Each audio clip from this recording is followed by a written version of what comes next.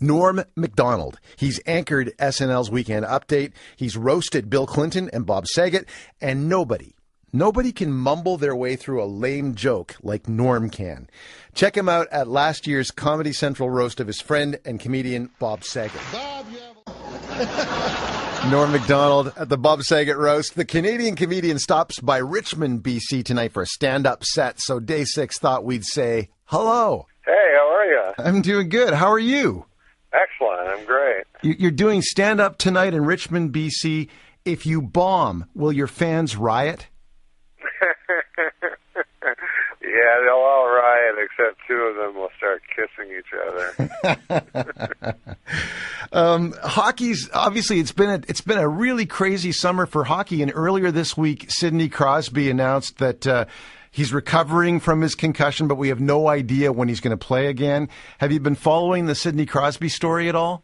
Yeah, it's pretty depressing. I mean, obviously there's been a lot of concussive stories, which is bizarre that it just came out of nowhere like that.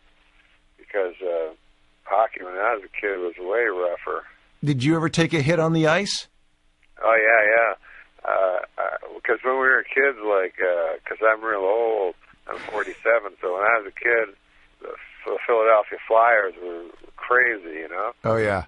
As a matter of fact, I met Dave the Hammer Schultz when I was a little boy outside of Montreal Forum, and went out behind there, and there was the bus. It was like Slapshot, you know? Right. And he had a big fur coat on and stuff. And I went over to Schultz, and I wanted a autograph, you know? And the Hammer, he just looked at me, and he threw a cigarette at me. You didn't get an autograph at all? No, I didn't. I was real sad as a kid, and then later on, and I was happy because it was much funner that he threw a cigarette at me.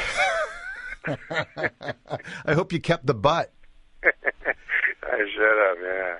That team was so rough that even Bobby Clark, the star player, was a fighter. You know, it was crazy. I had a look at your Twitter feed. First of all, what do you like about Twitter? Because you're pretty good on it.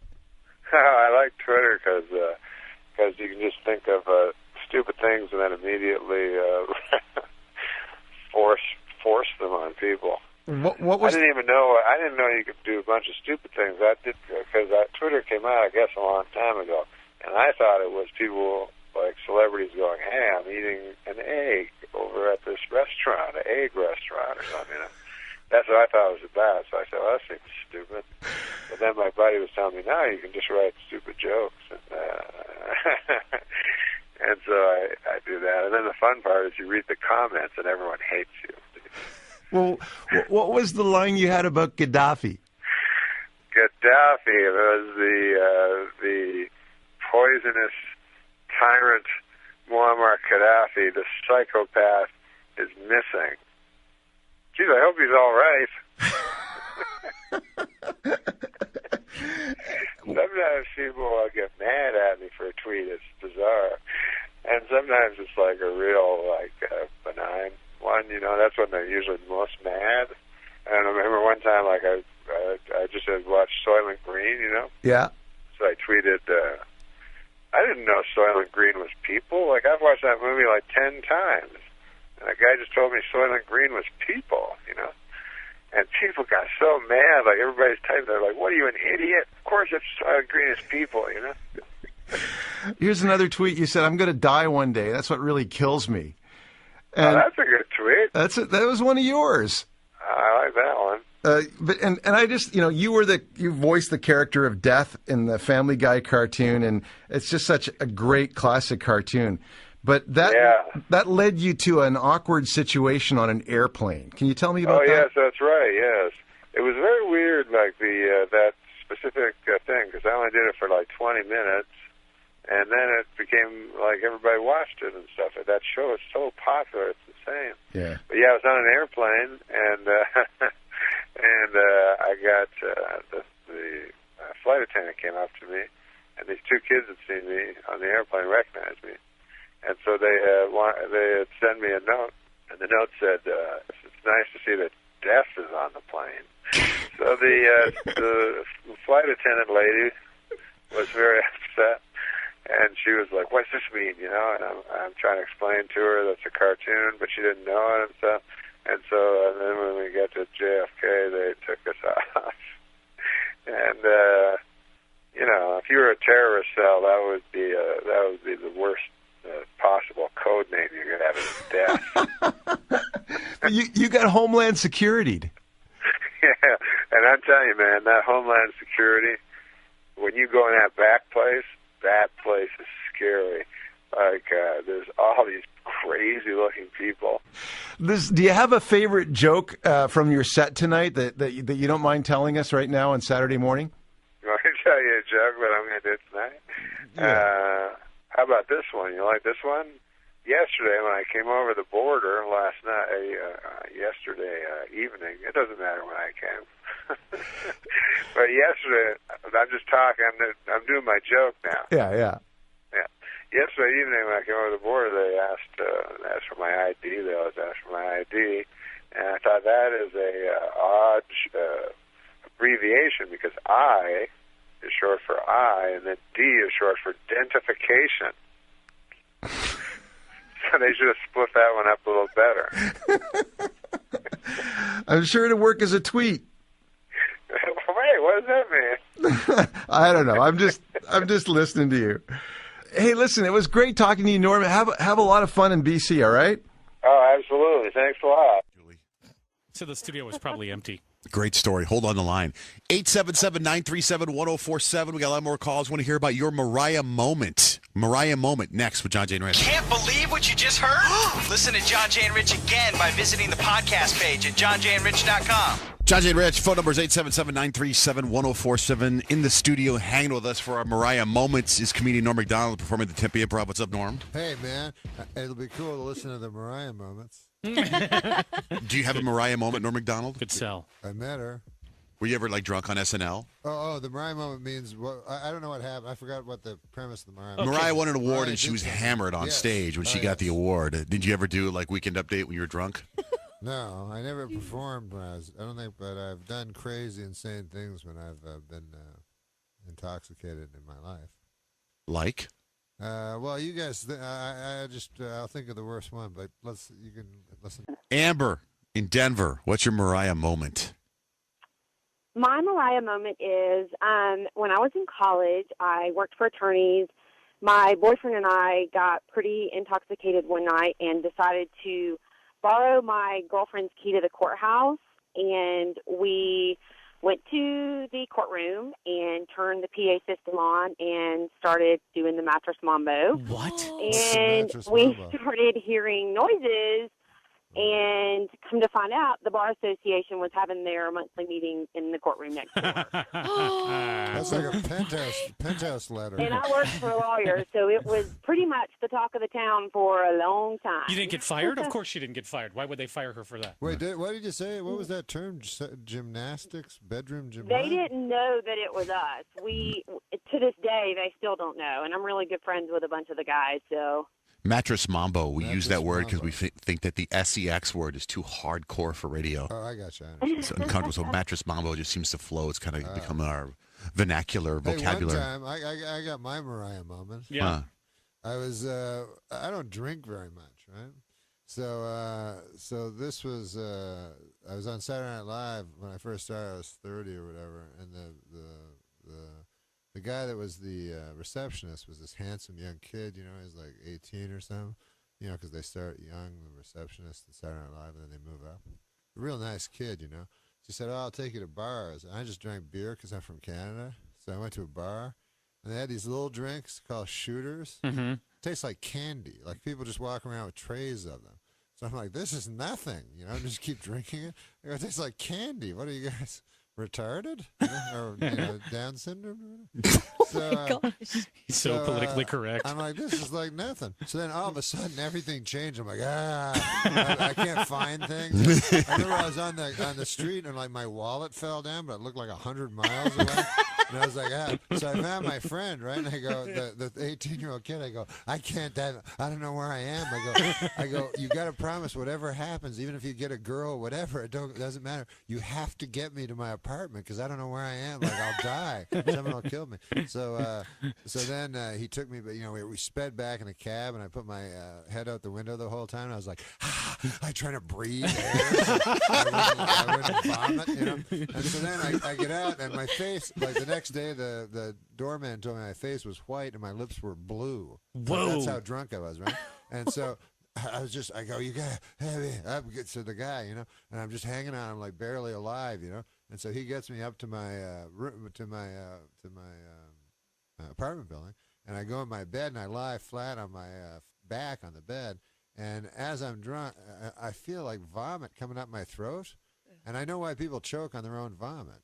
Because I was so drunk, I couldn't get my gross motor skills to work. I couldn't move my neck to the left. You were hammered. Insane. So I could feel like the vomit coming out, and I was like, oh, my God, I'm going to die. Choke on it. So I go, and he grabbed my head and, pulled it to one side, and I threw up, man. So anyways, a couple hours later, I was all right, and he left and everything. And then I noticed for the next couple of weeks, like my doormen, these New York City doormen, real tough guys, they were treating me odd, And I was like, people get drunk. It's not a big thing, right?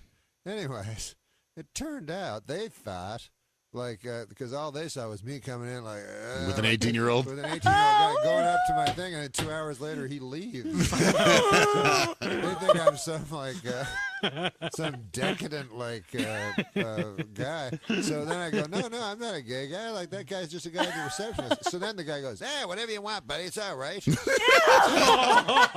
go, no, that to them, you just admitted being guilty by denying it. Yeah, I was like, hey, we don't judge. Yeah. Whatever you want. But meanwhile, they did judge. They didn't like it at all. Right. We know what you did, but we don't care. Whatever you And you're like, I can't believe these guys are being mean to me because I'm gay. I'm really not gay, but they think I'm gay. Yeah.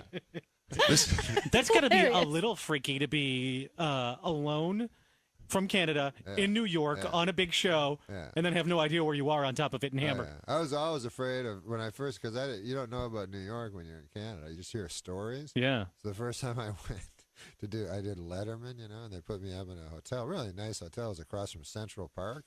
But I just seen shows on TV when I was a kid where Central Park, everyone got mugged. Absolutely. So I thought they'd put me in the worst hotel. So I was like, I'm not going out. Like, I just stayed in my. I remember looking out my window at Central Park. Waiting for crime. And I thought in Central Park people were just getting beaten up bad. Death wish. Stabbed. And I was like, who would go in that park?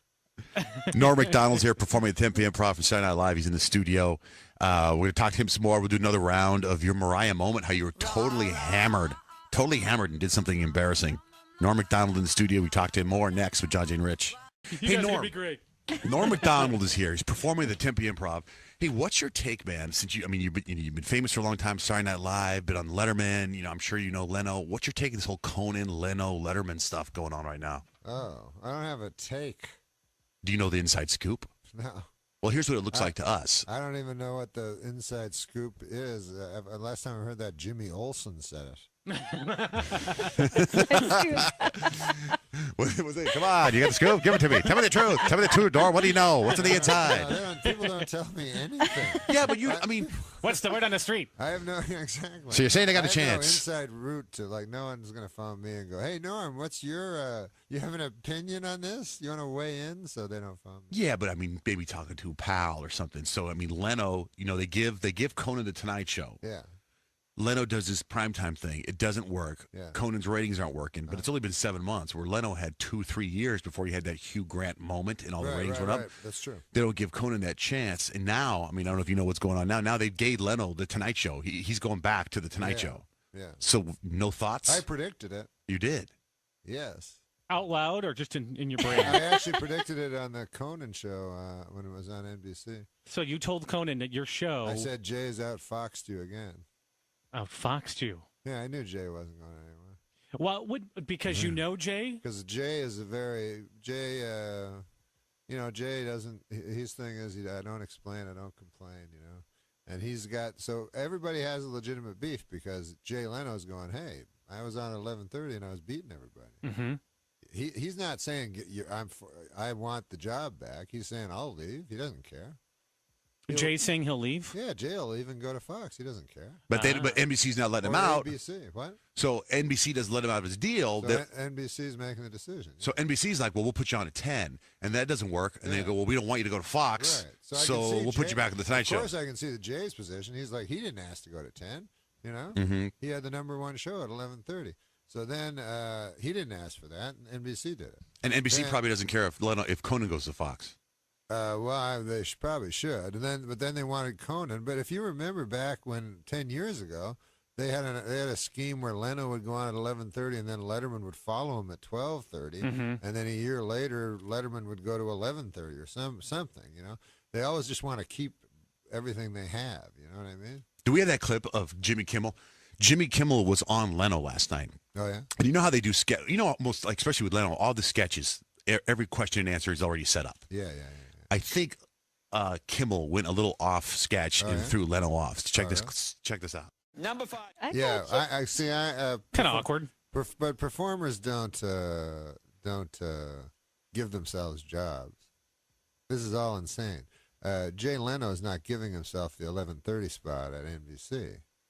So you think it's bad? Everyone's kind of blaming Leno. Well, it's not Leno. Well, yeah, Leno can't give himself a job. Yeah, but Leno could walk away and say, "Hey, my time. I've had my time." Leno could quit. Yeah, but Leno can't say, "Give me 11:30." All he can say is, "Can I do 11:30?" You can't. I'm ready. He says, "I'm ready. Let's go." You can ask a person for a job, but you can't take the job. But Leno doesn't have the power to take. He does. Job. No, Leno can say, "Hey, if you don't give me the Tonight Show, fine. Don't give me the Tonight Show, but I'm going to go to Fox then." Yeah, and they're going to say, "Well, you put me in a situation." They're going to say, "We don't want you to go to Fox," so they give you the Tonight Show. Well, that's NBC's decision. Leno's saying, "I'm not going to quit doing a talk show." They don't want him at 10 o'clock. He's like, "I'm not going to quit. I was the #1 talk show host. Why would I quit?" He likes doing it. He's making money. He supports his tour. Another network will pay him to be the best, to be the most popular talk show host in the world. You know, why doesn't the most popular talk show host in the world have a right to be a talk show host? That's a good point. But you know what? You don't like NBC either, do you? Because they're the ones that screwed with you because you kept making all the OJ jokes, huh? No, I don't not like them. I'm exactly the same with them. Like, they had a right to not hire me, just like they have a right to not hire or fire anybody they want. I could care less. Plus, there's enough networks for Conan, who I think is great. I think he's hilarious. If I was NBC, I'd keep Conan probably, because he's so much younger. Leno has a case. Letterman has a case. They Jimmy all have Fallon? cases. Jimmy Fallon has a case. Yeah, so what do they do, though? You said you'd keep Conan, but Conan wants the Tonight Show. But it doesn't matter what TV show. It doesn't matter what. I don't know why these guys care about time slots. Or everybody just puts their things on TiVo. I can watch anything without commercials. These guys are living in the 50s where 11:30 is important. I heard why is Conan 11:30 important? I heard Conan say that is important. Well said, Norm. Well, I don't know why it's important. It's a number.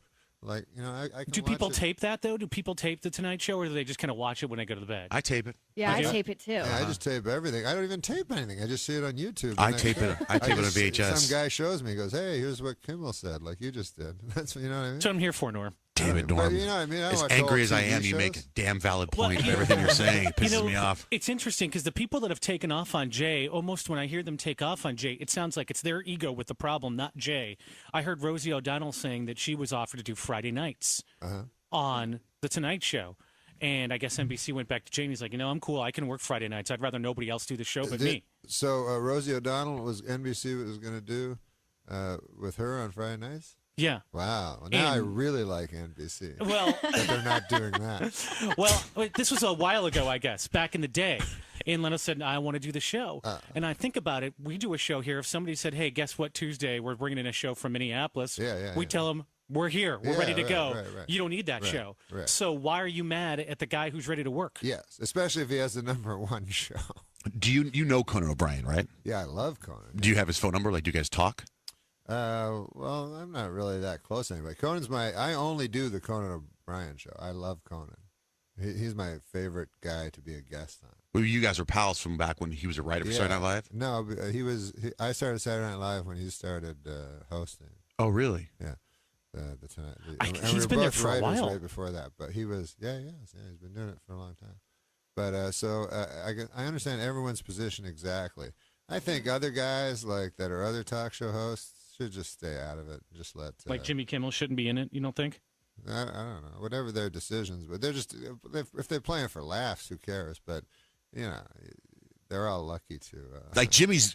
What you just heard right there. I was watching TV and they were like 100,000. That was the day that everybody in Haiti died except 4 people, and it was like we're going to show this on the TV and this was in L.A. and then right after they go, but the big news, Jay. It's like that this morning on CNN.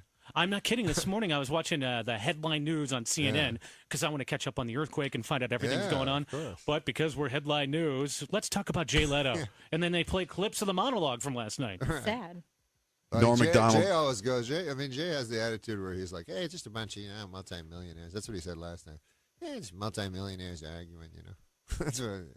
I don't know how relatable that is. Well, he's saying that's what the average man thinks. That's probably. That's a bunch of nonsense. Yeah. All right, Norm, you're at the Tempe Improv all this weekend. TempeImprov.com. Thanks for coming in again, dude. It's always cool to hang with you. This was fun, man. Was it really? Was it fun for you guys? Yeah, it was. It was very insightful, man. Hello, everybody, and welcome to CB Radio. My name is Cameron Buchholz, and I am here at the Cap City Comedy Club, sitting with a Mr. Norm Macdonald and a Mr. Kevin Farley, and a few lovely ladies who are just sitting in. What's this podcast called? It's called CB Radio. CB Radio? It's like my initials, so it's like a play on the. How do you spell your name? It's Buchholz, which is Buchholz. Yeah, it's as German as it gets. That is German. Yeah, it's Scared pretty hardcore. you already. I know, right? No, I'm kidding. But Anyway. Huh? Anyway. Seem like a nice fella. Okay, let's start this thing. But you guys just finished up your weekend here at Cap City. At Cap City. Cap City. We had fun. Yeah, it seems like it was successful. All 4 shows sold out. That's something. Yeah. Thank God. That was fun. Yeah, it's good, right? No, it's sold out. It's good. I mean, it'd be horrible if it wasn't, Well, it'd be a normal weekend here if it wasn't. I mean, I don't know. They don't sell out here? I mean, they sell out. I mean, they sell out a fair amount, but I mean, it's not, I think the not first all the time shows. we pulled up into this place, you used to have a place called Dracula's. Yeah. And the first thing Norm said when we pulled in, he goes, "Jesus, where's Dracula's?" And I go, "I don't know. What's Dracula's?" Apparently it was a restaurant or something. Yeah, exactly. It has been replaced. And what happened to Dracula's? I don't know. I'm not... Still I just know it's gone. Dracula's. But we do know that I lost my first 15 minutes of my act. Oh, yeah. That's right. Because the establishment no longer existed. Well, tell us, what was it? So you to tell a joke about the Did you eat there?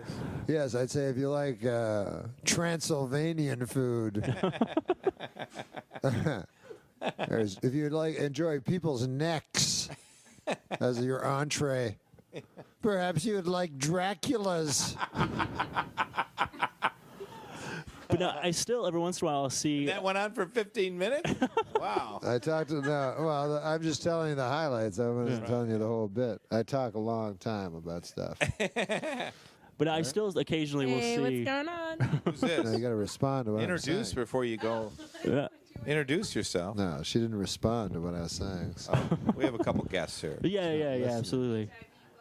It's after the late show. It's after the late show. It's to be expected. It's We're here in Austin, and it's a city in Texas that is the only city that's sort of ashamed of country music. I love country music personally, but I find guess you're true. That's true. only actual right. kind, like outlaw country kind of. Billy Joe Shaver. No, miss, I don't. like But doesn't Billy Joe Shaver live in Austin? He lives in Waco. But Austin sort of, we're not into country. We're too cool for country, kind of. There are all kinds of music here in Austin, right? But yeah, it's everything but country, I find. Everything that's hip, I think, is all that's Well, or there's lots Did of they make a conscious decision to stay away from country here in Austin? I don't think so, but I mean, it's just the punk rock scene and the indie rock scene is just real big here. Yeah. But Hank Williams Jr., Hank Williams III isn't here, and he's like punk. He's a punker? He's punk, yeah. Oh. Yeah, there is some of that, like the alternative country or whatever that's here. But now, have you guys been able to go out? Norm and I are both traditional. Well, Billy Joe's not really traditional. You know, he's not like Lefty Frizzell or anything. He's like outlaw, you know. Now, have you guys had a chance to leave this desolate area of Austin? No, and we haven't. We're looking forward to it. But unfortunately, we picked the only weekend where it rained. Yeah, it's been a drought for like years. Drought for a long time. Yeah. And all of a sudden, we come into town and it's raining. So we've been at the DoubleTree for 2 days, staring out the window. One person asked me, "Did you bring the rain with you?" So I said, "No, it wasn't raining in Los Angeles." She said, "It still works." I go, "No, it doesn't." That's what a woman told me. She goes, "Did you bring the rain with you?" I said, "It would only work if it." Yeah, that's like if you're from Seattle or something. Yeah, maybe if it was raining where you were. That's right. We didn't bring it unless my personality brought the rain. You know, my dark personality. Just bumming everybody out. Well, yeah, because I guess you guys had a drought for you had no rain at all until this weekend. Yeah, pretty much. Did you get the vodka I ordered you? Yeah, thank you very much. Did you drink it? Norm gave me a vodka. Why? What's in it? Yeah, you seem making me kind of nervous. Yeah, you seem awfully interested. Yes, thank you for the vodka. And he's looking at me going, "Did you drink it? How do you feel? Do you feel funny? No, tell them. Do you feel different? What did you put in my vodka?" I don't know. Norm plays pranks on me. That's No. We don't want to. Well, it's the last night of your weekend here, so he's got to try to get it in while he can. Plus, we've been on the road for a long time, Norm and I. We've been on the road for a long time, man, like an old married couple. We are a little bit of an old married couple. Finishing each other's sentences, that sort of thing. Lizards and postcards. Yeah, fucking each other. Fuck yeah! Whoa! No, wait. No. Wait. That never went on. No. I mean, the finishing sentence. Marital sex. Sure, right. But we never fucked each other. Married, we don't do that. We're not married, but finishing each other's sentences, playing That games. we do, yeah. Marital sex. No. Once again, no. Edit this. No. If you get the names tattooed on your titties, it's for life. Oh, you do? No, that's just like Oh, they tattoo their names on their titties? Is that... Dallas skyline. Yeah, the Austin skyline. So if a girl really likes a guy, That's what they do. she'll tattoo his name on her titties. Yeah, swear to God. Oh. Especially if they break up, then she has to put like another line underneath, and then it becomes like fucking, the Dead Sea. I had a girl tattoo my name on her heel. On her heel, Yeah, so well, she could step on you. It wasn't nice. It wasn't nice at all. But I imagine that's not a place that you could actually, like, it won't stay there. So if you tattoo your heel, I think it would, like, go away. The heel? Yeah, I think so. At least, like, the bottom of your heel. I don't know. Off? I don't think tattoos scrape off, do they? I have a finger tattoo that is disappearing on the certain things. Yeah, I so, see like, it. Yeah, what is it? It is the state of Oklahoma. Yes, it is. Yeah, well. Yeah, I know, right? Yeah. Oh, poor Oklahoma. But anyway, but no, I mean, you opened for Norm on a fair amount. I'm trying to keep this thing on track. That's right. It's a little. This is a. You're in charge here. Let's keep it on track. Despite what it may seem like, it's an almost professional show, and but no, you're on the road together a lot. Norm is kind enough to bring me out on the road and teach me the ropes. And I'm not a stand-up. I just kind of do acting, and I've done that. I've done Second City and stuff. So it's fun. Yeah, you've only been doing stand-up, what, a couple years now? Or? Yeah, about a year and a half, No, about 2, maybe.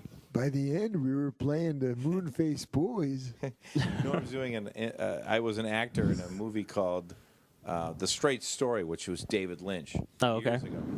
And it was with Richard Farnsworth. And my brother John and I played a couple parts. If somebody's listening out there, they can rent the movie. It's actually a good movie. Well, if it's David Lynch, it has to be something. But it's actually not a David Lynch type film. Oh, okay. That's the different thing about it. It's G-rated. G-rated. Yeah. And there was a scene where Norm does a great impression of Richard Farnsworth at the bar talking to another World War II veteran about how the war got a little crazy. So. And that impression is only to entertain you, because I can't imagine if you were to do that on stage really tonight. Knows the impression, right? No, and it's just if you rent the movie, he's at the bar with another old timer, and he knows he's been through the World War, and he's telling a story about how bad the war was, basically, and they were connecting on that level, but it's some rural bar in Wisconsin, and it's just these two old guys talking. And so with that, I give you Norm Macdonald doing Richard Farnsworth. Go ahead. I don't remember the words. Well, they're at the bar, and there was a boy, remember, a sharpshooter.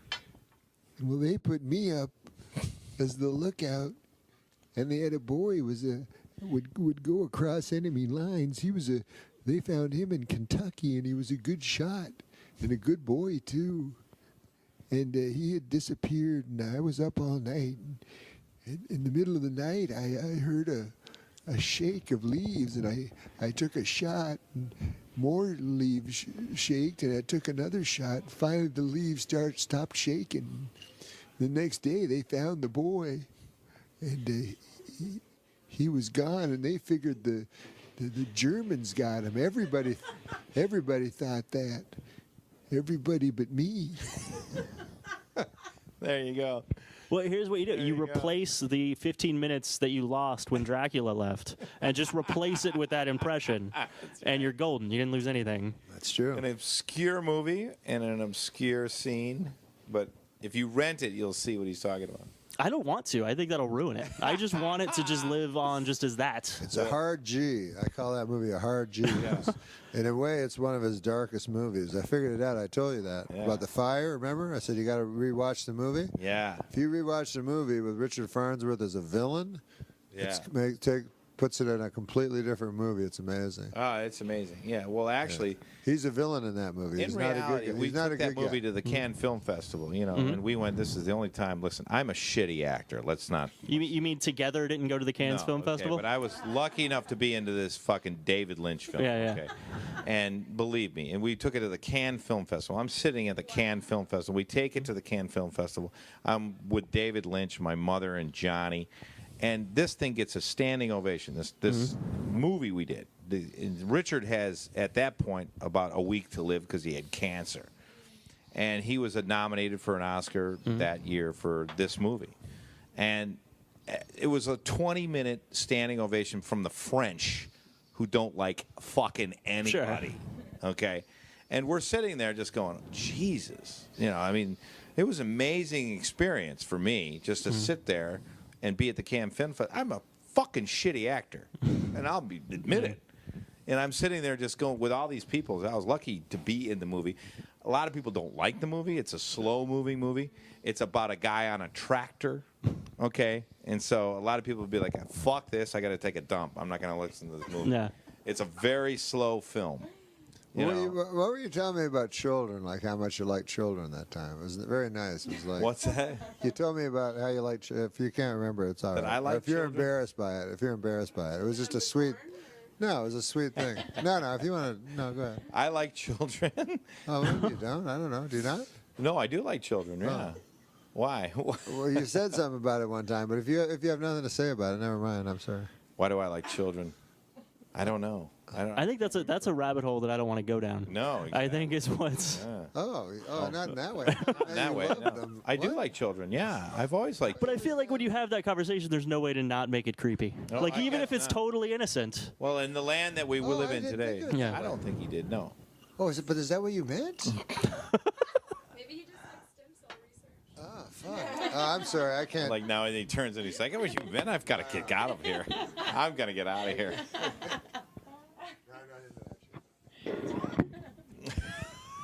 Anyway.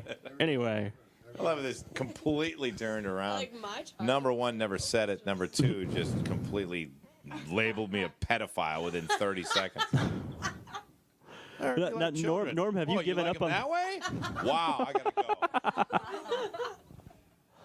Fuck.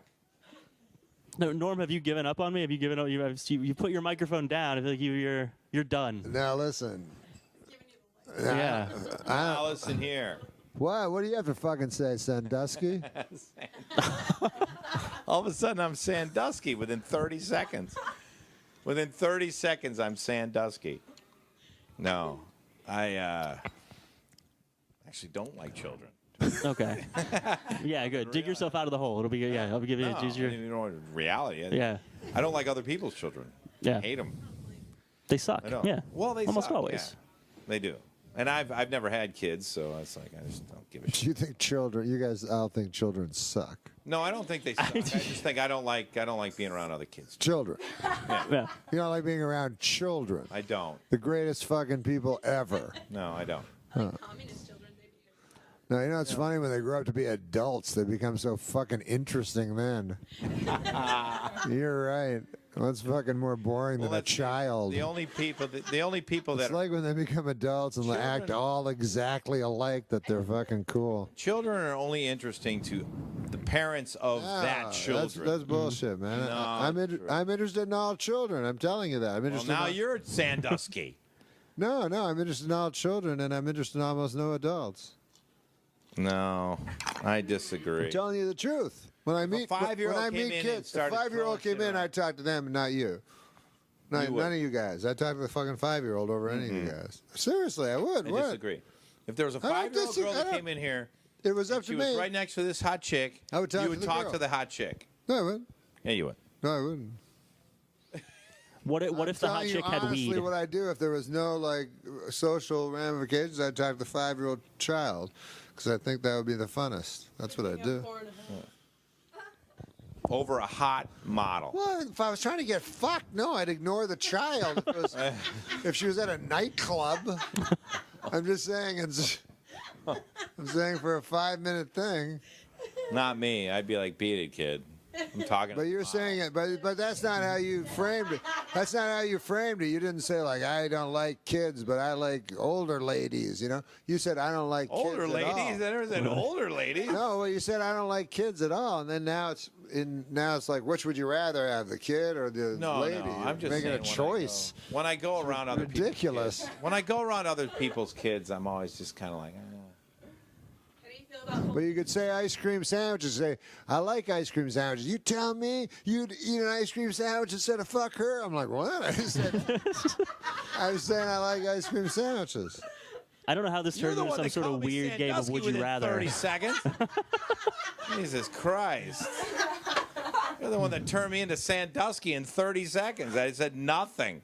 We're back to the Toys for Twats. Toys for Twats. That's a funny name for an adult bookstore, yeah. But it's freezing in this room. Yes, it is. How come you have this so cold? What else do you want to do? I'm not in control of what else you want to do in Cap this City interview? climate. I don't know. What else you want to do, man? How do you want to wrap it up? Yeah, no, it's about time we wrap it up. Yeah. I think. What should we do to wrap it up? Well, how do we hear about this? Oh. I mean, when I post it, you'll get added on Twitter and the Facebooks probably. All right. Let us know when this thing airs. But what is it? Do you have websites? Yeah. KevinFarley.com. Did you get that? My Twitter is I'm Kevin Farley. Okay. I am Kevin Farley. And Norm, you're at just Norm Macdonald Twitter. I guess somewhere on there. I'm on the blogosphere. No, You're in the internet. Did you have to pay to get your name, or your people have to? No one no sort of web squatter got your name. Oh God, some web squatter took my brother Chris's name, and I've been in litigation for 3 years on the damn thing. These squatters. Worst use for 3 years ever. Well, I don't really pursue it that hard. Guys, every day for 3 years. I'm like, no. What are you doing? I go. Chris Farley. Every year I check into it, and he's like, "Is the squatter going to give it up?" No. Well, all right. Well, thanks, gentlemen, for sitting down with me. Cyber squatter. I think we should point that out. Yeah. Not a physical squatter. I got to take a squat. Yeah. All right. Well, all right. Turn this off? Yeah, absolutely. Well, thanks, guys. And thanks, everybody, for listening. I loved watching this guy on SNL. It was Burt Reynolds, and when he did the Weekend Update thing, I thought it was just a scream. Norm's show was great. I watched him play poker. I watched his sports show, and I'm glad he's at Zany's tonight and tomorrow night. He is at the Zany's in St. Charles. We welcome to AM 560 with John and Amy. Norm Macdonald. Good morning, Norm. Hey, John, how you doing, man? Oh, there he goes. Well, don't yell. We're in a car. Hey, Norm, yesterday Dennis Miller said that we were going to be lucky to have you on the air because you ditched Dennis Miller. Dennis Miller told us any early morning interview with Norm Macdonald is fraught with danger. Is that true? Well, he phones me really early, Dennis, and wakes me up. And then he thinks it's very funny that I don't sound like all chipper. But he says that you show up, you only show up, what, 3 out of 10 times? Oh, yeah, that's true. Yeah. Oh, yeah. So, Norm, we were just watching Channel 9, and we saw you riding in on a motorized beer cooler. Yeah, it was very confusing. I didn't know what was going on. Did they put you on there, or did you bring that prop on your own? That was not my idea. They saw the motorized cooler bit. No, that was... and listen, by the way, don't do that. It's very dangerous. Was there beer inside the cooler, Norm? No, there was no beer. Why did you think I was drunk too? Someone else thought I was drunk. What? I think Amy thought I was drunk as well. You know what it is? I mean, I've seen you on a variety of interviews, and like I said, I'm a big fan, but you must really hate doing interviews because they seem to be kind of obligatory, and most comedians don't want to obviously give up their material on a radio or a television show, and I get that, but is this as part of the gig? Like, obviously, Rick is making you do all these interviews this morning, isn't he? Yes, Rick is making me do all these interviews. It's true. Yeah. You know Rick. Is Rick driving the car right now, Norm? Rick's sitting in the front seat enjoying the day. I'm sitting in the back seat with Kevin Farley trying to keep it together. Oh, I love Kevin Farley. You love Kevin Farley? Hold on, man. We spent a St. Patrick's Day together. Kevin, we spent a St. Patrick's Day together in Detroit. Do you remember that? Back in the late 90s? My God, yes. Yes, that was a good time, huh? Yes, that was excellent. Thank you. You're a great kisser. I appreciate it. Oh, that's nice. Thank you. So are you. Now we're getting someplace. Yeah, now this interview's taking a turn. Boy. Do tell. Go ahead. No, we were... Don't forget to tell her about Pheasant Run Zanies. Oh, yeah, we're in Zanies. I'm going to be opening up for Norm at Zanies. Oh, cool. That's great. And now, where are you guys heading now? To Fox Chicago? I guess so. Where are we headed? ABC. Windy City Live. Oh, that's going to be great. Yeah, that starts at 9 o'clock our time live. You guys have got to behave. Valerie and Ryan Chavarini, they're very shy, okay? If Rokon is there, push him off his stool. Okay. I'll do that. All right, well, thanks, Kevin. Good talking to you. Can we say goodbye to Norm real quick? Wait, why? You guys talk a lot. More than you talk, Norm. I thought you were just going to say hi. No, we had a past. There's a brief past. You guys have a backstory? Yeah. Tell Kevin he'll be on a subpoena list soon. Kevin, he said, what? No, they were saying, what? She said I made out with her. Yeah, you made out with Amy? Yeah. You're in for a world of hurt. Good luck. Get a lawyer. I'm disease-free, guys. She's going to do some Herman Cain allegation against you. Oh, that's already come out. I already beat you to that one. So, why are you going to do talk about politics in your show? I don't know anything about it, but I was just in New York. They're occupying Wall Street. And? Did they occupy anything here? They tried. They had an orchestrated event with Chicago police where they call it the get along, move along theory, where no one's really arrested. They just hand out tickets. Oh, I see, yeah. And they had that unpleasantness at the convention. In 68, yes. Yeah. But we try not to remember that. Oh, I didn't mean to bring it up. Not this audience. This audience loves that. Are you kidding me? 68? Oh, that was a triumph. That's when police were still police. That's right. Norm, have fun tonight. Zanies tonight and tomorrow night. Go to Zanies.com. I appreciate your work. I would love to see you perform this weekend, and we look forward to having you back, okay? Well, why don't you come? Why don't you come to the show then? I think I might. Yay! John's coming to the show. And I'm coming for the opening act, if you know what I mean. Oh, yeah, you will be, Amy. All right, I'm going to drop the shovel here. Thank you, Norm. Thanks, guys. Have a good gig, and we appreciate you having time to join us here on the beer cooler. All right, that's Norm Macdonald here. So, as in getting prepared for the interview yesterday, and you can see what a fine job I did. Norm Macdonald is in studio with us, comedian and actor. Also, Kevin Farley, who I saw at the Venetian last summer. Yeah. Kevin Farley, you were good. Oh, thank you. Really good. Like, you didn't have everything scripted. You just got up and told stories. That's what I do, yeah. It was good. Because, I have an improv background, so I don't really know how to tell jokes. So I tell stories. You're just a funny guy. Thanks. You guys are at the Helium Comedy Club this weekend. Tonight, showtime's 8 o'clock tonight, and Friday and Saturday, 2 shows each night, 7:30 and 10 o'clock. Norm Macdonald, you're unshaven, man. Yeah, no, I didn't take a shave because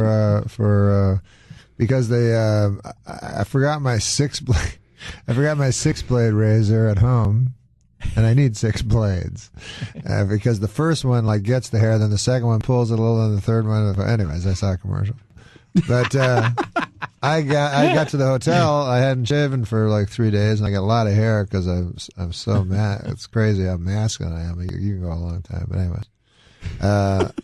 And then they gave me and Farley. They gave just a single blade, and Farley said it'll tear up your face. It will.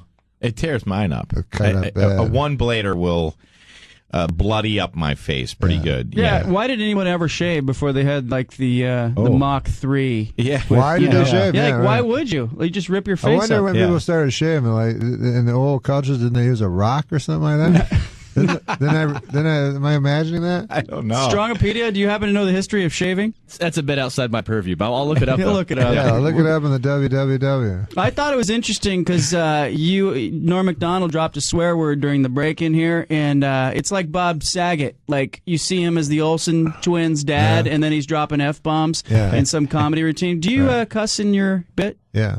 You do it in your normal... All the time in real life. Walking around? Yes, because when I was young, my dad said, like I swore a lot. My dad said, if you swear, if you curse a lot, that's a sign of a person with a very low vocabulary.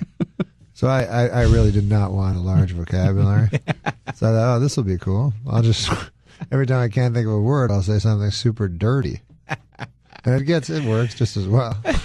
You guys do you guys sort of tour together, or is this a run? How long have you been on this current sort of binge? Norm is my mentor. Norm, when I started, Norm goes, I'm going to teach you stand up. This was last year, right, Normie? Mm-hmm. So I went on the road with him, and he basically is teaching me. I sort of learned from him a lot. And so we went across Canada, and now I go around here, and he takes me to places. Sometimes he learns from me. Like the other night, I realized he learned from me by saying a joke I told him on the airplane. That's what's mentoring. All of a sudden, it's in his act. I'm like, he's like, I thought. I go, no, you just heard me tell you. That's right. Because I forgot which one of us said it. Well, then I won't do that one. Sorry. You, Norm, when you're acting and then doing the stand-up stuff, what do you prefer to do? What's more natural to you? Oh, stand-up. That's the only thing I like to. I don't know how to act at all. Like sometimes when you're good at stand-up, like they'll give you other stuff for some reason. It doesn't make any sense that you're not good at all. So they'll go like, "Hey, you're a pretty good stand-up. Would you care to be an awful sitcom guy?" you go, "Sure, I'll take it." You're and Kevin, you say improv is your background, and I saw you in Vegas. You had no planned material. You just started telling stories about your childhood. Yeah. It was hilarious. But Norm, I got to think that you write a lot of your stuff. I write it all. How much of being a comedian for you is writing, and how much is the delivery of it? Oh, I think it's pretty well all writing. Yeah. I mean, but you can write, like I don't really write things on paper so much as I just think them up in my head, you know what I mean? Do you store them somewhere, or is it just kind of swimming around? I store them in my head.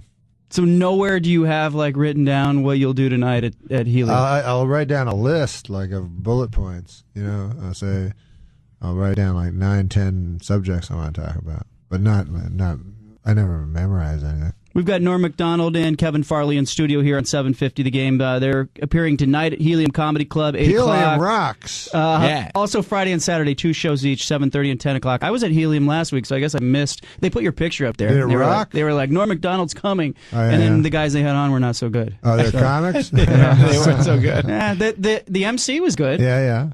When the MC's really good, and then the next act, and you're like, oh, the MC was better. Oh, yeah. Bring back him. Yeah. Bring them. How much will you get out around Portland and do like Occupy Portland material? None. Zero. I'll go, I generally go down to the Coke machine. And that's it. I remember when because I get the blessing of traveling a lot, and my dad, who never traveled anywhere, is just a farmer that never got out of the Ottawa Valley. But when I was doing starting stand up, he'd say, "Oh, you're in St. Louis. Did you see the arch?" And I'm like, "Yeah, I saw it." I never saw the arch out your window. I never saw anything past the hotel bar. So, but I pretended. I go, "Yeah, it's something." Because my dad, like if he went, he for sure would walk go. around. But I think you go around a little bit, right? I like to walk around the city. Yeah. Yeah, you like to get, but it doesn't really help to. Like, you don't want to go, hey, how about that mayor? He's a drunk. You know, you don't, Yeah. you don't want to pander. Like, I remember one time I saw George Thorogood as a kid, right? You remember him? Yeah, yeah. And he did that song, one whiskey, one whatever it was, bourbon, one beer. Scotch. Yeah, something like that. But anyways, he changed one of the words because he was in Ottawa. We were watching him in Ottawa, and he goes, come on and give me another shot of that Ottawa juice. Come on now. And we're like, what? Why'd you say that? You ruined everything. Like, we're trying to pretend we don't live in Ottawa. Like, you're the cool guy. But you won't, like, none of your routine will be about, like, Portland. Well, I'll talk about whatever's going on. I know, because I like the Occupy Portland thing, which Farley's all for now. So I'm going to talk. I'm all for it. I'm going to talk about that because that sounds ridiculous. Are you pretty conservative, Farley? Me? Yeah. No, I mean, a lot of people think I am, but I don't like politics. I don't like the conversations. They always boil down into arguments, and I just rather avoid it. Your house? It's not. It's he is like political, but it's hard to be I am funny. political, It's hard to be but- funny. It's hard to It's a big mistake of comedians to start having opinions. Because it's all of a sudden it's not funny anymore. You know what I mean? It's not like an actor or whatever who comes out and says, "I support Barack Obama." Once you do that, now you're into another actors. realm. Well, you already know actors Yeah. are complete idiots. So it's like, why would you even listen to them? It's the funniest thing to me as an actor because he's like, listen to me about Iraq. I'm like, aren't you don't you pretend for a living? Yeah. Like, what if you're pretending now? I don't. Why would I? Plus, it's such an idiotic job. You're like, what? I'm going to listen to you because you're good at pretending to be another person? What? Do you learn nothing else? We've got the history of shaving. Chop, the producer of the show, is going to share. Where did it start, Chop, man? where did it start, man? Way back in the so caveman? it was in the 1890s. Oh, that's wow. And they actually started shaving due to the lice epidemic going around. They wanted to curve that. So. Oh, well, that's why. That's why I shave now. Yeah, I've got horrible lice. Norm Macdonald came in here in a. That seems rather recent, doesn't it? In the 1890s, yeah. See, before that, no shaving. Hey, wait a second. That doesn't make any sense. When was Lincoln president? Well, he had a beard. Yeah, but he was remarkable for having a beard. The guys before him didn't have beards. George Washington didn't have a beard. No, I know. He had to shave. We had to double check that. Yeah, we might be getting nonsense. some bad information. We're just testing you. Uh-oh. Well, your phone's going off. My phone's going. It's got an answer. Don't let that happen during your stand-up. You know what would happen. He's going to take Hello? the call right now. Norm Macdonald's taking the call. Should we'll just stand by and wait for him. It's an important call for someone else. Oh, there you go. Yeah, I have a phone. This is my phone. Sorry about that, guys. I have a phone, right? So I get the phone. So the number, I guess, used to belong to a girl who didn't pay a lot of her bills. So about every fourth call I get is, hello, is Michelle there? And I go, no, she doesn't live here. She doesn't live here. And when will she be back? They always think I'm lying, like I'm covering for Michelle. It's been going on for 4 years. No way. And then it's like from every, one's a credit card, one's a student loan. This girl owes a lot of money. Her bills. I think I went out with her. My phone, I was working at the Fresno Bee, and Andy Katz was with me, and now he's on ESPN as the college football guy. Yeah. And I got Katz's cell phone when he left, so the phone would ring, and it would be like Dean Smith, and I'd be like, "Who is this really? Like, who's messing around?" And it'd be like, "Where's Andy?" Like these guys calling to want to know what's going on. Yeah, wow, are you guys that in tune with sports? You got a UCLA sweatshirt I know on. sports. McDonald. No, this is just an accident. I just get sweatshirts. I get cold, so I get sweatshirts, and I don't know what's on them sometimes. People come up to me, like sometimes there'll be the Cleveland Barons or something. And they'll go, yeah, I watched them. They were defunct 30 years ago. I go, no, I just got it in a store. I just bought it in a store. Or I'll have if I go to a gig and it's cold, I'll just buy a shirt. So sometimes it'll say whatever, Pitt, or something like that. So then I forget what I'm wearing. If I'm walking down the street and people go, what are we going to do with that coach? And I go, huh? Oh, yeah. Oh, yeah. I don't know. It's a tough one. Kevin Farley, growing up in your household with all the Farley boys, what was that like? Well, yeah, it was kind of like a frat house, basically. It was weird for me. You were in there, yeah. Thank God we adopted Norm. No, my mom and dad put us in a basement. So we had 4. Okay, awesome. Yeah. Shouldn't you save this for a press conference? I don't know. No, wait, because there was 4. I mean, we had Chris, myself, and John, and then another brother, Tom. So we had a basement to ourselves. And yeah, Chris had his own section of the house. Other people would call that a dungeon. It was a dungeon, and Chris had his own little section of the dungeon. Yeah. But it was more or less a dungeon. That's when they fed you dog food. Yeah, right? Mom would just throw a bunch of dog food down the stairs and be like, "Go at it, fellas, have fun." We're getting a lot of requests for you to do the boy band Calculus song. Okay, Calculus was yes. Yeah. Calculus was a boy band. We were together. It was an MTV series back in the day. Kevin Farley was in it. Only in America. I played the older brother type. Only in America. I played the older brother type with braces. Yes, but it was a big and you toured for some of the greatest acts in the history of show business. Yeah. Who did you tour with? No, it was Britney a funny Spears. story. Britney Spears. Only in America. Kevin Farley. That's right. You know, the funny thing is when we heard we were touring with Britney, and we're like, oh, cool, we're going to be on stage with Britney Spears. And it's like, it turns out we were on a bunch of hay bales in the parking lot outside. Only in America. Only in America. And that's where we sang. Only in America. Kevin Farley. No, I'll sing a little bit. Ready? Modest, here's our big hit. It was called Calculus. Calculus, everybody. Ready? Here we go. I know my calculus. It says you plus me equals us. Thank you very much. Only in America. It's so funny that he was opening for Britney Spears and now he's opening for me. My career's on fire. The trajectory of your career, you don't think of it. You're backstage, you're with Britney, you're like, hey, life's pretty cool. I wonder what's next. Suddenly. I try not to think of it on a daily basis. You guys at Helium, how much of your stuff tonight will be different from Friday and Saturday? Or Norm, will you do the same? I don't know. What would you say, 50%? Go see the Arch while you're here. 75% different, probably. If you saw two different shows, it'd probably be 75% different between any two shows. Yeah. I have a lot of stuff. He does. He's got a lot of stuff. Yep. So, yeah. Definitely. Chop especially wanted you guys on. He's down there too. He's 2 booths away, two cells away. Hey, Chop. What's up, baby? Well, Norm, we had you on back when I was on the rock station. So, I'm a big fan. I saw you at the Schnitz. Love your work. Schnitz. Much appreciated. Thanks for coming in. Oh, you bet. Does it feel like work, though? I mean, it's not like holding a jackhammer. Come on. Let's be real. Well, can I tell you something? Yeah. I held a jackhammer. Have you? Yeah, it was one of the best jobs I ever had in my life. Really? Yeah, you didn't mind the I noise. work construction, and they only let you do it 20 minutes at a time. You have to do it 20 minutes, take a 10-minute break, because you don't want to stop. Like you're like, first of all, you're tearing apart cement. Yeah. Like this monster, and then like your whole body is like shaking like crazy. And so when you stop it, you have to sit down. You're like hard, so you feel so good, Wow. So they have to stop you after 20 minutes because people will just go on them forever. So that's a good job. Oh, it's so fun. Yeah, it's so fun. I did a manual labor a lot before stand-up. I like manual labor the best, I think. But I wouldn't have liked now when I'm old and tired and stuff like that. Unshaven and old. But when I was young and strong, it's fun. Lifting stuff is fun.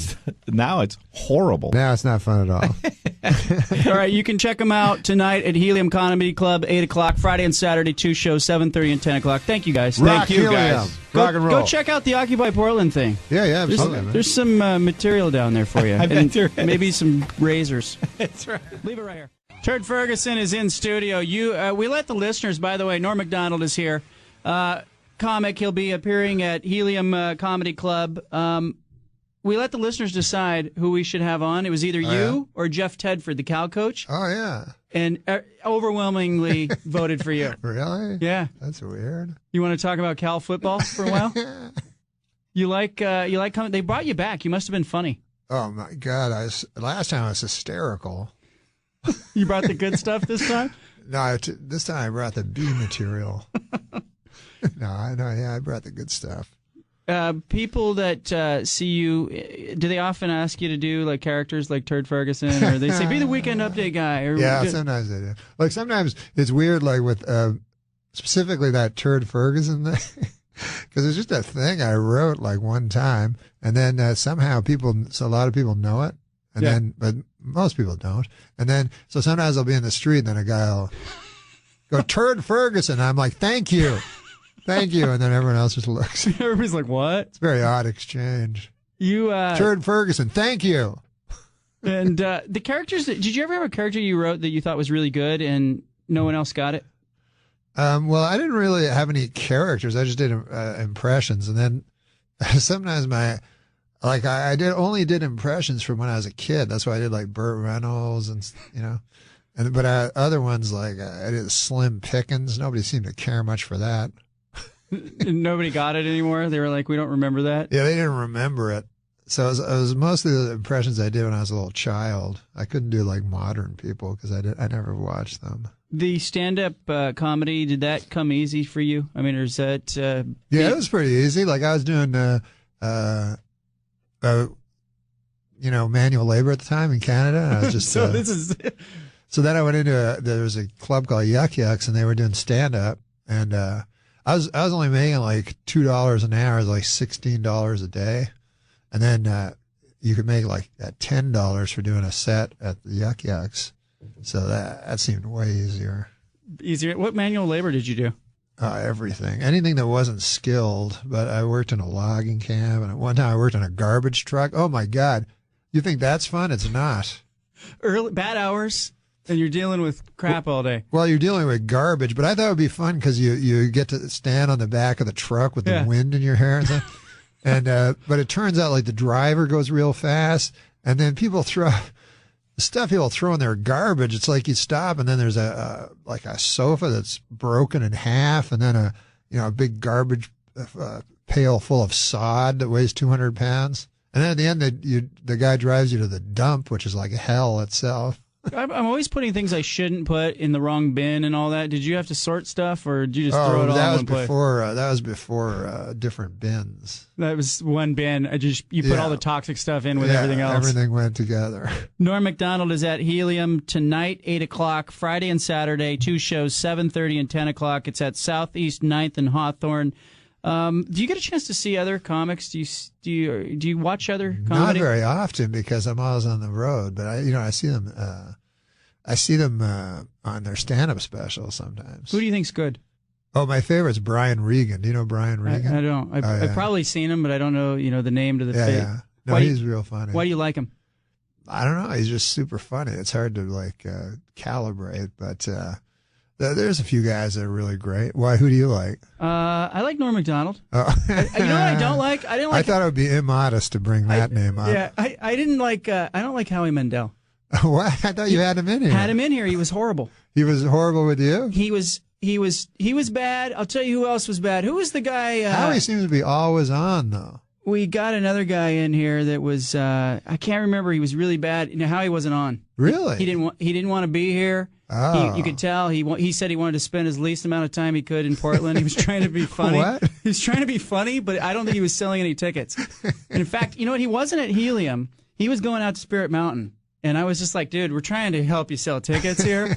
And he was just basically saying what a bad mood he was in the whole time. Yeah, that's going to be fun. Let me get a ticket to see that right away. Norm Macdonald is our guest in studio. Canadian, do you do this in Canada, or you like the U.S.? No, I like the U.S. better than Canada. But you say that in Canada? No, in Canada, I pretend I like Canada better. But yeah, I couldn't vote because I'm not an American. But in Canada we voted, but it didn't make any difference. Like, because you're just voting for the Prime Minister of Canada. Not much is going to change, like one way or the other. What do you think of the American political process? I don't really understand any of it. Like, I watched the guys debate, and then it's just a bunch of numbers that I have no idea. One guy's like, 25 trillion. What about 50 trillion? And I'm like, I don't know what any of it. No context at all. There's no context. And then, I wonder if you ask people after they watch the debate any questions about those insanely big numbers, if they could remember any of it, because I can't. I just remember the little joke lines or whatever. Your parents were both teachers, is that right? Yeah, how'd you know that? I do research. What the? They were teachers at your school? Yes, they taught me.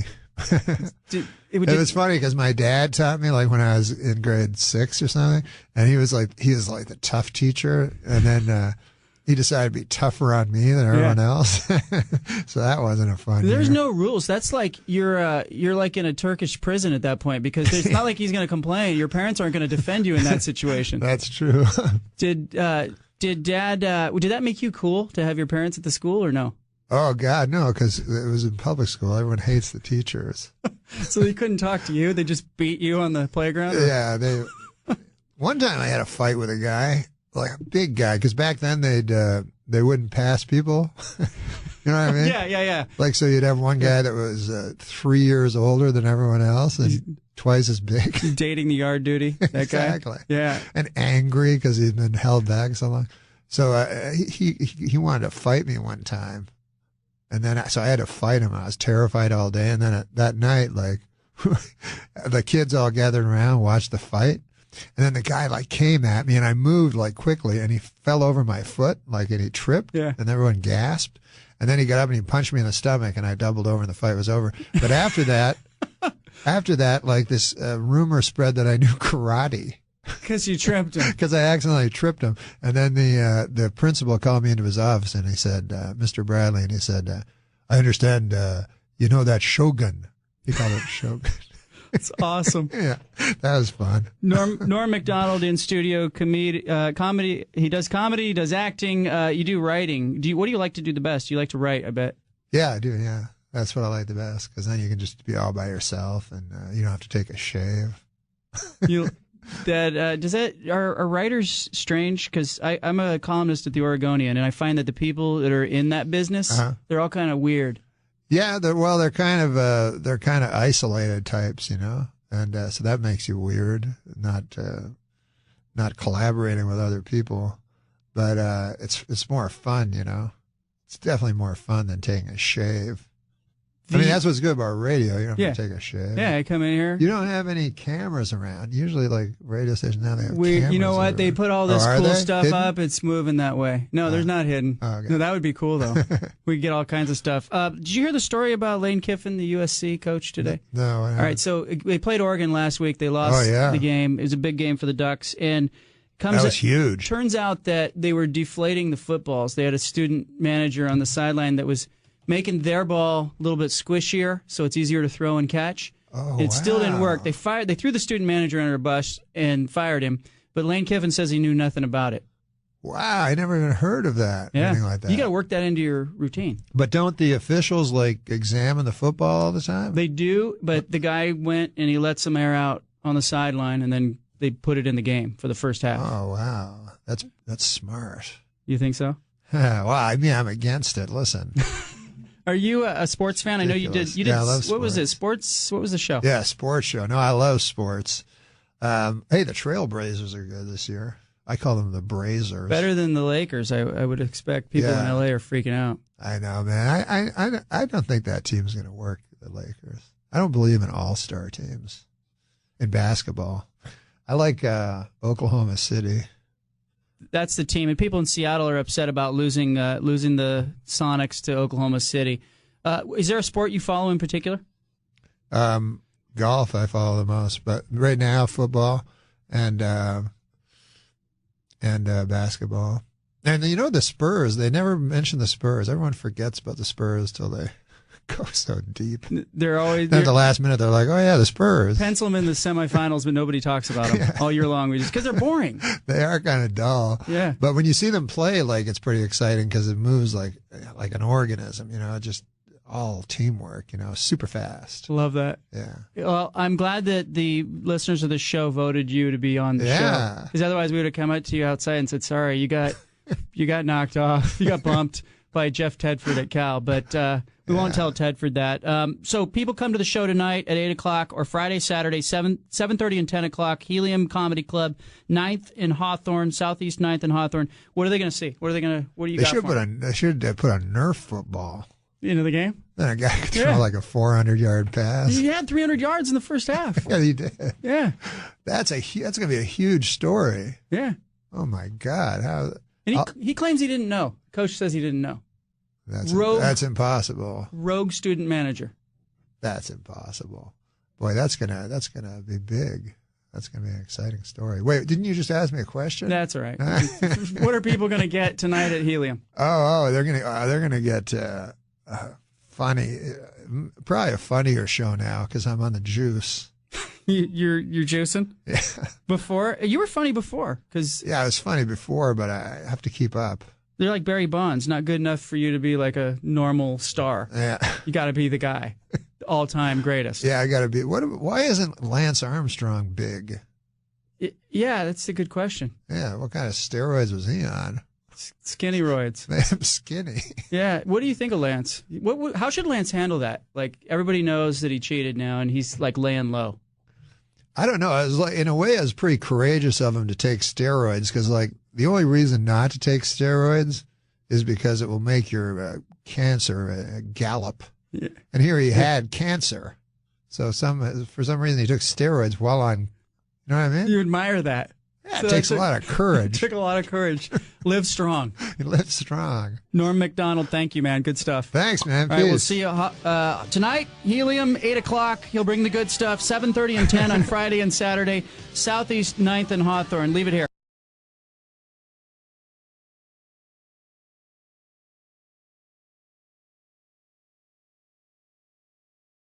Like what the mind of a comic and what makes them like that? Well, we're done with you. There he is. Norm! Did you get my fucking text about your show? No. I love it. We're on the air. It's okay. Yeah, of course. It's good. They're greeting each other. Oh, hey, Norm Macdonald, Anthony. What's up, boys? The rest of the crew. Oh, yeah. I do my YouTube videos and stuff. It's fun, you know. You fuck off a little bit here and there. Kevin Farley. How you doing? Sit down, Norm. Take a seat. I think we're kind of running out of seats. Take the couch right there. Hilarious special too, by the way. That is nice. Oh my God. Saw the special the other night. We're not on the fucking radio. radio. Yeah, we do that. Yes, you can say fucking. That's how we roll. We're on the radio right now? We just bring it in and let it roll. That's how that works. I know, you're looking at the picture. Colin's looking at a picture of Hitler. That's my room. I'm looking for different motifs. That's your screensaver? That's my screensaver. I gotta put on my cans, man. Jim Norton? Yeah, we just saw Jimmy Norton. You can see it. See, we like bringing everybody in at different times. The host of the show, the guests. Is fun. I saw you guys on the YouTube, you know? I saw you and Jim and you. Yeah. It was awesome. On YouTube? Fun on the YouTube. Yeah, you never watch fucking YouTube? What the fuck? What's that? Yeah, you watch the TV. This fucking guy. I know, TV's no shit. TV's like extinct now. TV's for the old fuckers. I watch the YouTube, fucking face, all that shit. Yes. Hey, what about this new thing? What's that?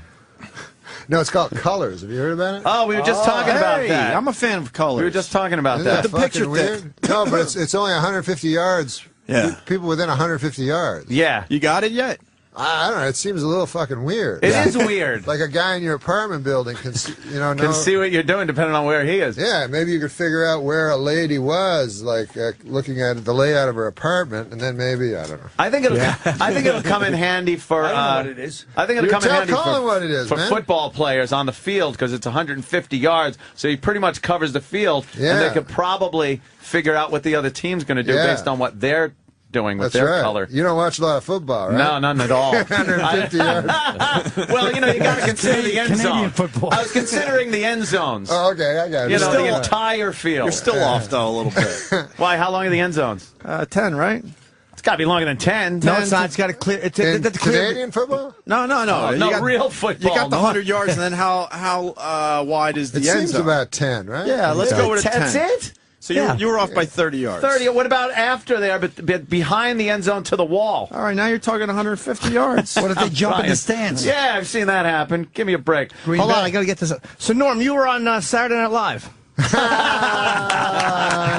a professional. Yeah, until Colin showed up. I know. Colin took your gig. He took my gig. He took my apartment. Did he take the apartment, too? Yeah, I moved in the same building as Norm. No, you really are a fuck. Single white female. No, there was one moment. Colin probably doesn't remember it. But I was walking to the elevator, and he was coming off the elevator. Do you remember that? What do you mean? It happened all the time. No, I know, but this Maybe a little more detail, Norm. This was took the after- elevator. This is after I had left and you had come on, and it was like, I don't know, it was poignant to me. Sort of a changing of position. You went to shake Norm's hand and he spit in your face. Do you remember that time? No, Colin was awesome, though. You didn't have any animosity toward Colin. Not after towards that. Colin. No, I love Colin. Now, I heard you were taken off of that show because the OJ situation. Who knows? I don't think it was really. You don't think that was it? No, I don't really think it was. Because you that. gave OJ a little guff, and most people were just treating him like a saint. Yeah, but no, I don't. I know people No? said that and shit. But I think I think it was is because I didn't get laughs all the time and shit. And like Oldmeyer was watching Leno, who would get laughs wall to wall every fucking Yeah, night. but that isn't what it was about. I know, but I can understand his point. I kind of liked the delivery and the fucking very dry wit of that whole Well, thing. the And you're problem is if special. one guy don't like you and he owns the cameras, you're fucked. Yeah. But I think it was also that Oldmeyer, when he actually would say something about like OJ, like, if you get pissed, then Norm would just say, all right, fuck him and do like 5 more. Oh, okay. Yeah. Other people would go like, hey, okay, Yeah, like they'd I'll lay keep back. my gig. Yeah, we didn't listen to anybody. And also, I don't think we were listening to people within Saturday Night Live, which was probably a mistake, too. Because Jim was, you know what I mean? Yeah. How about my impression of Jim that everybody hates? Yeah. I hate it, too. How could they hate that? It's great. It's right on the money. I don't even know who it is. It sounds like him. It's perfect. Hey, man, who got a comedy award? Anybody here? Damn, I think one person did. Huh? Who? You?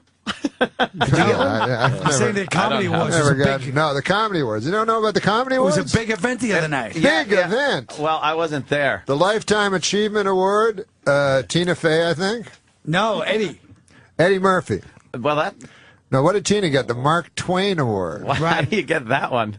You have to be as good as Mark Twain. That's a dumb fucking award name. I was nominated for him, but I didn't get anything. You didn't get Mark? No. You You were nominated for anything. I was nominated for special? Shut out of most consecutive roast. I was nominated for. Fucking network. No. Yeah, he doesn't Colin like that edged network you out? very much. Yeah. Thank you. I did edge him out. You were shut out of fucking roast without me. Why are you screaming at me? We both hate the same people. It's not each other. Remember the time you two were getting in the elevator after that award show? Colin, fucking, award why show? don't you do roast, man? That roast you did to Artie was fucking awesome. Oh, because they don't fucking bring me on as roast. Why? I don't know. They should. You're the You'd be very king. funny. They don't bring Jimmy on either. They always want the new people. Hey, guess what? There's a young girl that's middling attractive that swears a lot. Let's get her. What? Is that the new fucking thing? Yeah. Sarah Silverman, girls- hysterical. Right. Who's funnier than her? Nobody. No, except dudes. But, Nobody. but I think she spawned these other ladies. That they forget that she's funny, and they think the whole point is just to be Semi-hot. attractive, and then talk about sucking cock. And You got to crazy show a shit. lot of leg. You got to show a lot of leg with Yeah, little yeah, skirts on, and then talk about sucking cock Yeah. and manipulating balls Yeah. with your hand, and it's hysterical. Bring back Phyllis Diller. Some ugly old bag. Rosemary. Rosemary. Those are the funny ladies. Wow. Whoa, that is old. The funny ladies always used to be ugly old bags. Yeah. Or Roseanne, you know what I mean? Or, No one was funny when they would have a comedian on like What's My Line or something like that. A comedian. They never called comedians. Now a chick can be called a comedian, but it was always a very funny. Whenever I'm at a club and I hear, let's give it up for a very funny comedian, I'm like, oh, it's time to take a piss. Time to take a fucking piss. I tell you, man, you guys got to get this tape. I don't know if I ever show you this tape, but everybody thinks they're edgy and all this shit. I got a fucking tape, a DVD, a CD of LaWanda Page. You know that? shit. Oh, yeah. Aunt Esther. Aunt Esther. This was from the fucking 50s or 40s or some shit, and she's in Harlem and doing the filthiest stuff. Like, really fucking funny. You can't even believe it. You can almost wash my ass. You can almost imagine because Red Fox and Peanut her, butter pussy. obviously. Right? What was that joke? I'm sorry, son. What was the joke Red about Fox. peanut butter pussy? What she had? Oh, God. Easy to spread, something like that. Easy to spread. Who, this LaWanda Page? LaWanda Page, Aunt Esther. Fucking funny as shit. Yeah. I like Red Fox, and he told her he was going to slam her face into cookie dough and make gorilla cookies. Yeah. You can't say that anymore. I saw one time he had a joke. He said, "Man, I take one of those." He goes, He goes, I saw this lady. She's taking It's all right. You got the voice right. I can't remember. He goes, this lady, she's taking the male hormones, and oh my God, she was an ugly lady. She had a hair all the way from her neck all the way down to her dick. That's not a good impression. That works. The joke's there. Yeah. You're fucking special. I watched it the other night. It's hilarious. Thanks, fucking man. great. So good to see you back on TV like that. Yeah. It was so fucking good. And the thing about you, I don't know what it is with that voice of yours. When I read your tweets, everybody that I talk to also reads them in Norm's voice. Yep. And it makes it that much funnier. Everybody started, during the Oscars, we all start tweeting our shit during the Oscars, past Oscars. And one of my buddies, Travis, actually retweeted and said, you got to follow Norm Macdonald. I'm like, I didn't even know you were on or shit, so I started following you. And they were hilarious. Like the funny thing, when are you going to thank the computer? Every fucking tweet. When are you going to thank the computer? Just shit like that is stuff that no one else was tweeting. It's out of your mind shit. I just found out about that Twitter shit. It's great, and you got so many followers really quickly, and didn't have to pull a Charlie Sheen with it. It was just funny shit, man. But when you go to hit the send, you fuck for a second. You go wait, like because it's just off the top of your head, and it's right there, yeah. And I don't do drugs or alcohol, thankfully, because I'm sure guys could really fuck up and say bad things. They have. You know, Louis C.K. has had to delete entire threads. Oh my of God. things he's tweeted. The worst thing is too, and especially if you have a lot of because followers. that's what he does, though. I mean, but sometimes even I guess like he'll even feel bad about it and just go back and delete. A lot of times, if you tweet something and you want to delete it, even a second later, if you have a lot of followers, they got it. It's already been retweeted, and you can't delete theirs. So if you got 10 followers and you write something about, hey, those Japanese people, by the way, and then they can retweet it exponentially. Yeah, and then it just goes on and on. That shit was censorship, man. He made fun of nuclear breakdown. That's censorship. We should be able to talk about anything, man. But It's how about the fact America. that Norm's tweets, like some of them are not supposed to be funny. They're like profound, like poetic. I deleted a lot of those. Because I'd read my responses. They go, you fucking asshole, you're funny. I'm like, That's just it. You can't stop being like, if you're funny and then you got like a serious comment, like I would tweet some ridiculous shit, but then I'd go like, Obama gave a speech. Let me give a little feedback on what I believe of Obama. You racist, fucking conservative, fucking rich motherfucker. Some people too fucking think it's serious. Like I tweeted one that I said something, I don't know. I said like my father was brutally murdered last week, and it's only now I can look back and laugh. And then these people would fucking answer. They go like, "I'm so sorry." Like, closure takes a while. So I had to go. No, it was a joke. That's cool. How does anyone read that and not, especially from you, and not think it's a goddamn joke? So people are so stupid. That's something this whole thing has opened up, where you're kind of communicating with people you never would talk to or meet that don't understand what a sense of humor even is. So the responses you get sometimes like hey, I was like, hey, God, it's spring, but I'm looking outside and there's still a little snow on my back table. At least you're alive, motherfucker. That was from a dead guy? Yes, I'm getting tweets from the dead. I guess he had a loved one pass on. Perhaps a father that was brutally murdered a week ago. I guess to sum it up, everybody's a critic, huh, guys? Your special should have been called The Voice of Reason. You're doing a sports show? Oh, yeah. Yeah, no, I guess I didn't know you were that into sports, but then again, I don't know much about football. I'm into sports a lot, but not enough to, like now I have to go on fucking, like, these sports Yeah, you're going to be shows. like the sports guy. I don't know that much shit. Like, you know what I mean? Like, I know a lot about sports, but if you asked me, like, who won the Super Bowl 6 years ago, I'd have to really think about it. Yeah, those are those sports guys that just know stats and shit So I off go the top now, of I their have to go on these sports talk shows where they know everything. And then the fucking phone callers, what do you call them? Phone call. The listeners. Fat guys in the basement. Yeah. They know even more. So it's like, hey, what do you think of some guy you've never heard's stats that year? Or something fucking... Yeah, you're like Frank Mahovlich. I know Frank Mahovlich, the big M. How do you know him? You're throwing me softballs. Yeah, I have no idea what that's about.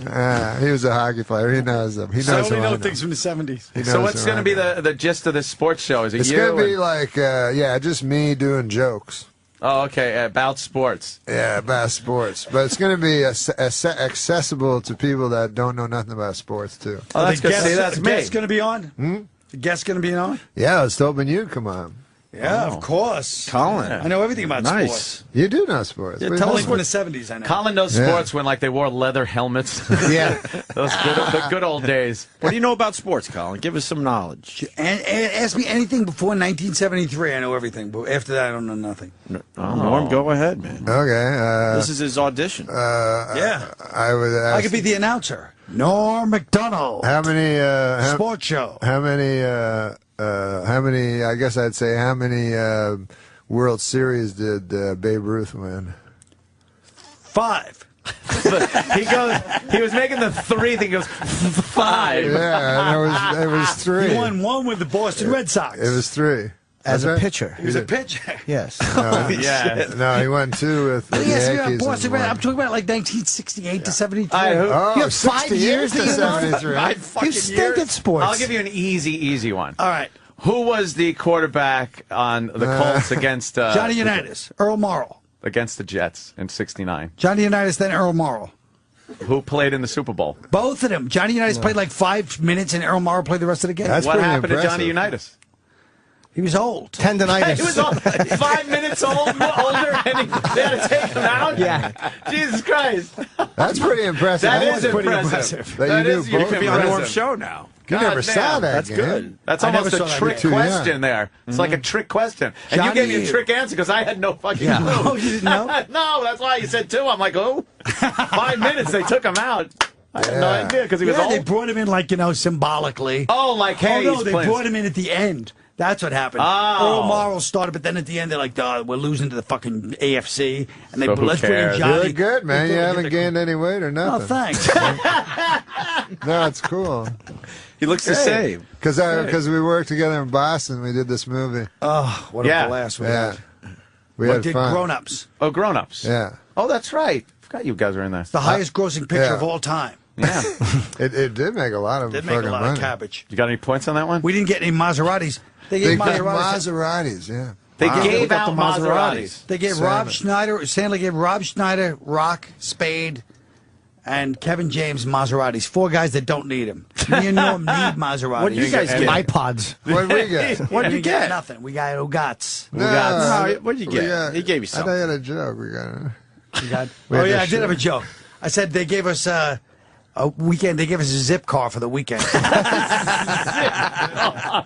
Nice setup. Yeah. You guys work well that together. works. That's beautiful. I we see the walk magic. around. We walk around Boston every day. We go shopping yeah. for Yeah. clothes. We And fucking whatever. this son of a bitch, every store we go into, it's like the nice part of Boston, Boylston Street. Yeah. You know? It's all these nice stores, so they know us. You know. I don't know. I've never dressed in my life. I don't know how to dress. He dresses like a hip hop kid, like for like a 16-year-old black kid. No, I just wear whatever's the loosest thing. Yeah. Yeah, it's like, Comfortable. Do you not like your body? That's why I wear loose clothing. I don't like my body at all. I don't like anything that shows my body, my tits or my stomach or the side No, I fat. hate it. But you try seem to be in shape, Norm. He's I'm in not grand in shape. shape at all. No. That's because you wear loose clothing. You're not fat. Yeah.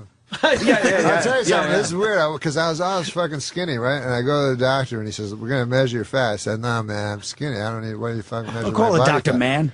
He checks. He was Dr. Man. He checks my body. He goes, "No, you're fat." He goes, "You're both skinny and fat." Like he skinny said, fat. basically like bones and fat. Like the muscle, Wow. there's no muscle there. Oh. So not a good combo. But anyways, he takes me shopping. I take him shopping. Every store he goes in, he creates a fucking ruckus. They're like guys like we go to this like metrosexual guys like Metrosexual. Would you like to now, go? what, don't you think if a person said you look metrosexual, isn't that the same fucking thing as saying you look gay? Exactly. What the fuck's the difference? That's gay. But then the guy's like, we're in like these nice stores, and the guy's like, hey, why don't you go in the back and take off your shirt? What? I don't like showing You my want me to fucking take body. my shirt? Hey, this guy wants me to take my shirt off. Starts screaming. Everybody that comes in the store is like, yeah, you don't ask them to take their shirt off.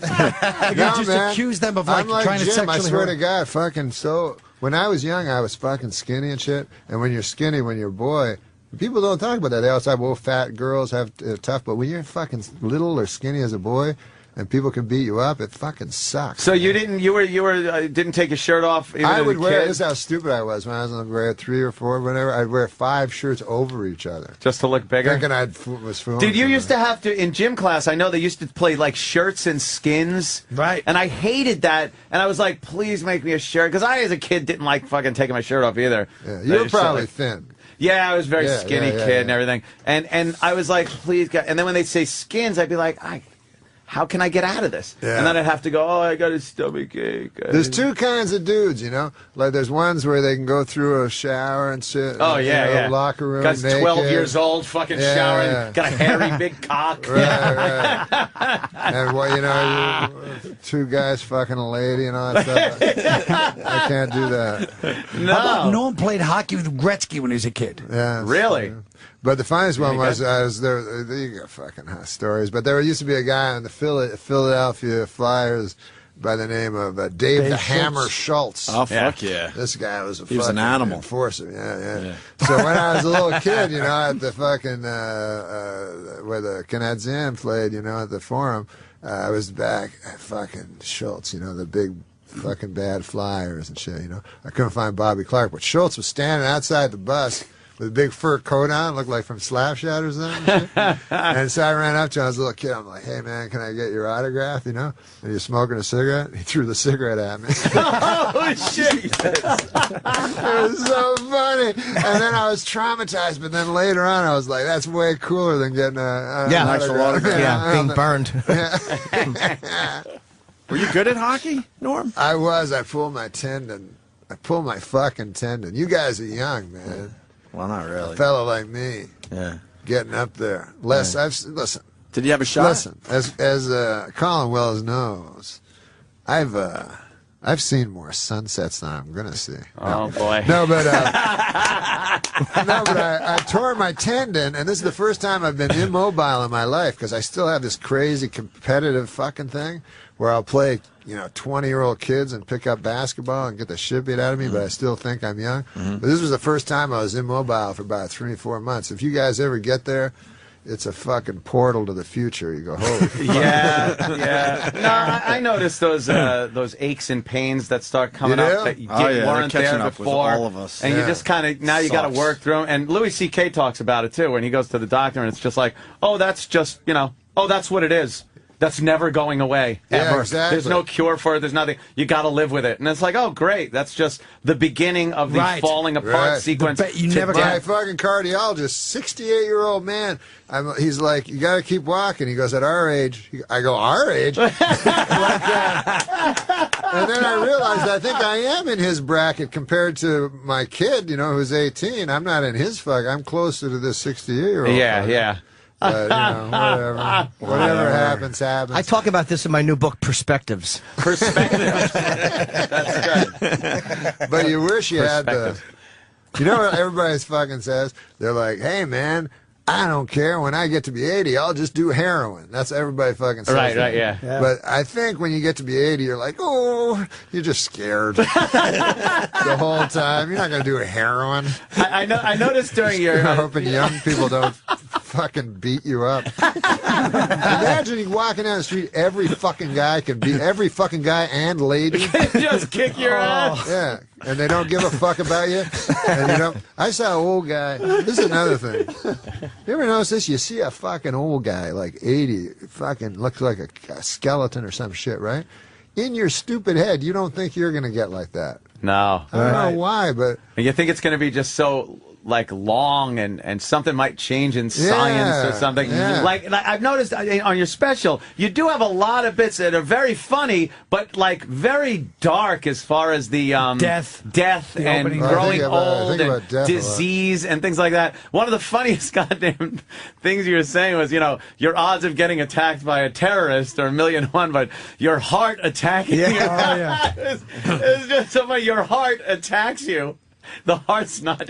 What are the odds of your heart attacking you? That was great. Attacking I you. thought that was offensive. It was very well, offensive. the people who've had heart attacks, Carl, it's a good point. Offensive. Funny to us. It's too soon. But like, where is that? Like, where are you as far as that goes? Are you authentically petrified of the end or of falling apart? Which isn't. I shouldn't think about it as much as I do. You do? Do you lay there? I go fucking. I get a lot of tests done. Do you? Yeah, like make sure everything's cool. Your cholesterol. This happened to me one time. Because, like, people say, oh, you're a hypochondriac and shit. But I'm like, no, fuck, that's not it. It's like the only chance you got is early detection. That's all you got. And so I used to go to the Mayo Clinic, in Rochester, Minnesota, every year, and I would have. This is what I would do, because I don't. This is what doctors do. They'll just fucking. You go, hey, I got a cough. That's probably a cold. Right. You know what I mean? They just brush everything off, especially if they know that's you're a what they told hypochondriac. Jim Henson. Yeah, exactly. Yep. So what I would do is I'd go to this is what happened to me. I went to Rochester Mayo Clinic. And I would exaggerate all my symptoms. So I go to the stomach guy. He goes, "What do you got?" I go, "I fucking shitting blood. I'm coughing up blood." He goes, "Holy fuck!" So he'd give me a full thing. I wanted to make sure I got a full thing. So every fucking guy, blood was coming out of my nose and ears and my asshole and everything. So anyways. Just so I get a full, clean bill of health. So I did, and then that's when I'm most happy, is just when I'm walking out of that place. Now, how long does that last? Doesn't last long, because obviously 2 days later, the fucking thing can start. But then, a fucking 6 months later, I decided, I never had insurance before, so I decided to get like life insurance. Couldn't get it, right? So I was like, holy fuck, because sometimes they mix up files and shit. I said, I must have something wrong with me. Oh, no. And so I fucking said, why the fuck can't I get, nobody will accept me for life insurance. Anyway, it turns out that the life insurance people are privy to all the doctor's notes. Oh, so you were saying... They got the doctor's notes. Even though I had a clean bill of health, they go, this guy's shitting blood. Fucking blood everywhere, I can insure this motherfucker. Yeah. So they said he must have some unknown disease. Oh, shit. Oh, shit. So it took me a long time, and then finally I had to get that fucking Ed McMahon life insurance. We're like those guys. They're like, hey, man, will nobody fucking give you life insurance on account of you're fucking old and sick and gonna die? Here, we'll give it to you, $1 a month. If you're 65 or older, you can get term life insurance. Yeah. And then it says doesn't kick in for 3 years, premiums, and plus, imagine if you're the fucking guy that's asked to do that commercial. And it's like, and no medical tests. We won't ask any medical questions. Imagine you're an actor, like you're fucking like Robert Wagner, and that's like, hey man, do you think about death every fucking day like me? Did you never fucking think of taking care of your family at any point? Until right now when you're on your deathbed? Until now? Holy shit, man. Yeah, I did notice during the special there were a lot of those things, but you make them fun. It's very rare that you could use the word cancer in a bit and actually make it funny. It was just, no, I'm not like, that's not what I talk about in stand-up. That was just a certain period of time. No, that's what I mean. It's thinking about shit like that. Do you, I noticed because I'm very bad with me being alone with my own thoughts at night. A lot of times if I'm just in a quiet room without the TV on, like I'll just think too much to go to sleep. Yes. And it could be anything. It could be like, oh, there's a kind of a program I want to maybe work on tomorrow on the computer. Or it could be, hey, I wonder when I'll die. And that. So I like having the TV on just for that. Are you good with your own thoughts, just laying there in the quiet? I'm no good. No? I try to, because you try something to get off the whatever the fuck you'd use to quiet your mind. Whether it's booze or whatever the fuck, pills, whatever it is. But I try meditation, try that, to me, it worked the opposite. Like I'm sitting in a room of people. They go, just close your eyes. They go, thoughts will happen. No fucking kidding. Racing hellish thoughts, you know? And then the guy's like, just let them go. I'm like, ah. And then you open your eyes, you look at some other fuckers right beside you. Yeah. And I tried it 3 times. I could never get to any place of quiet. No, I need a lot of distractions, and I could still operate and work. Like I could make myself, go to sleep, or if I'm working on a computer or something, I'm good with the TV on or something like that. Yeah. But I need this constant little distraction, because if you're just left alone to your own devices, your thoughts will turn horrid. I stumped a fucking psychiatrist once. I said to the guy, because I was fucking gambling all the time, shit, right? I had a gambling addiction. I'm over it now, but shit. But he said... I bet you're not. That's a good one. He almost lost everything. Oh, shit. You haven't met Chip. Yes, Chipperson is very funny. But he said, the psychiatrist, he said, you're using gambling... You're fixating on gambling in order to escape your real thoughts, you know. Mm-hmm. And I said to him, isn't that why you do everything in life? And literally, I stumped him. He had no answer. He was like, ah. And then he recovered and tried to make it. But isn't that why you do everything? Yes. So you're not sitting at home just thinking about what was what's your, really going to happen to us? where it all ends. What was your gambling poison there? What did you enjoy? Sports gambling. Yeah, sports is the worst. You weren't a casino guy, or no? I did everything, but sports was the one that you think you can pick. You know what I mean? You delude yourself into going. You've sports gambled. I've never sports gambled. In your life? Well, maybe once I got that slip and I knew nothing and I filled shit out and some guy I could have won. What about you? A little bit, not like you. I've heard the Norm stories. I'm blackjack guy. Oh yeah. I play blackjack. Oh, do I love blackjack. What was your biggest loss? Did you talk about it? Nah. Not really, huh? Nah. I don't blame you. A lot. It was a lot. Yeah, you're over it though. I did a stupid thing one time. Okay, he's ready to talk. This was my big statement. I threw over at Atlantic City on the boardwalk. I threw 60,000 into the ocean. What? No way. Yeah, to quit. That was my thing. I'm going to quit. Why didn't you just quit and keep the 60? It was supposed to be like I felt like I was in a movie. Wow. That was a symbolic kind of a thing. Like, was it money or chips? No, it was money. That? It was money? Holy shit. I said chips, and he goes, what's that? Wait, so you threw 60 grand, because you had a moment where you're like, this is cleansing, this is to the ocean, I committed. The same way a drug addict would throw his drugs into the ocean. Right. How long after it left your hand did you regret it? I regretted it pretty good. See, I would have thrown the fucking dealer into the... That's how I would get over it. Those stone-faced idiots. I'm surprised that people, like dealers, don't get... Killed. Yeah. It really is amazing because they can piss you off. I've seen dealers do things where it's like, in succession, where you're like, all right, look, I'm finally getting good cards. I'm pulling 20s out here. And the dealer's consistently showing a dumb 4 or a 3, and that 7, 8 pops up, and here's the ever-present picture card. Or anytime like they're dealing around, and I'm like, okay, king, and now they go around for the second one, 4. But whenever you see them showing a picture card, that down card, it's always a face card or an ace. Every time. Insurance. Is that your game? That's your game? Yeah, I have yelled. I've gotten to the point where the guy, my security guy, Keith the cop, had to get a pillow and bring it down because I was turning around and punching him in the shoulder so hard when they would pull this bullshit on me. And I was yelling where, like, the floor guy would come over and go, hey, Mr. Cooney, you're going to have to keep it down. Because I'm just like, God, you motherfucker, fuck!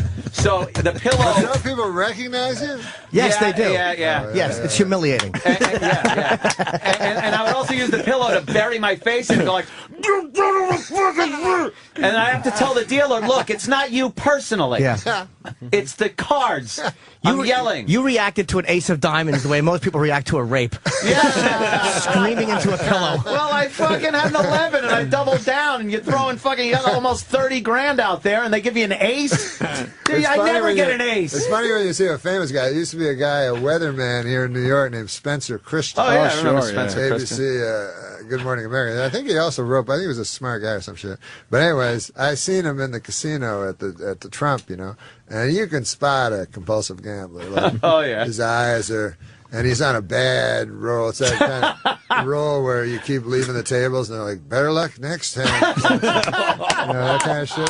And he's just the next table, and he's putting money. Everything's losing, and he's just saying, anyway, this big, fat fucking family from Ohio. They go, there's that weatherman. Oh, no, you don't want to talk to anybody. No. So they're taking a picture, and he's like this. Shut up and deal. Oh, man. Oh, exactly. I hear you. And the other fucking horrible thing is you lose money. You walk away from a table, a fucking craps table, right? Down like 35 fucking thousand. And as you walk away, some motherfucker goes, yeah, it's like $2 for us. Yeah. Hey, Yeah, no, yeah, it's right. not, It's asshole. not. It's not. Yeah. Norm, can we move you over one seat Well, to actually, where Kyle is? Oh, Brock Lesnar is here. I'm here. Norm has to go. Oh, you have to leave? Your people. Norm's a busy man. Your people are telling us that you have to go. If you want to stay, it's up to you. Quick break? You run. We start with Is that in a away? few minutes. I'll Yeah, talk go, to Brock. go, you go. run. Okay. Yeah, I just want Norm and Brock will sit there, and if you can stay, you can stay. If not, I want to get a picture of Norm. take your thing off. No, give your thing on. Could you snap a picture? Brock, come sit. Hey, Brock, come on over. It's just a busy day. Yeah, they snuck in. Someone show Brock where he is. Brock's right here. Oh, he's waiting for the picture. Okay, all right. Finally meet you guys, man. All right. Colin, you're out of here too. Later, buddy. Come on, buddy. Colin Quinn, Long Story Short, premieres on HBO a week from Saturday at 10 p.m. See you soon, Kyle. Hi, Melinda. That's your ex? Yeah. Girlfriend? Yeah. What, Do you want to? Schimmel? I hope. Here you go, buddy. Where'd Colin go? Colin just ran out. Fucking mess. I love it. It's a clusterfuck. Norm's just. Don't be around. Colin, where you going? We actually are on the air. Hi, Brock. How are you? Yes. Sorry about that. Welcome to the Opie and Anthony Show. Thanks for coming in. You know Norm Macdonald behind you, just so you know the people. That's Norm. Colin Quinn and Norm Colin Macdonald. Quinn. Yeah. So. Yes. Go somewhere? Good. I'll be back. I'm just. It's just taking a lot of pictures. All right, can they do it out? They can do it outside, right? Can they take the pictures outside? Oh my God! All right, we're taking pictures. Brock Lesnar, you really walked into a clusterfuck, but we're happy that you're here. Thanks for coming. Good morning. Yeah, thanks for doing our show. It wasn't easy to get you on the show. Yeah, I'm happy to do it. What time did you get up this morning? Way too fucking early. You text me that you're coming down. Can we do this outside? Can we everybody do this outside, please? I'd like to fuck with everybody, but Norm. Nice to meet you. I love you, Norm. Good seeing you, buddy. I'm happy you're here. But, no, I love you very much, actually. Because he loves Brock Lesnar more. Because I'm happy Brock is here, and people are doing a photo session in the fucking booth. Don't wear it out. We knew this would be a clusterfuck. That's all right. I want to ask him about the 50,000 he lost on a home run, but next time. Yeah. Norm Macdonald was great on the show today. Oh, yes, he was. Holy shit. Brock, all sorry. right, Brock is here. Sorry, Brock. All right, now we are ready. Yes. For Brock Lesnar. It's time now for the Jonathan Brandmeier Show Weekly Podcast. It's the Johnny B Podcast, brought to you by Woodfield Nissan and U.S. Cellular. Johnny B. Mornings on the Loop. Hey, by the way, Norm Macdonald's on the line with us in Los Angeles. Hey, Norm, how you doing, brother? Hey, Johnny, how you doing, man? Now, I've got to tell you, man. Empty bed where we made love. What a beautiful song. Of the morning. Yeah. Empty bed, I'd stroke your chest hairs and laugh and put your jockey shorts in my head. Ladies and gentlemen, Norm Macdonald. You know, Norm, I've been torturing these people for weeks with that song. And I've been pretending that it's a song that I found on a news guy Ken Voss's iPod that he just loves. And people, Norm, they think it is a real dude. And they put it, on Saturday night we were live at the House of Blues and doing a show, and we brought out a Tex Hooper. Really? And he came out and he killed. Tex Hooper, I'm telling you, this is serious. I have to tell you, Norm Macdonald, by the way, his new CD is called Ridiculous. This is, I would think it's the funniest, I think it's 19 minutes long. Yeah. I think it's the funniest thing I've ever heard on a CD, 19 minutes, because I'm listening to this, I'm on a treadmill. Okay? Yeah. And I got it into my iPod and I'm listening. And people come in and they go, "What's wrong with you?" And I go, I can't stand it. They go from it's like you go from one song, Empty Bed, by the way, is just like the touch of it.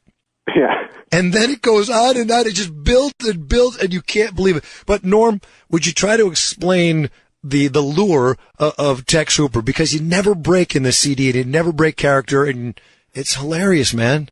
Yeah, well, it was because I love like old country guys, and so and they're always like outlaws, and they're heavy drinkers and stuff like that. So I thought it'd be funny to have a guy that just go wrong. Yeah, he just comes back and it's all wrong, and he doesn't quite understand that it is. You know, it's hard to explain. Yeah, it's sort of like you're right. It is hard to explain, but you're setting it up on the CD. It's like this long lost country dude.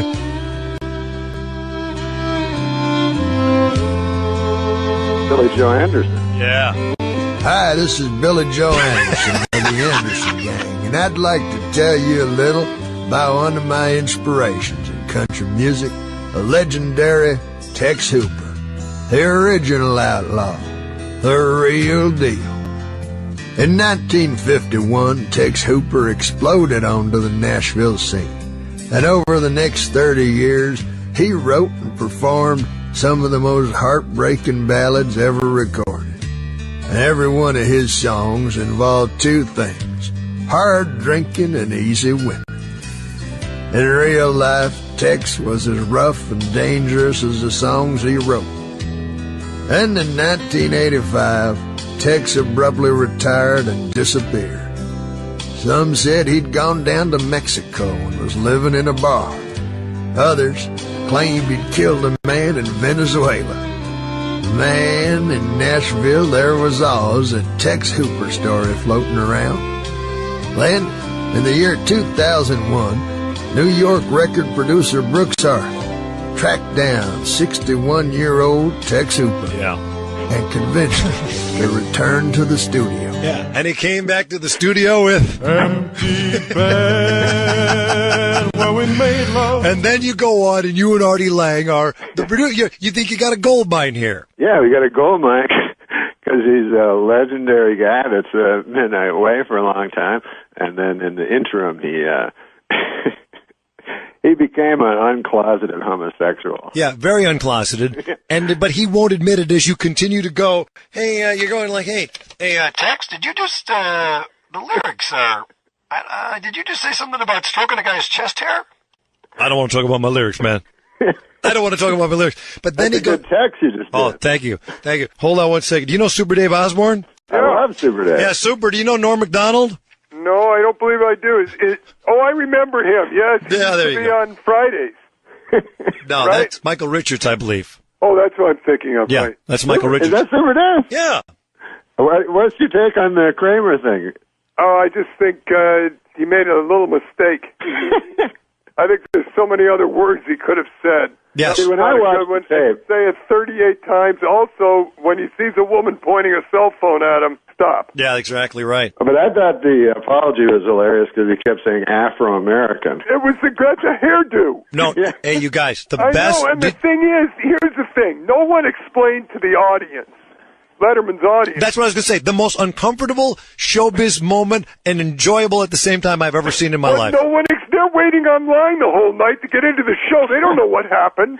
So here Seinfeld is out pushing the DVD, and then he's got Kramer on, who's got the same look as he had on the show, and he says Afro-American, and they laugh. Yeah. I mean, I couldn't believe it. More like strange thing to say, Afro-American. Oh, it's a hairstyle.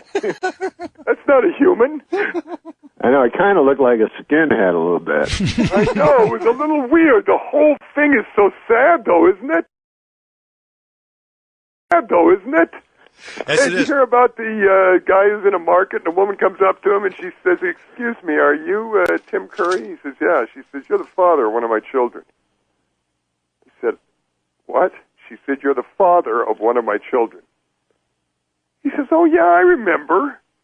A few years ago, I met you at a stag party and we had sex on a pool table and you stuck a carrot in and I cleaned up with your dress.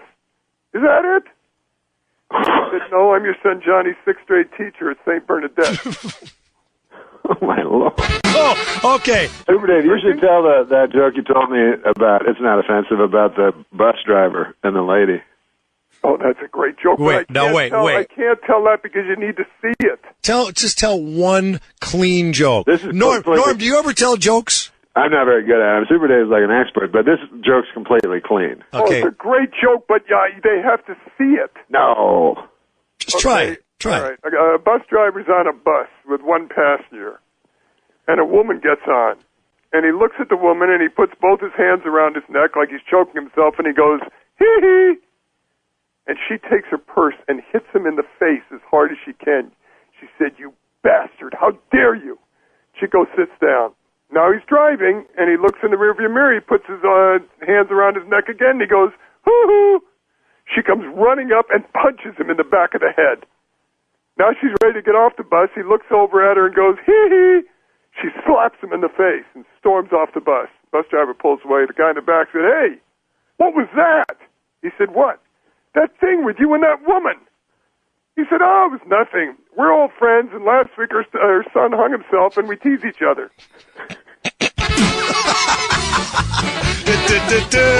You're listening to the Super Dave Osborne Show with his new friend Norm Macdonald.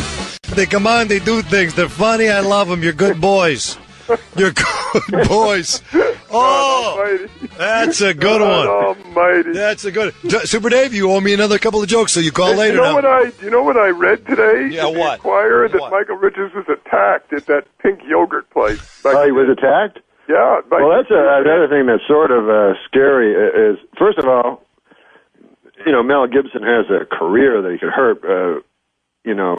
Michael Richards doesn't really. Wait a minute, Norm. I believe Super Dave was going to tell a joke there. I'm sorry. I thought it was really No. What it seemed to me that he was going to say something because he wasn't being serious. And then you said Super Dave, was there a joke there? No, Norm. No. I was telling the truth. Okay. That I read where he got these punk kids ran at him and slammed his car and everything, tried to turn it over, and he ran away. Right. Yeah, because I'd be very frightened because Mel Gibson, if you make fun of Jewish people, then it's not like you're in danger. But what? If you're driving what did you around, say? You heard him. Uh-oh. Hey, here's the thing, and I'm going to say it again. This is a very funny thing that happened. Marlon Brando, said that Hollywood ran. The Jewish people ran Hollywood. That's right. Yeah, but Marlon Brando. And then he had to apologize. Marlon Brando and they let him work. Say anything. Marlon Brando lived. We're listening to Norm Macdonald and Super Dave argue about the Jews. Marlon Brando lived behind a cardboard cutout. What? He lived behind a cardboard cutout. He was 900 pounds. So he could basically say anything.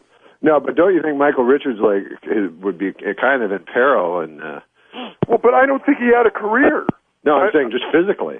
Hey, did you cut us off? I didn't. Are we just talking? Yeah, you guys. We're not even on the radio. You haven't been on for the last hour, but it's great. That's so great. I haven't talked to Norm in about 3 weeks. Jonathan, don't you think that Michael Richards may have his life sort of in danger? Yes. No, I would move to either Tucson or Idaho. Yeah, or Wisconsin. Why, is Wisconsin good too? You know what I'm saying? Yeah. You mean like just a shack in the woods or something? Or Boston. He could move to Boston. Yeah. Who's hanging up? Did Norm hang up? Norm, hang up. No, he's not hanging up. Dave, Super Dave, call us back with another joke later. What time? I don't care. I'm going to be here for another 20 hours. Hey, Norm, what are you doing? Let's listen to Super Dave and Norm talk while we go together on the holidays. Yeah. You want to? Yeah, let's do it. Let's do it. That's a Hollywood answer. He did not. Norm did not mean that. I love him. We have a lot of fun. This is. I would. Boy, I'll tell you, man. Can I tell you a great story about Norm Macdonald? Go ahead, Norm Kenny.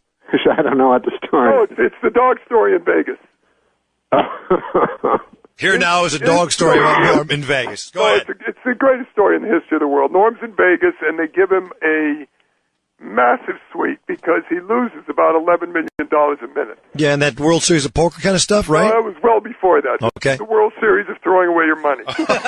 And now for the World Series of throwing away your money, here's Norm Macdonald. And he has an associate named, can I give her name? Sure, yeah. No, Lori. I'm not going to give her whole name. Lojo.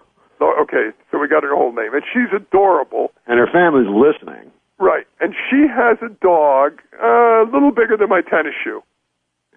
And so we're going downstairs so Norm can lose some money. and Lori leaves the dog in the suite. When we come upstairs, the door is open to the suite, and it's impossible to get in unless you have a key, so obviously the dog had opened the door and left because he was fed up waiting. And the entire inside of the suite was on the floor. Wallpaper, lights, pillows, stuffing, everything. Yeah. And the dog was downstairs in the jail with people, with other guys, with drunks and stuff. I'm telling you the truth. I'm telling you the truth. Norm, is this true so far? What? Norm, is this true so far? It is true, and then what happened was there was a band of gypsies in the next room. Don't hear that name in here.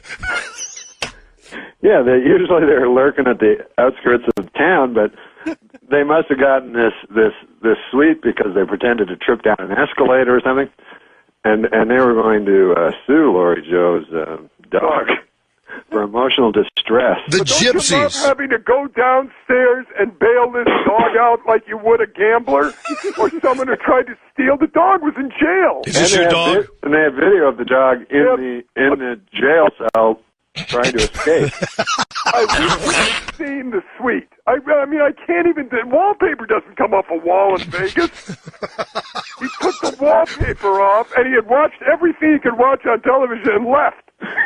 What kind of dog is this, Norm? I don't know. It was a boxer. What was that dog?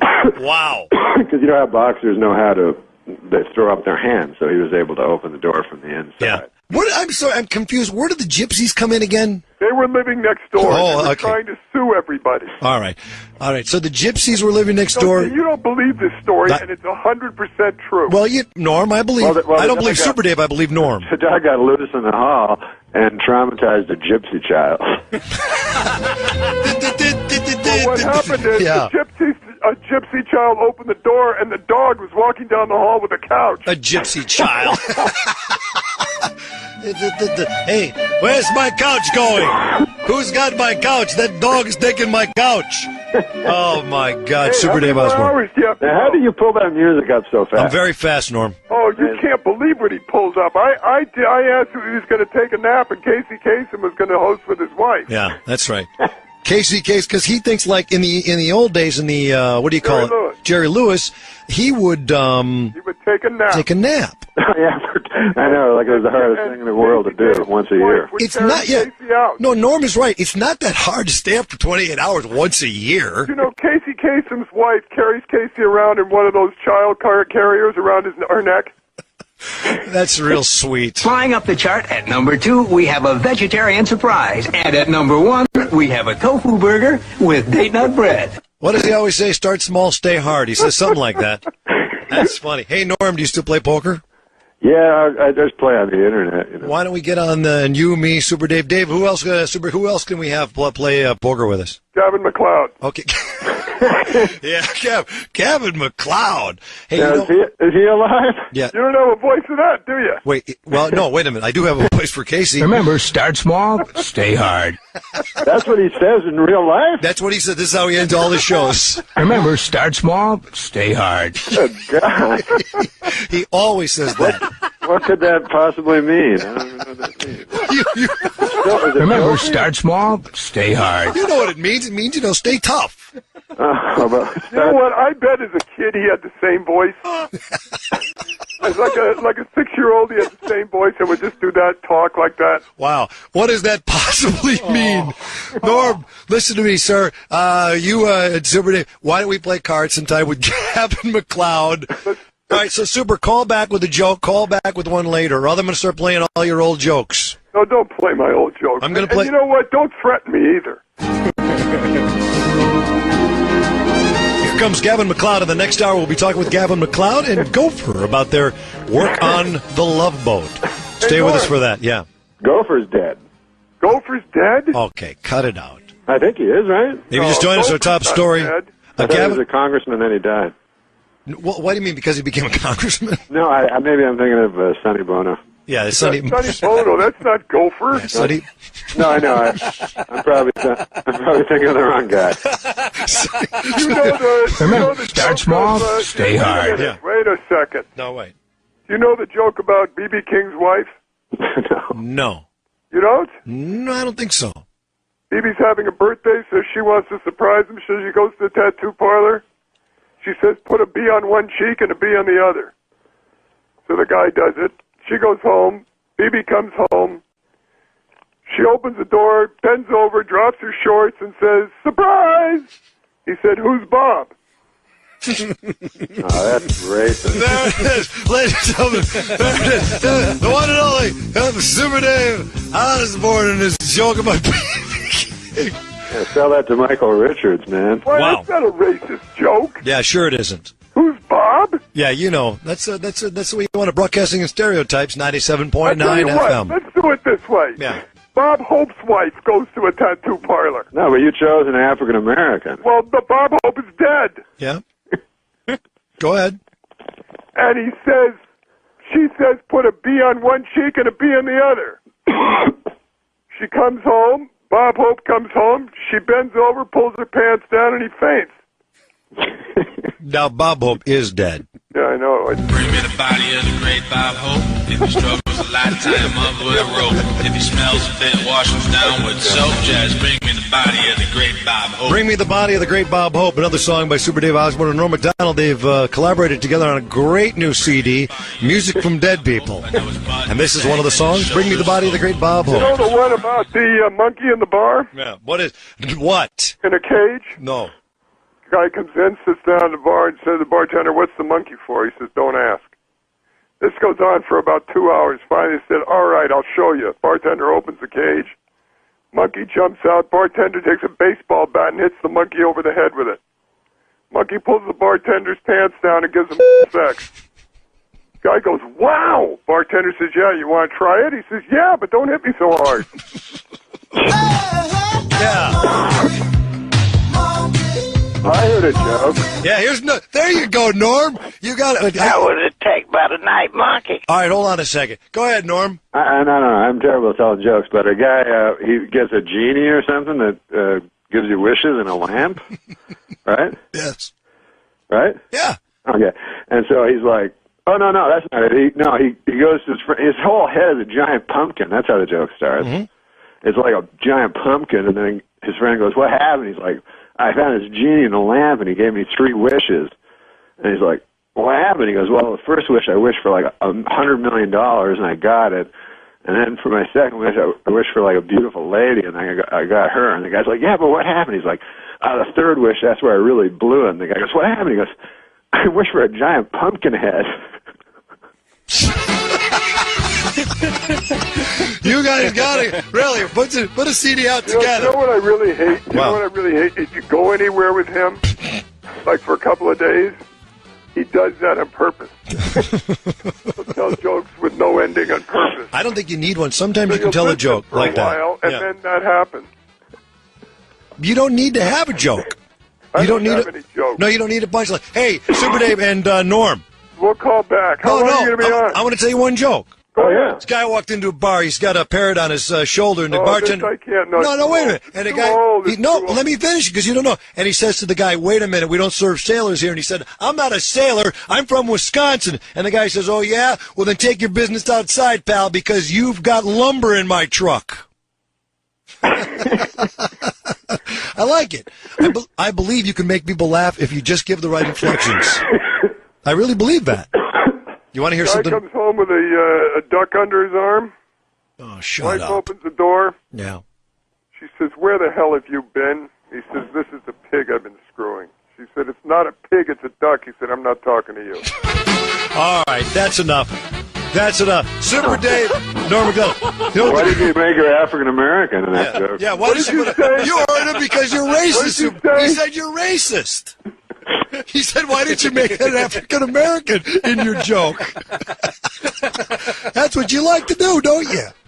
Super Dave. Hey, don't you feel sorry for Michael Richards, really, though? All right, goodbye. Super Dave Osborne. Don't you? No, we don't. I just hung up on him. Norm Macdonald, I swear, let me tell you, I never know when Super Dave's going to call. I never know. I just hung up on him, and Gavin McLeod, top story, is alive. He's going to call me now, I know. He is alive. CD, ridiculous. Norm Macdonald, if you don't put it on and laugh your head off, I swear to God, then you don't have a funny bone, ladies and gentlemen. Norm Macdonald, thanks a lot for spending some time with us. Oh, thanks, Jonathan. Anytime, man. I can't wait to see you. Come into Chicago anytime, and we'll have a good time. Oh, that'll be fun. The one and only Norm Macdonald. Thanks, Norm. Thanks, man. All right, Norm Macdonald, he's recording something in L.A., and he took his time to go to the phone. And Super Dave, who I just hung up on, and he hates it when I hang up on him. He hates it. But I had to go. I'm getting screamed at. It's Super Dave Osborne, the one and only, and Norm Macdonald, who has the new CD out called Ridiculous. Rolling, baby. Norm, how's it going, man? I'm Dan Bozick. Glad to have you in the studio. Thanks, here at Dan. the It's awesome to be here. So, what are you doing for money these days, man? What's keeping you busy? I'm doing stand-up comedy. Yeah? Yeah. Are you still doing the poker show? No, I'm not doing it because since Black Friday, they stopped all the poker shows. Oh, that was that's depressing. right. Yeah. Oh, yeah. That was depressing. That was it fun. That was so easy. Was it? Did you actually play poker a lot? Yeah, I play poker, yeah. Yeah? Who do you play poker with mostly? Who do you like taking money from? What do you mean? Is there somebody that you play poker with? Oh, and celebrities, yeah. mean? No, I don't play celebrity games. Yeah. I just go to the local casino. Yeah, you don't have friends over? And No, it's bad, It's bad for friendship. Because you take their money or because you lose money all the time? Well, either way, it's just, bad feelings happen with the poison of gambling. So what are you having the most fun talking about lately? I mean, you've got this election must be tremendous for you. Are you naturalized? Do you vote in the United States? No, I'm Canadian. You are still Canadian? Yeah, okay, yeah. Just making sure. No, I'm Canadian, and so I don't vote. I don't know anything about anything. So, and then, so I can't make up my mind about stuff. Basically, my opinion is like the last guy I heard. I take his. You're easily impressionable. Very impressionable, yes. Like I'll see those commercials. I'll go, oh my God, I'm not voting for this guy. He killed a lady at a coal mine. He strangled her in the bowels of a coal mine. And then I'll watch another commercial. I'll go, I wouldn't vote for this guy. This guy is some sort of a Kenyan sleeper agent. I actually saw that on Fox News. I think that might even be true. So I'm very highly. I always think people are telling the truth, especially if they got a catchy jingle and stuff. Like, go ahead, make a jingle up. It's like this is my idea. You know how they say really the guy you vote for is the guy you'd want to have a beer with. Mm-hmm. I think they should do ads about that. Like, guy go, that guy, man, he's no good. He never picks up the tab. Man, I drink all the time. I'm always drinking beer. Right. I'm a heck of a guy to go out and drink beer with. Just make that the whole campaign. Right. The guy that's going to bail you out of jail. That's who you vote for. That would be So what's how extensive is this tour that you're out on right now? Are you doing like something like really long term? You out on the road? Yeah, I've been out on the road now for like about 20 of the last 22 weeks, but I'm slowing down. I'm gonna take some time off come Christmas. Yeah. Are you writing on anything? Is there anything you're developing? Well, I'm doing a pilot on. I did a pilot for the TBS. Yeah. Very funny. That's what they say. Yeah. It's odd that their slogan, "Very funny," can only be said in a sarcastic way. Yeah. Right. Very funny. Very funny, yeah. Yeah, very funny. So anyways, we did the pilot for them. So then we find that out in 2 weeks whether they're going to do it. I think they will. Yeah. Is it how closely related to the Norm Macdonald show? You bringing that back, or you got some totally new concept with this new show? No, it's exactly the same. Right on. That's what I wanted to hear. That show was brilliant. I can't imagine where that show went. That was a lot of fun to watch. Yeah. So I don't have that many moves. Yeah. But I feel if I keep repeating the same thing over and over until I've gone through every network. If it's not broken. Yeah, or even if it is broken, there's so many networks now. So you can go like, what's funny about networks is they have nothing to do anymore with what they were originally supposed to be. It's like tonight on History Channel, Hi Hitler. he was high, or on the National Geo or Nat Geo. National Geographic's too boring. Right. They have to call it Nat Geo. On Nat Geo, Sasquatch. I'm like, what? Sasquatch? Attention spans are dead, man. It's not about. I think this would be a funny show. If you had a ghost hunting show, you're going to go to houses and hunt for ghosts and try to find ghosts in the house. And at the end of the show, you go, I didn't find any.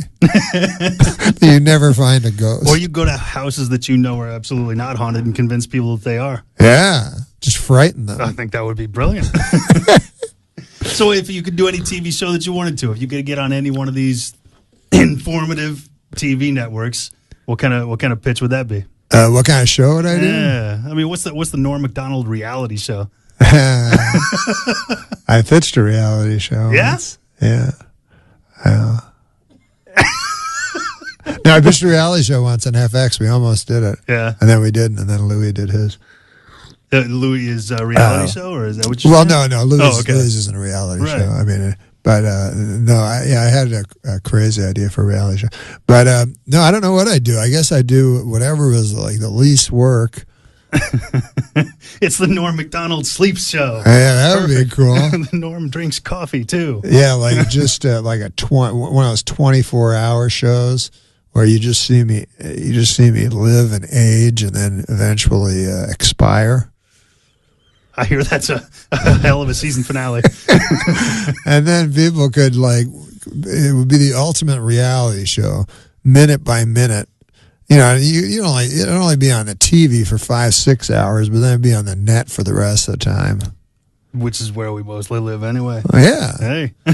And just see everything, man. See me lying down on top of ladies. all that stuff, yeah. All right, man. I like lying on. This is what listen. I don't mean to get filthy or anything like that, but if I could just be a little sexually explicit, I like to get in a bedroom, turn off all the lights till it's so dark you can't see anything, and then go underneath 5-6 covers and lie down on top of a lady for 3 or 4 minutes. Mm-hmm. Remaining perfectly still. Yeah. How does that work? No, yeah, I don't want to. Listen, I don't know. That's a popular activity, I hear. Yeah. and then you apologize to them, and you make your way out to the liquor store. No,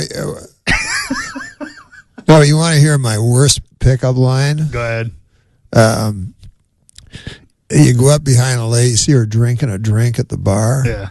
And she's drinking one of those fancy drinks. And then you go up behind her. She can't see you, right? You sidle up to her, and then you go, "Excuse me, miss." She's like, "Yeah." And then you go, "I can get us a bottle."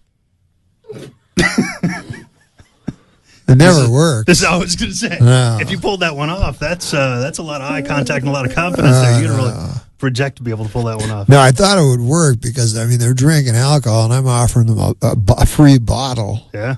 But it doesn't work. I may try it anyway. Yeah, you gotta try. All right, Norm. I know that I've been given a limited amount of time, but oh gosh, thank you for coming by the studio. This was fun, man. It was actually. I think we got a couple of reality show ideas out of this, other than the ones that you already had. So. Yeah, we did. All right, the dark covers thing, the dark room under the 4 covers. Yeah, all you'd see is like black. And you wouldn't hear anything. You have to use your imagination like old-time radio. Because sometimes the imagination can be more powerful than reality. I mean, very seldom, but... Norm Macdonald, my friend. All right, man. This was fun. This is crazy. All right. Thanks very much. Thanks, We'll see you around.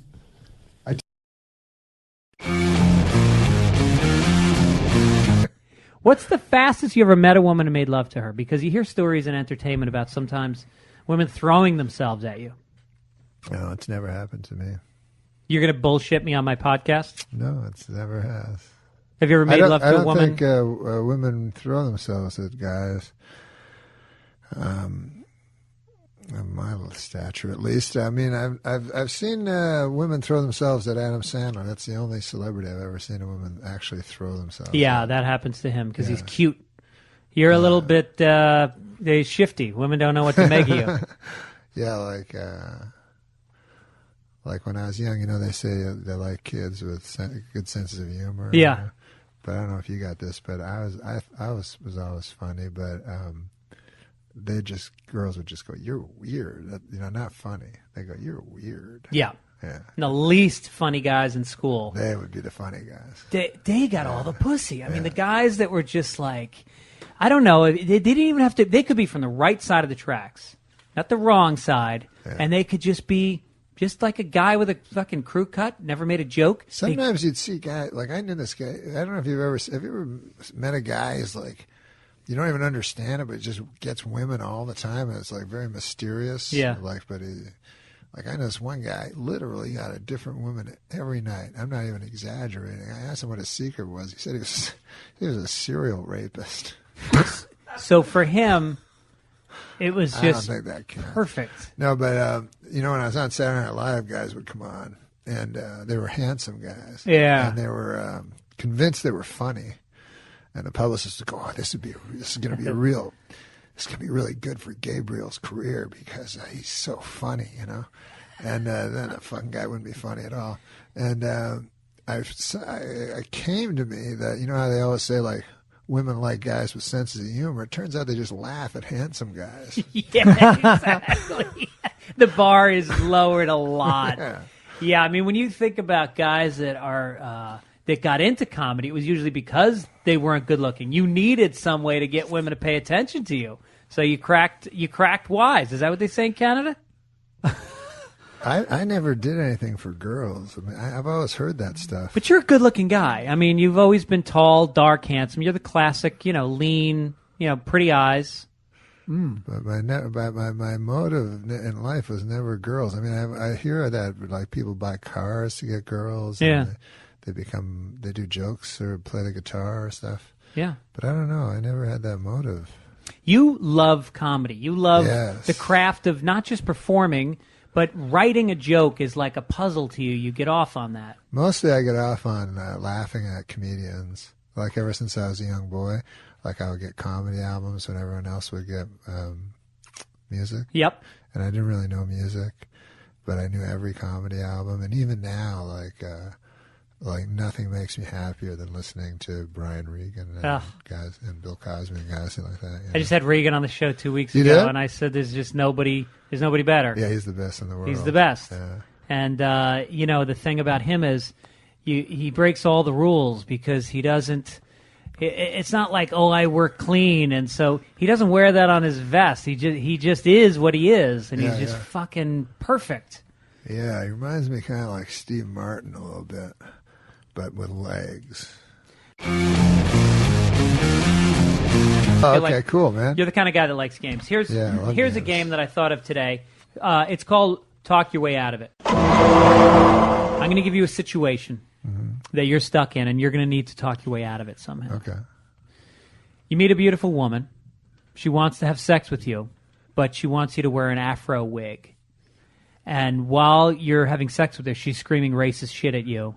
And then her neighbor opens the door and comes in. He's a black guy, and he's got a baseball bat. All right, so I agree to do it. Oh yeah, Is that you what want to you're have saying? sex with her, so I'm doing it. You're willing to wear the black African wig, So and I'm- she's screaming horrible racist stuff.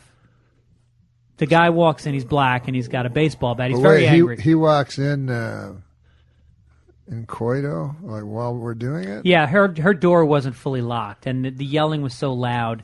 He could hear you guys from next apartment. He could hear her yelling the N-word and I see. fuck me. And I got you. And so And he how do I talk? You want me to talk? now my you way out of gotta it? you gotta talk to the black gentleman who's got the Okay. baseball bat and talk your way out of this situation. Okay. Hey, bro, let's kill this honky bitch.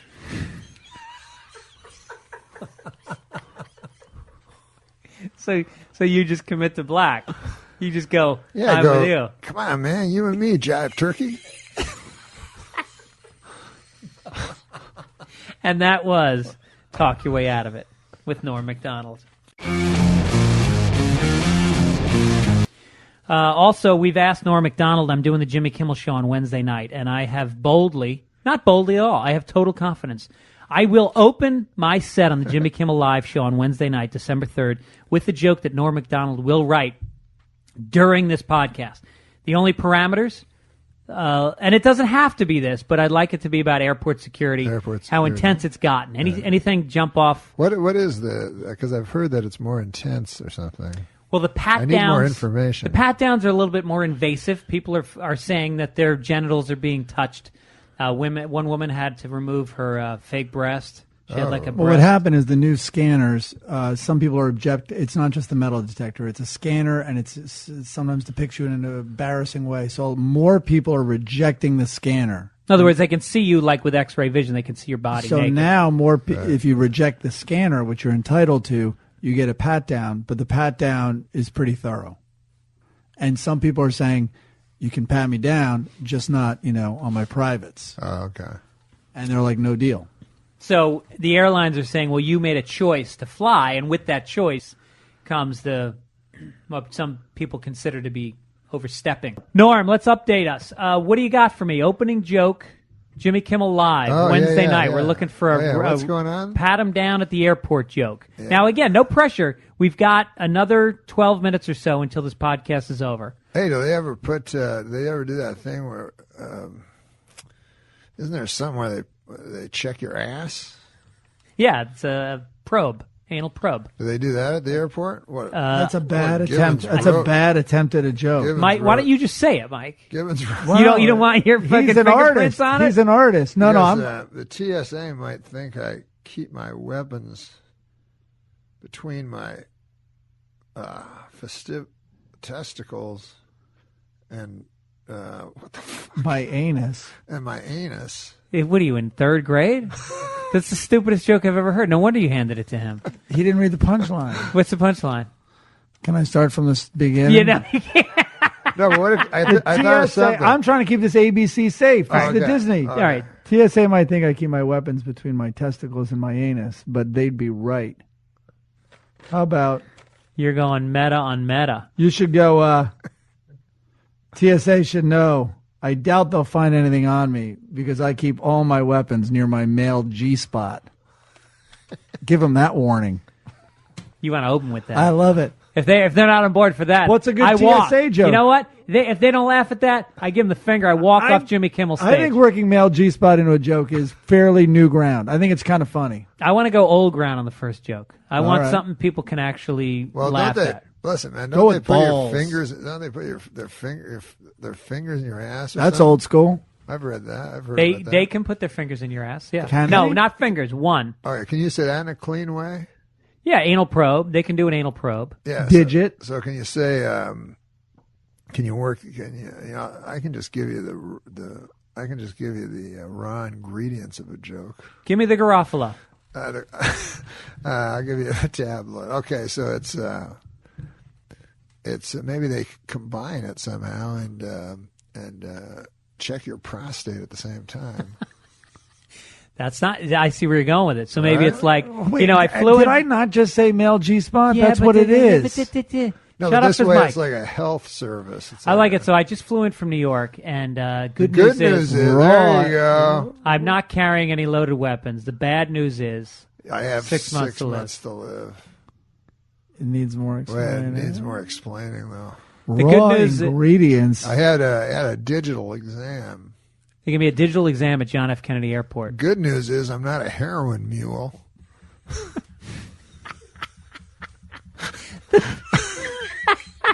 Bad news is I'm not a heroin mule. So I just flew in from JFK, and man, I don't know how else to say this. Is my prostate tired? That could work. Maybe.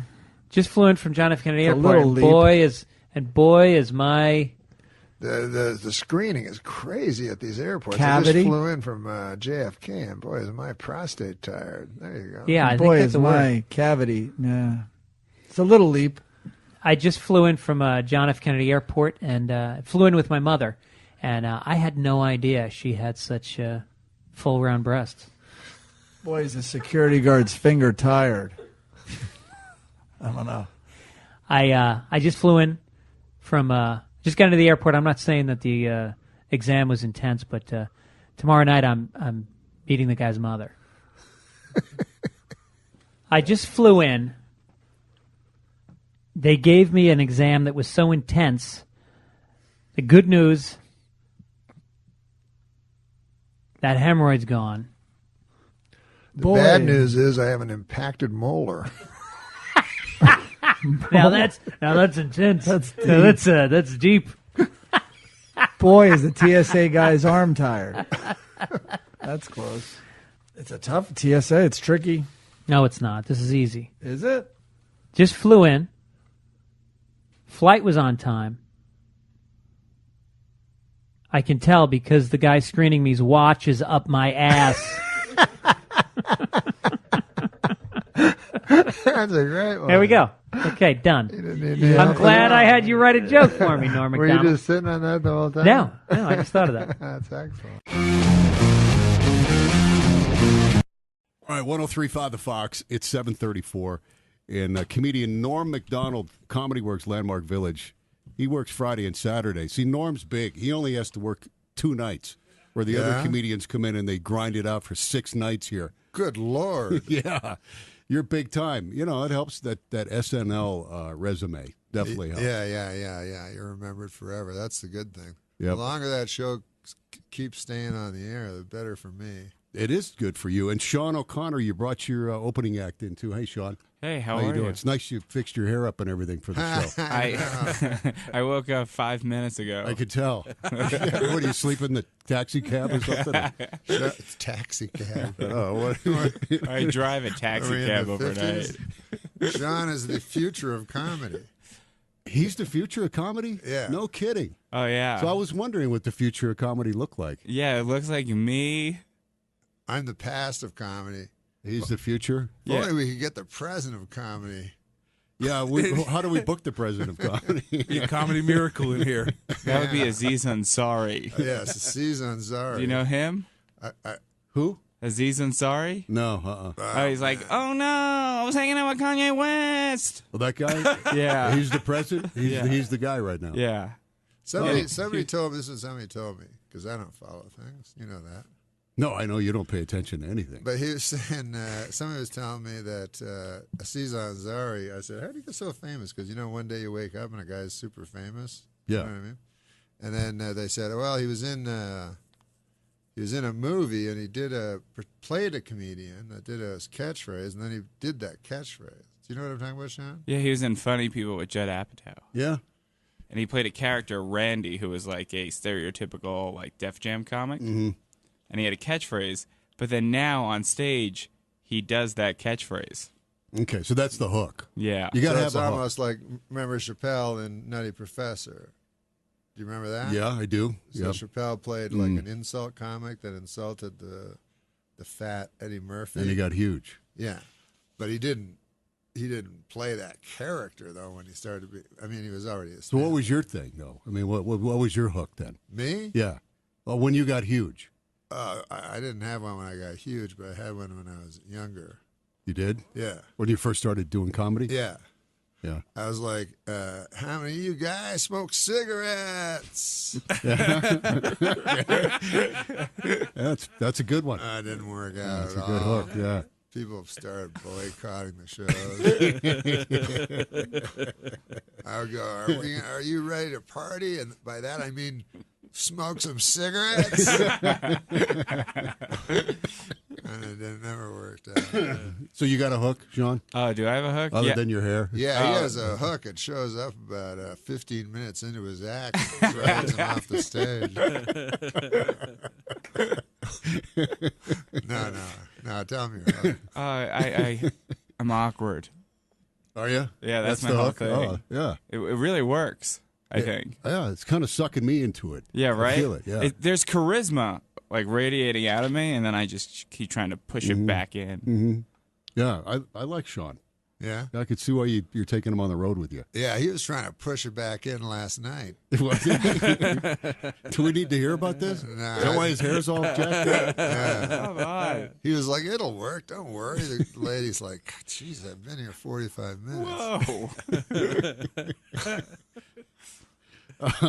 We have adjoining rooms, so I could hear it. That's why, yeah. Yeah, and then I just heard like this, like, and then he's like, I wouldn't, if you were any kind of lady, I wouldn't be having this problem. He's punching her. But he was by himself, wasn't he? Yeah. Yeah. That was his fantasy. Yeah. His fantasy was that he was impotent.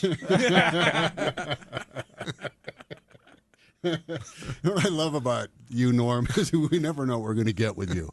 I love that. You need to come by more often. No, I was impotent once. Yeah, just the one time? Yeah, I went to a psychiatrist because I was gambling all the time, and the guy's like, take these pills, not telling me they make you impotent. And they were like, what are those pills that make you happy? Like a antidepressant? Yes, Yeah. yes. So I take them, and then a couple of weeks pass, and I'm going, hey, man, I just realized I haven't been lying down with myself a long time. Right. And that's odd. Like, it's not odd for me not to lay down with a woman for numerous length of time, but to lay down with myself. So I said, this is weird. So I go back to the psychiatrist. I'm like, hey, it's been a couple of weeks. I haven't laid down with myself once. And then the doctor goes, what does that mean? So then I told her biblical term. Yeah, I told her in the filthy words of the day, you know, and she's like, "Oh yeah, that happens." She's like, "Most people don't care because they're happy." Right. And I'm like, "No, man. If I'm not chasing tail, I'm not living." Yeah, your own tail, even. Yeah, God, that should have been my catchphrase. I like that.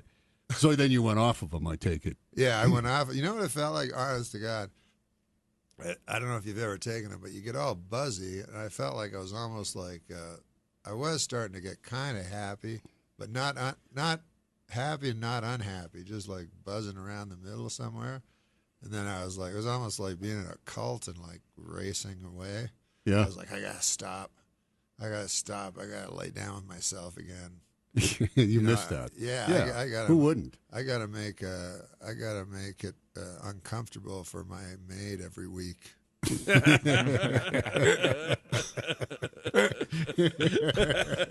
Right. Yeah, Norm. All right. Norm Macdonald. No, I don't know how we got on. I don't either, but I was uncomfortable. Well, with Sean, he said he makes everybody awkward. Yeah. But I didn't mean like just start bringing up all the whacking off. I don't think we need to know about man, that. I was being as clean.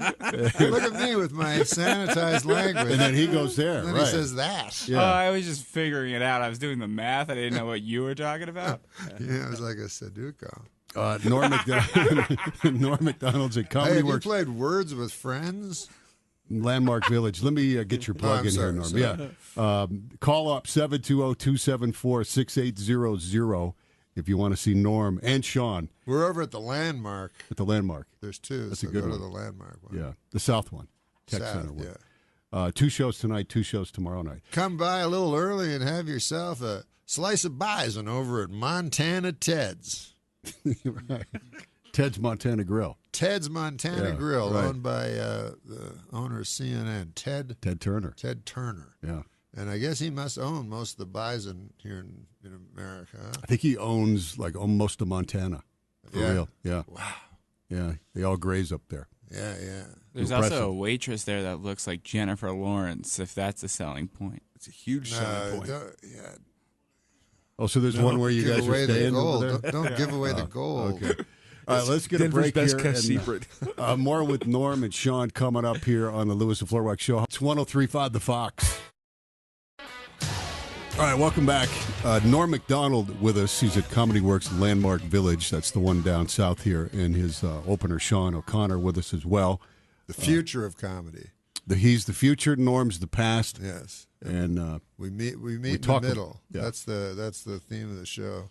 I notice you're holding a cigarette. Is that That's part of, well, yeah. you trying to quit or? No, I'm trying to get back to my roots with my catchphrase.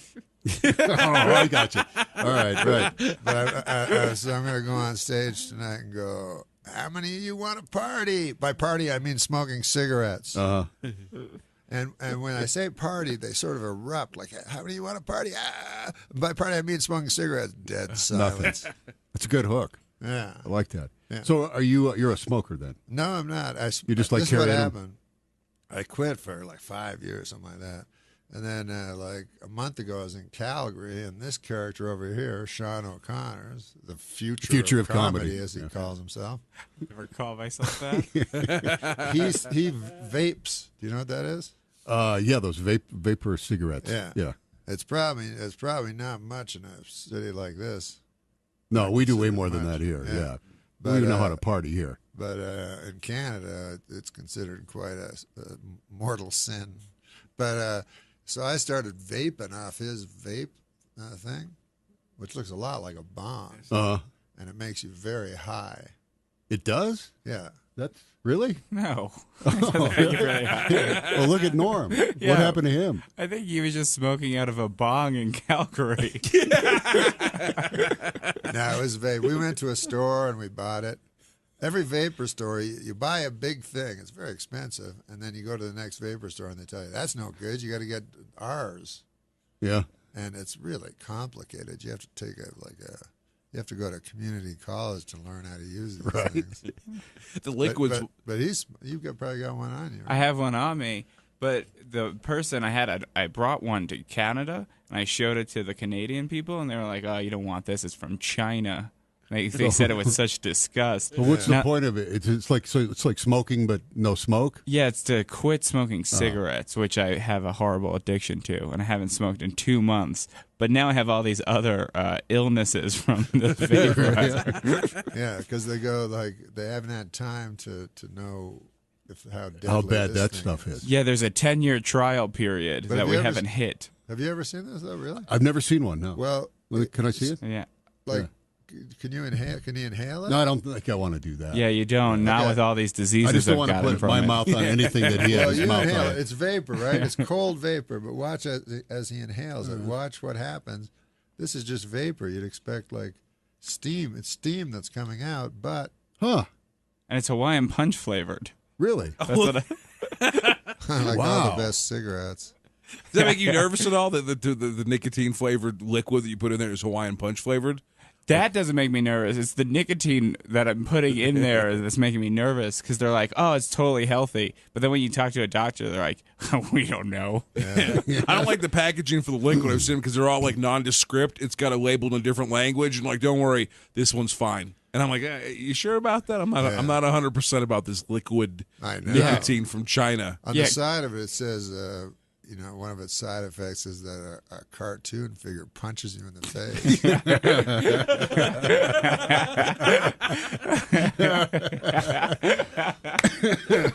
So that's to help you quit smoking. So you do that. Yeah, but had already quit 5 years ago. So you just liked it. I was using it to start smoking again. And that's why you're just holding an unlit cigarette. Yeah, in your it's hand. not as easy to start as you'd think. No. You think quitting's hard. Jeez. So you need a little help. Yeah, I started with a patch. Then I went to the gum, and then I went to this vapor thing. And I just can't work up to it. Yeah. And I feel like a fool because every night I go like, are you guys ready to party? By party, I mean smoking cigarettes. Yeah. And then sometimes people are like, yeah. And I'm like, I'm not ready.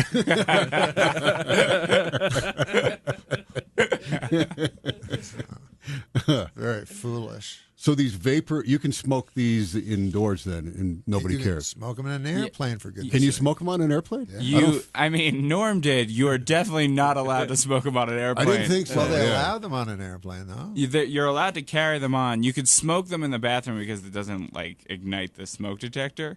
But I think they really frown upon doing it in your chair. Oh my God! So, yesterday I'm on the airplane, and you're in the air.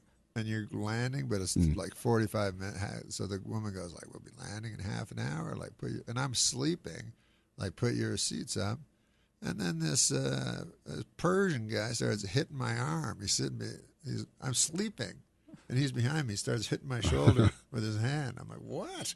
He's like, the seat. She said to the seat. I'm like, all right.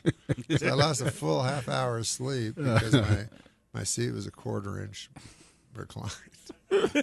They got some bad rules, man. I don't want to waste all my airplane material here today. No, don't blow it all here, yeah, along with your 7-Eleven stuff. But I will say this, because I asked a flight attendant, you know when they say, like, turn off your phones because it could screw with the airplane system? Mm-hmm. I was like, that can't be true, because otherwise they'd take them away from you. You know, they're not going to just trust you. So she finally admitted it was not true at all. You couldn't use them. Yeah, we figured that out. Yeah. Everybody else you just figured that out for me? Yeah. You thought you could crash the plane by turning on your cell phone? And the same thing with disarming that smoke detector in the you get bored on a long flight. Yeah, don't try that.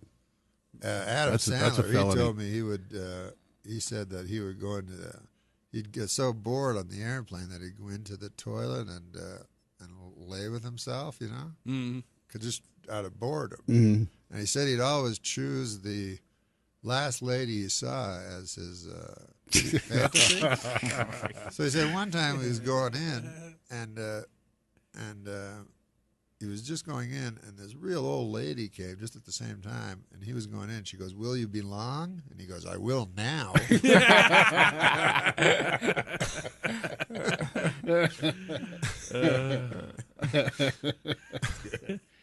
That's good. But I'll tell you, that Mile High Club, I vow, every time I leave the unbearable stench of that tiny cubicle, I vow never to join that club. Mm-hmm. I mean, what are people, swine? Are you part of it? No, no. You know, there's a Mile Low Club.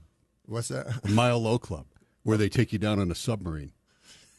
Seriously, and you have sex in a submarine. Oh, that's actually serious? For real, yeah. A mile? That's how far Well, deep I don't the know ocean about a is? mile, but that's just the term they use. But they'll take you down in a submarine, and you can have sex with somebody or yourself, whatever you wanted. In your case, yourself. Is that what you were talking about the other night? With that, you said, "How'd you like to do the hairy submarine?" You got to quit listening to him in the other room. I'm just talking to my girlfriend on the phone. On the phone, I'm like, "Do you want to do the hairy submarine?" You're a little nosy, aren't you? But I hear through the phone, sir. All right, let's get a break. Norm Macdonald with us at Comedy Works Landmark Village. Here's the number to call. Get your tickets. He's only there tonight and tomorrow night. 720-274-6800, and more coming up after this on the Fox. Hey, we're back. This is the Fox. It's 8:10. Norm Macdonald's with us. He's at Comedy Works Landmark Village. That's the one down south here by the Tech Center. He'll be there tonight and tomorrow night, 2 shows each night. And he's brought his opening act with him, Sean. Norm always brings his opener in with him. And then they just get propelled to immense stardom. Yeah. And well, it's experimental. Sometimes it works, sometimes it doesn't. Yeah, is that what it is? Yeah. You have good feeling about Sean? Oh, yeah. I think because he's the Sean- future of comedy. I think Sean's the future of comedy. You can see him on, he had a special on Comedy Central that you can find on is it on the internet? It's on iTunes. You could buy it. Oh, you can buy it if you want. But then they aired it on Martin Luther King Day, and I was really excited. Or no, President's Day. That's better. Yeah. They aired it on President's Day. They cut it down to 10 minutes. What? That wasn't good. No. So hour down to 10? It was a half hour, but they cut Why, it down they- to 10 minutes. Why, they have to do 20 minutes of mattress commercials? No. That's pretty fast, huh? Yeah, 10 minutes. Normally it's 22. 10 minutes. I had I did a special, and they put mine on during what they called Earth Hour, where you're supposed to turn your TV off. Oh, really? Yeah, I remember that. Yeah. You turn all your electricity off for this hour. The ratings weren't too good for it. No, I was beaten by Stygian darkness.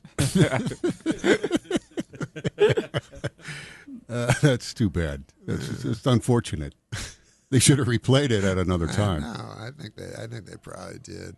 I think they put it out like a double dose with A Lisa twofer. Lampanelli. Yeah. Are you ready for a double dose?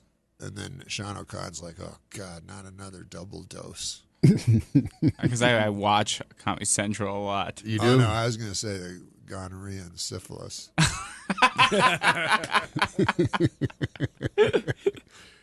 All right, we got to get a break in here. You got one more segment with Norm coming up. You don't hear syphilis that often anymore. I think they pretty much eradicated it, haven't they? Yeah, and scurvy.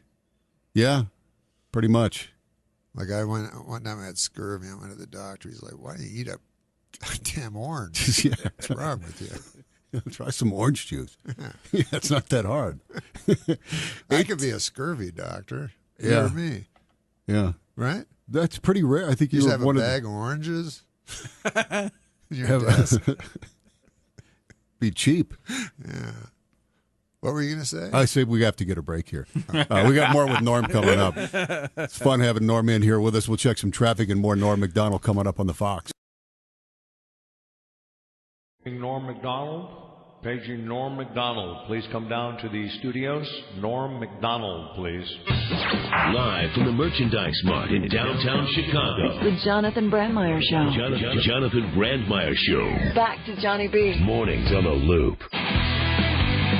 I'm trying to be a better person now. You ever try to do that? I give a guy some money out there, a homeless guy in the street, and this is a kind of odd thing. He had a dog with him. Like the longest walk in the world you got me on here. What the hell? Well, Reader's Digest has released a list of the best and worst places to raise a family in the United States. The best place, Sheboygan, Wisconsin. Wait a minute, Norm. You just missed yourself. You just missed yourself. How are you, brother? Hey, Johnny. Nice Nice to see you, pal. The one and only Norm Macdonald. What are you doing? Brushing him? What is she doing? Brushing you off? I don't know what. When she's getting you all prepped up? What are you all right? That's Esmeralda. Esmeralda. Here's what I just played. Listen to this. I'm trying to be a better person now. You ever try to do that? I give a guy some money out there, a homeless guy in the street, and this is a kind of odd thing. He had a dog with him. Like the longest walk in the world you got me on here. What the hell? What the hell? See, I remember that you show. missed that. Remember that? Remember that? How about this? This is what now they're doing Weekend Update. They're doing it tonight again. You know they're doing it in prime time now. They do. Weekend Somebody Update. told me that. Yeah. What do you mean somebody told you that? Just today, somebody told me they're doing Weekend Update in prime. Yes, but they don't do it like this. Well, Reader's Digest has released a list of the best and worst places to raise a family in the United States. The best place, Sheboygan, Wisconsin. While the worst place in America to raise a family, the Neverland Ranch. Kenny G has a Christmas album out this year. Hey, happy birthday, Jesus. Hope you like crap. Did you remember that one? I do love that joke. See, Yeah. I love remember that. one. I think that's the way Weekend Update should still be. Just a little bit. Just you don't know what you were going to say. You don't know what you're going to say. You know who I don't like very much? Joe the Plumber? Joe the Plumber's one guy. Yeah. Joe the Plumber. Does Super Dave Osborne on the line. I was going to ask you to phone Super Dave. Yeah. That's right. How's it going, Super Dave? Hey, Happy Super. birthday, Norm. Is it my birthday? It's tomorrow your birthday. It's your birthday. That's why I'm calling. Oh, You know Super what I Dave. got you? A picture of Sarah Palin's husband. Oh. And I had to make the X very big. That's good. Oh, no one asked you to comment what's good. No, I You know what makes me upset? What? Let me tell you, mate, what makes me upset is with all the crap that's going on in our country, OJ is not going to be able to vote. You know, McCain thinks that Obama was driving the Bronco. Oh, he gave you a rim shot, Yeah, Super Dave. that's right. I know, that's what he does. He gives me a rib. Norm, happy birthday. You know how funny this guy is? Yeah, I do. He's the greatest. What's he doing in Chicago? What are you doing in Hey, Chicago? You know who's lucky or Fox? They got Philadelphia and Tampa Bay. Philadelphia and Tampa. That ought to be that might be right below till death do us part. Once again, the stylings of Super Dave Osborne. Super Dave Osborne with Norm Macdonald in the studio. Norm Macdonald at Zanies. Go to Zanies.com for more information. Back to Super Dave, already in progress. Hey, are you voting for Joe the Plumber, Super Dave? Joe the Plumber. That was the most insane. You know what? I think that McCain, I mean, first of all, he's not the same McCain I used to see. I mean, but he's a totally different man. I mean, I think he's wild. Even his wife doesn't stand too close to him now at the end. But I think there's a trigger word like banana where you get him to come right over the desk. He did look angry. Didn't he look angry last night? And his eyes were rolling, and he almost came. And what I love is when Obama's talking, he goes, "Yep, sure, yeah, okay."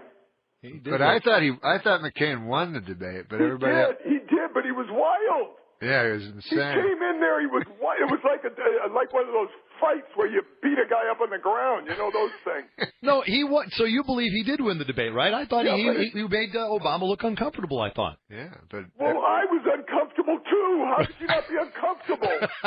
Well, let me hear something here. Senator Obama, I am not President Bush. I don't care about an old washed-up terrorist. If you wanted to run against President Bush, you should have run 4 years ago. Why would he call him a washed-up terrorist? You know what would have been funny is if when he said, "Do you think Sarah Palin could be president?" that all of them just laughed till the debate was over. I tell you, they should have had that music. I think Bob Schaefer, though, is the best moderator. I was saying that. He really is, except he fell asleep once. During it. But yeah, he kept forcing them to answer the question. You know that if Sarah Palin and Dan Quayle had a baby, it would be George W. Bush.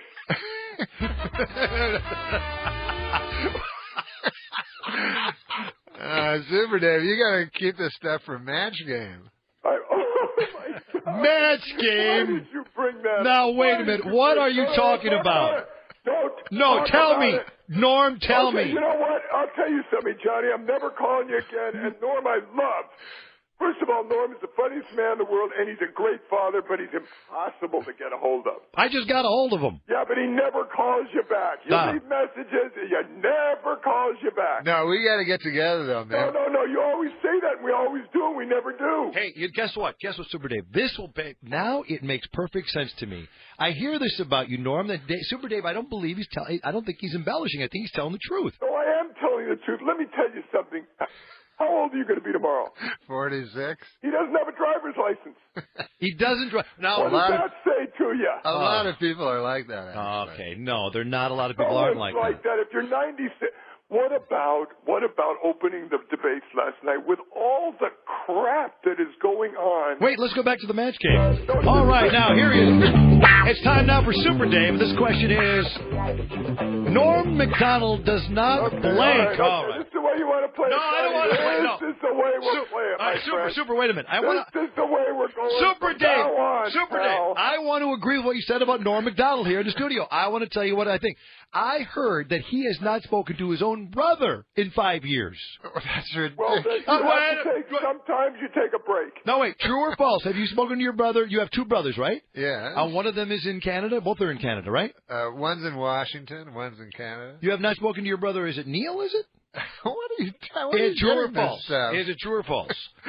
We're talking with Norm Macdonald, actor, writer, producer, stand-up comedian. Super Dave Osborne one time said, "I can never get him to return calls." His brother Neil Macdonald, who lives in a farm town in Quebec City, says he has never returned his calls in 5 years. That's ridiculous. Is that true, Neil? Listen, I'm a Canadian reporter living in Washington, D.C. I'm used to not getting my calls returned. Yeah, Neil, how you doing? That's your brother, right? Yeah. Hey, Super Dave, his brother, Neil, answer the question to see so Super Dave will not feel bad. Neil, have you spoken to Norm, your brother, in the last 5 years? I haven't spoken to Norm in a long time. It's kind of hard. It's kind of hard to get your calls returned. Wait, Super Dave. See, I always think Super Dave's kind of lying. So Super Dave's first name is Super? Yes. So, like, if I called myself Great Neil, you'd have to call me. You know, Neil, there's a reason he hasn't talked to you in 5 years. Because you bore the living crap out of him. Now, let me tell you this. The Queen of England is walking with an administrator in the hospital. What?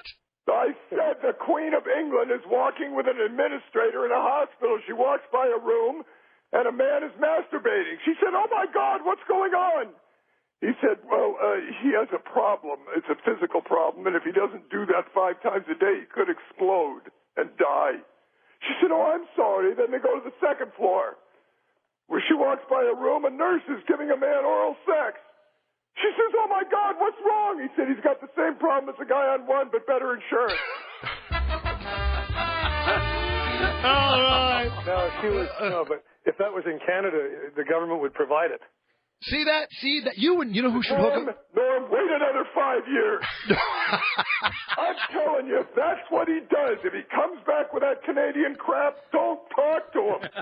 Now, listen, here's what I want to know. I want to know how a guy, you're 46, are you, Norm? Yeah. Yeah. I want to know how a guy who was born 46 years ago in Quebec City and grew up in the same house I did acquired a Brooklyn accent. What the hell? Where'd that come from? Oh, do I have a Brooklyn accent? I don't know, but your brother now is dogging you. Super Dave is correct. And I'm seeing him on Bill O'Reilly. Norman is one of the 37 Americans left who still think George Bush is doing a great job. Wow. I do? No wonder you haven't talked to your brother in 5 years. No, I think... Someone just drop an anchor off the boat. Weren't we sailing in comedy heaven and someone came on and just dropped the Canadian No, listen, anchor I'm not a off the side of the professional boat? comedian. I'm very funny, though. I'm a very funny guy. Yeah, well, why don't you show it? What are you waiting for? How old are you? No, I think George Bush is terrible. Wait, let's go here. No, George Bush is not terrible. Terrible is one thing. George Bush has to climb up to be terrible. Super Dave Osborne with What us. do you want? Norm Macdonald in the studio, and his brother Neil just joined us. Other family members that can really make this a party? Listen, it's great. It's great being on the same line with you there, Super. I watch you on Larry David. I think it's pretty funny. Oh, then I like you. I take it. Oh! Look at that. He loves him on Curb Your Enthusiasm, and now he's a fan. Oh, I'm a big fan. Big fan of Neil Macdonald's, are you? I can tell you how to get back down another 5 years. I can tell you how to get the CBC's news show online there, Super. You can watch it on your computer. I'm sure you will. Thank you very much. Are you a sheltered person like Norm is? No.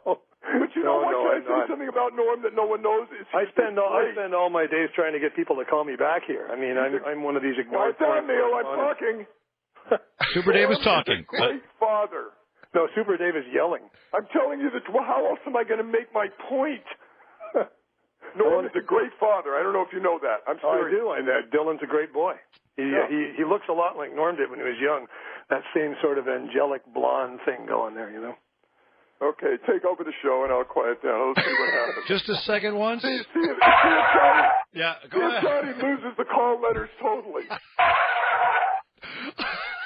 No, but Super. What? Neil actually lives in Washington. He doesn't live in Canada. I'm going to Canada in 2 weeks. But he lives in Washington. I haven't lived in Canada for 10 years. Why do you live in Washington? Because I'm a foreign correspondent for Canadian television. Oh, that's a good job. Yeah, Norm, that is right, Super Dave. It is a good job. I said it's a good job. Yeah. What do you want me to say? You didn't mean it. I did mean it. You know, no one asked you to interpret for me. I'm just kidding. This I'm is hurt. not the match game, my friend. The match game with Super Dave Osborne. The match game. Neil Macdonald, Washington, D.C. Norm's older brother is a blank. Norm, why don't you call me back? Is a blank. Super Dave, he is a blank. Norm, why don't you call? Hey, Berta says happy birthday, too. Why don't you call me back? Oh, give my love to Berta, man. We'll go eat. Yeah, let's go eat. Yeah. And you know what? We'll talk about your brother. Yeah, Super Dave said he's going to go eat with me like 90 years ago. I've never even met him. Oh, no kidding. He always says that. That's his line. That's Super's line. No, it is Let's fair. go eat, and Yeah. then you never get a dinner. You're like Red Buttons, you know? Yeah, that's right. And Red Buttons is dead, Norm. You're like Red Buttons was waiting for Super to fucking... Right. And I never got a dinner. You know what's funny? What? It's not funny. It's not funny. I'm hurting and I'm angry. Americans but this is are hurting not funny, right we're now. hurting. They're angry. They're hurting and they're angry. We're hurting. They're angry. We're angry? They're hurting. I'm hurting. Americans, all right. I'm hurting. They're angry. And I'm angry. We are. We're all hurting and we're angry by all of this. You know, Norm and I were going to do a radio show, That's right. but then Neil wouldn't be a part of it, so we said no.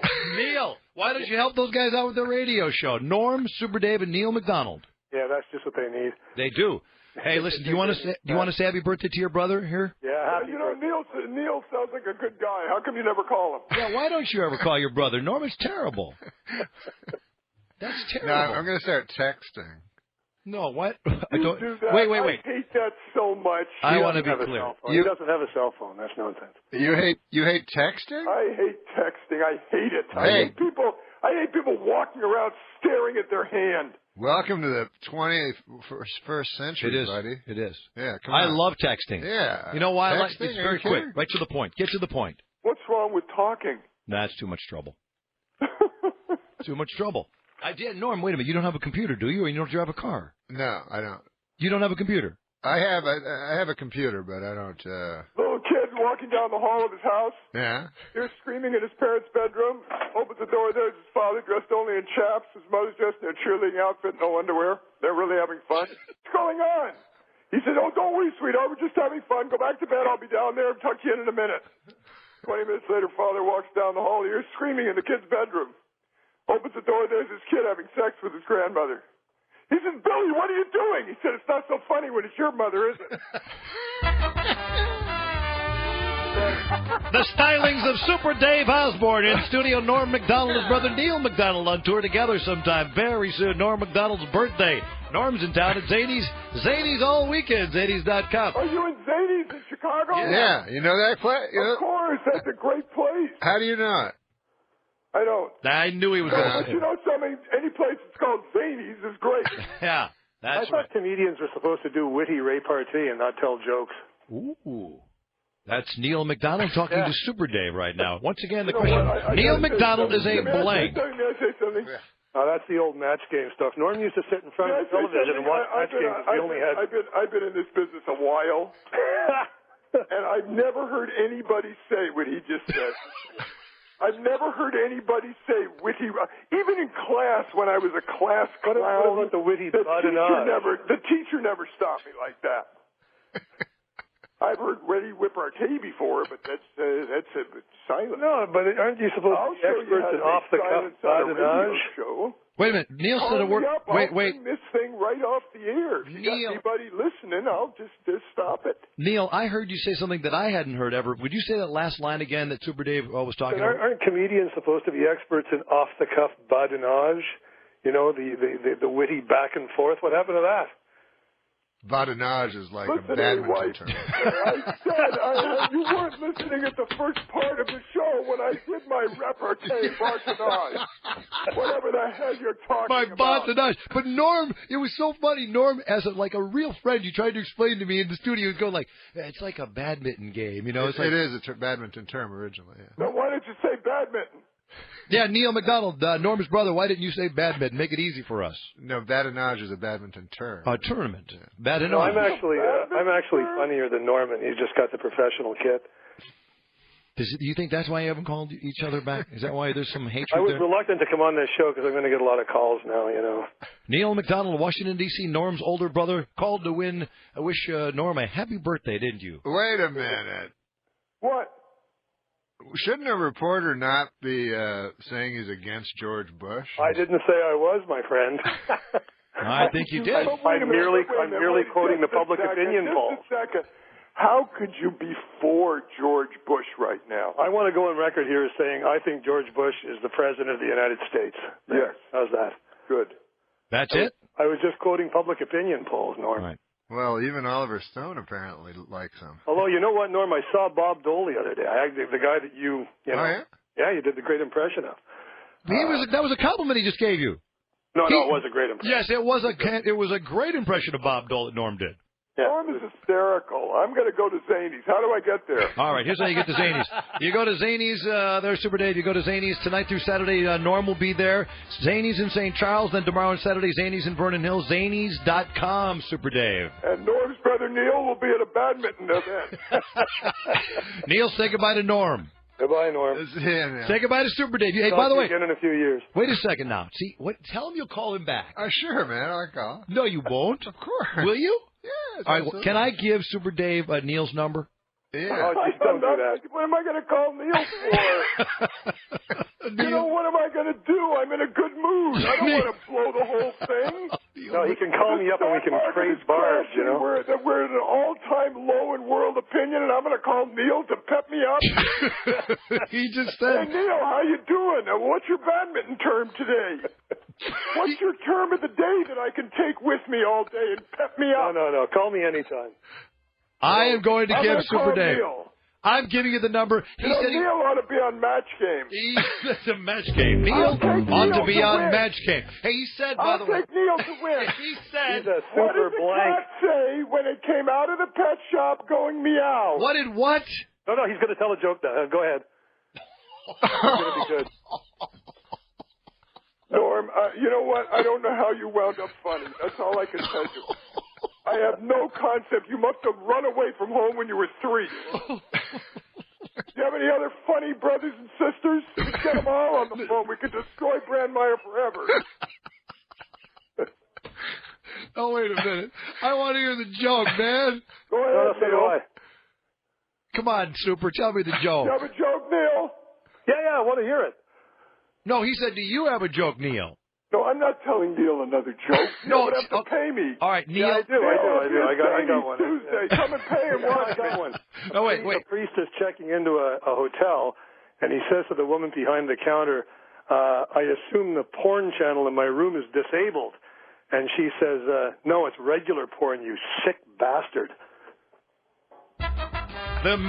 The comedy stylings of Neil Macdonald, Norm's older brother, Super Dave Osborne, blown off the map today by that. Wow. Hey, Super, let me hear your I have a joke. Yeah. Oh, Norm's got a joke. Wait a minute. Here we go. Go. A dog walks into a telegraph office where they send telegrams. Telegram office, right? And so the guy says, "Okay, what do you want your telegram to read?" So the dog goes, "Woof woof woof, woof woof woof, woof woof woof." And then the guy goes, "Oh, I notice you have 9 words. Do you want to put an extra woof like it's for free?" And then the dog goes, "No, that wouldn't make any sense." You know, I love Norm Macdonald. I gotta tell you, I love him. Because he'll do that at the dinner table too. Hey, here's one. A guy's having trouble with his wife, so he calls his best. Hey, Neil, are you off the phone? Neil, will you get off the phone so Super can tell his joke? I just finished writing down that great porn joke, Neil. I won't have to put my finger in my mouth if I get sick to my stomach anymore. I told you I'm not a professional. A guy calls. A guy's having trouble with his wife, so he calls his best friend. He says, "You got to meet me at a bar. I got to talk to you." So they go to a bar. He starts drinking. He drinks so much he throws up in his shirt. He says, "Now what am I going to do? I'm going to go home. She's going to scream and she's probably going to hit me." His friend says, "Don't worry about a thing. Tell her you had one drink. The guy next to you overdrank, got sick, and threw up in your shirt. And to prove it, he put $10 in your pocket to get it clean. I'm putting $10 right in there." He said, "You're brilliant." He goes home. He says, "I'm home." She comes downstairs and starts screaming at him. He said, "Listen to me. I had one drink, but a guy at the bar got sick, threw up on my shirt, and to prove it, he put $10 in my pocket to get it clean." She reaches in. She says, "There's $20 here." He says, "I know. He also crapped in my pants." Super Dave Osborne. Super Dave Osborne. And Norm Macdonald in the studio and his fabulously funny brother Neil Macdonald in Washington, D.C., award-winning journalist. Neil. Okay, hey, Norm, happy birthday. You're the greatest. Good luck at Zanies, and I hope that we get together. Oh, you're going to hang up again? No, yeah, wait a minute. Wait a second. You know what I would love to do? I would love to do some more botanage. He's a great Canadian. Norm's a great Canadian. He'll probably be mad at me for saying that. Let's do some botanage. He's a great Canadian. What is botanage? Aren't comedians supposed to be experts in off-the-cuff badinage? What did you say, Super? Who cares if he's a great Canadian? Oh, Super Dave worked in Canada? I worked for 12 years in Canada. I'm a great Canadian. Neil, that's a point you could answer. What is the big deal if he is a good Canadian? What was he doing in Canada, running around in that weird flight suit? Super Dave was working in Canada. I did Bizarre, which was the first series in the history of cable, and then I did Super Dave. Yeah, I was running around in that weird flight suit, A-Wipe. That's what I was doing. Is that an Arab name, A-Wipe? While you were sitting at home going, what? What is that? Why aren't I watching the Canadian news? That sounded like Rickles. I know, I did for a minute. While you were at home going, I'm sorry, I got to While you were at home, let me apologize. I said I'm sorry. While you were at home sitting with a rake going, bah. I said I'm sorry. I know, okay? but Norm said that was very Ricklish. That you just. I said I'm sorry. He said, what do you want me to do? Neil? I got caught up. Oh. Let me explain something to you. Neil can bring things out of you don't normally do. That's right. Okay? Yeah. You know what, guys? If I was captured, I'd rather have bamboo under my fingernails than have Neil come in and talk to me. No, if I was captured, I'd want to be in a room with Super Dave. I would. I just love this. I just think it's interesting that Neil worked in Washington. Yes. Which was in the United States, while Super Dave worked in Canada. Isn't that interesting, Super? Yeah, that is. Yeah, that's quite an observation there, Norm. You were both countries away from each other while you. This is probably the way you're going to stay now, isn't it? I want to know why Norm told all those weird jokes at the Bob Saget roast. Like, what was going on there? Those were great jokes. You don't understand your own brother. No, you don't understand your own brother. What jokes are we talking about? Now, the Bob has a beautiful face like a flower. Yeah, cauliflower. No offense, but... You know what's amazing? Yeah, what? May I say something? May I say one thing? What is amazing about Johnny B, and I've always found this, you can call him out of the blue, and all of a sudden, boom, there you are on some show. I mean, he's insane. Well, he brought it up. He brought up the roast. Can I ask you a question? Are you still on the air, or do we call you at home? Oh, I'm at my house. Oh, that's great. Oh, Norm, I didn't tell you this is where I live.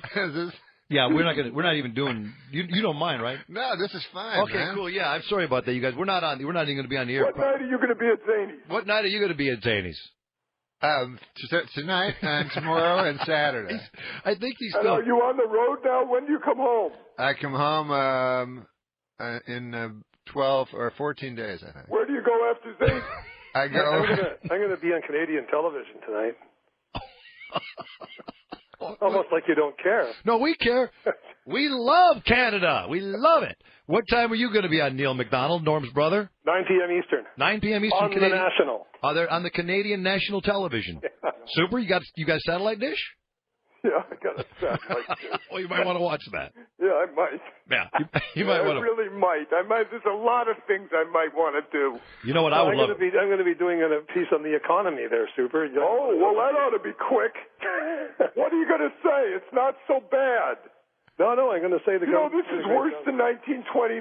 In case you're interested. No, I'm going to say that after spending 5 years in this country, being told that I'm from a socialist nation, I'm going to be talking about how the United States government is nationalizing banks and taking over companies and putting trillions of dollars of public money into bailouts. Nothing socialist about that, right? No, that's interesting. Now, here's the thing. When I did my shows in Canada, the Canadian dollar was 63 cents. And now it's more than the American dollar. You mean when you were just running around with that crazy suit on?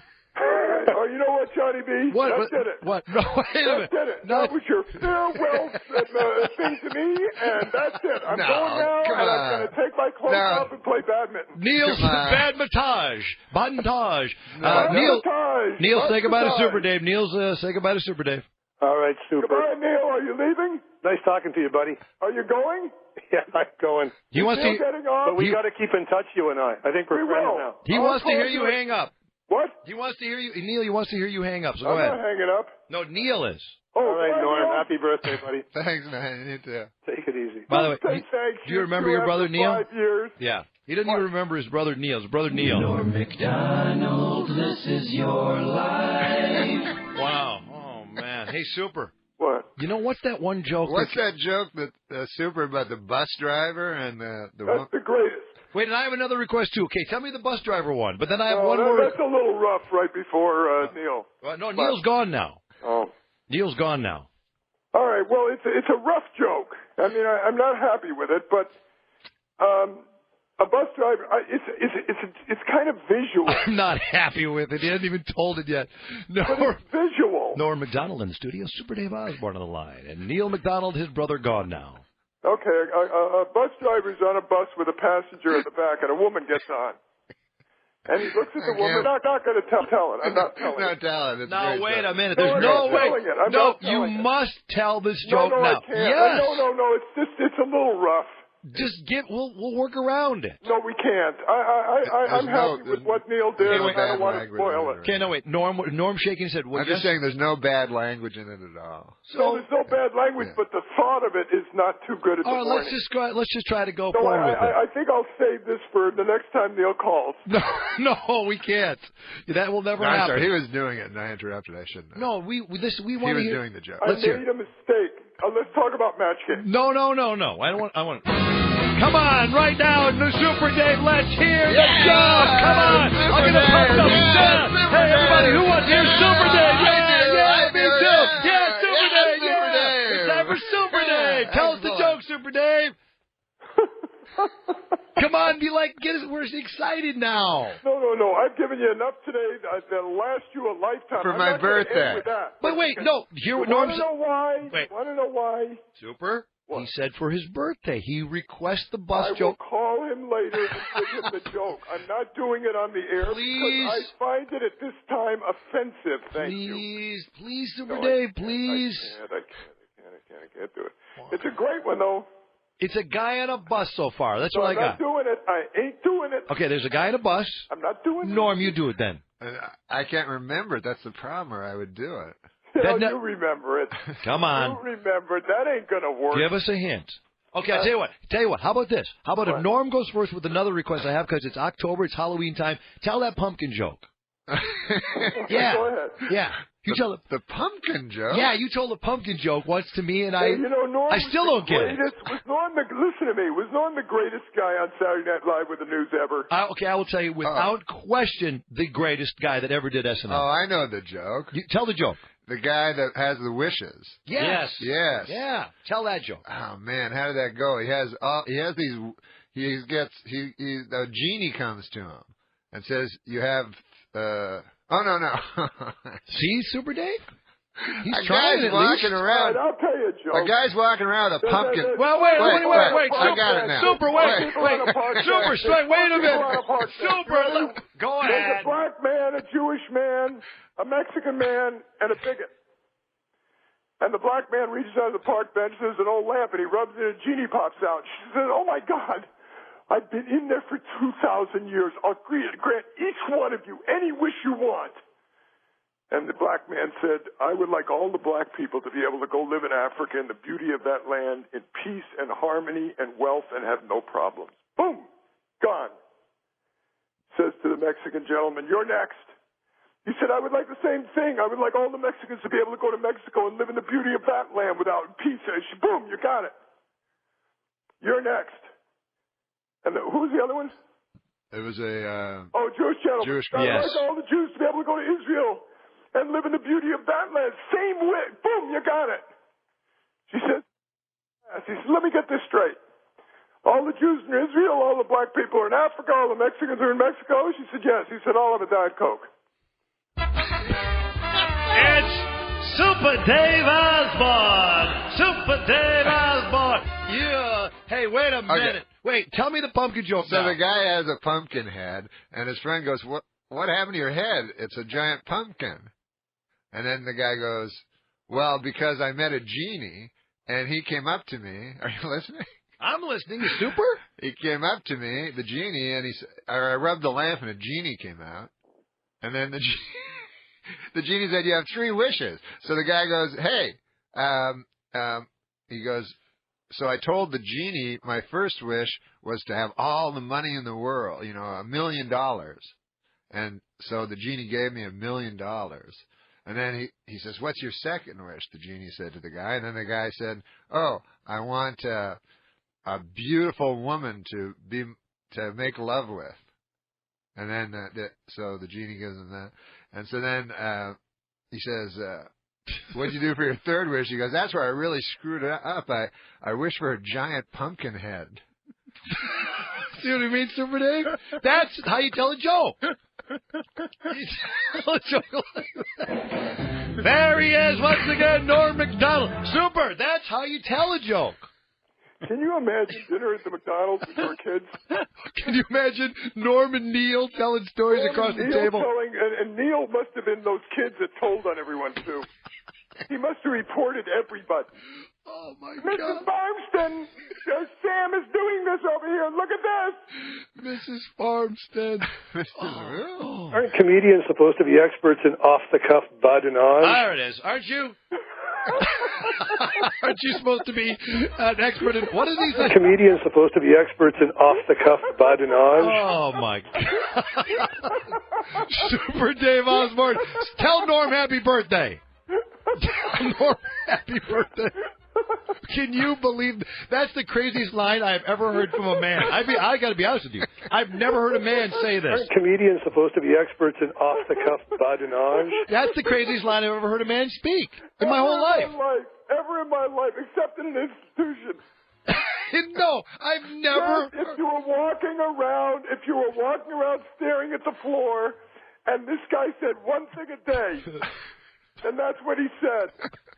You know, but the weirdest thing was the way Norm, he says it, right? Aren't comedians supposed to be experts in off-the-cuff badinage? And then Norm looks at me completely seriously with not a smile on your face, Norm, and you go like this. Oh, it's like badminton. Yeah, it's like... Well, it means back and forth. Yeah. To explain it. Yeah, I'm looking at him like... People are jumping overboard, and he's trying to explain the badinage. I couldn't believe you were. You was like so calmly going, Can you imagine if you were with Neil on a balloon trip over France? Hey, Neil, look at that. Goodbye, Neil. I would shove your brother over. No offense, but I would shove your brother out of a balloon. No, he's a good man. He seems like a good man. He's a good man. He's a good man. Hey, Super, you and his brother got to get together, spend some time together, and really. We're definitely going to do that. You should pitch a show to somebody. I think you got a lot of camaraderie there. We could do it. The three of us. The badinage show. And you know what? Neil would say one thing a day. It would be Neil's moment. It's time now for Neil's moment. Here he is now. Aren't comedians supposed to be experts in off-the-cuff badinage? There it is. Neil's moment. Don't forget the badinage show. That'll be all over the YouTube. Oh, yes, that'll be hot. Say happy birthday to Norm now. Happy birthday. Berta says happy birthday. Teddy says happy birthday.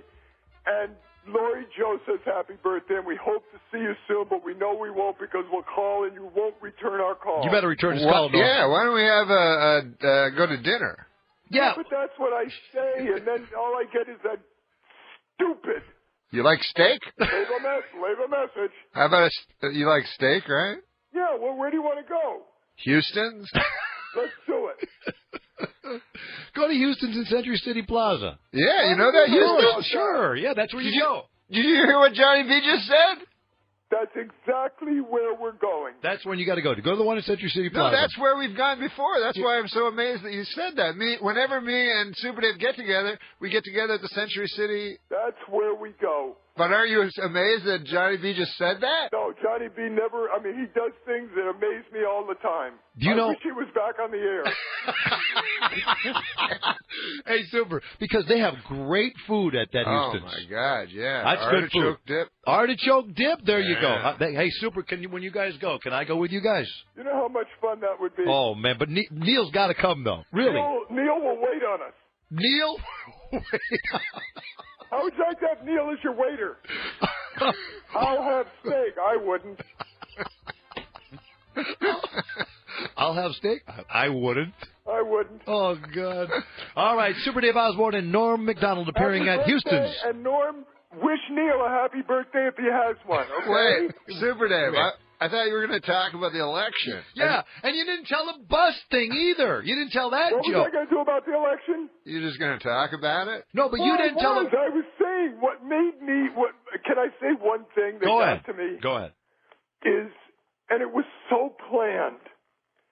First of all, McCain was so angry last night, his fists were clenched. He was ready to go. Yeah.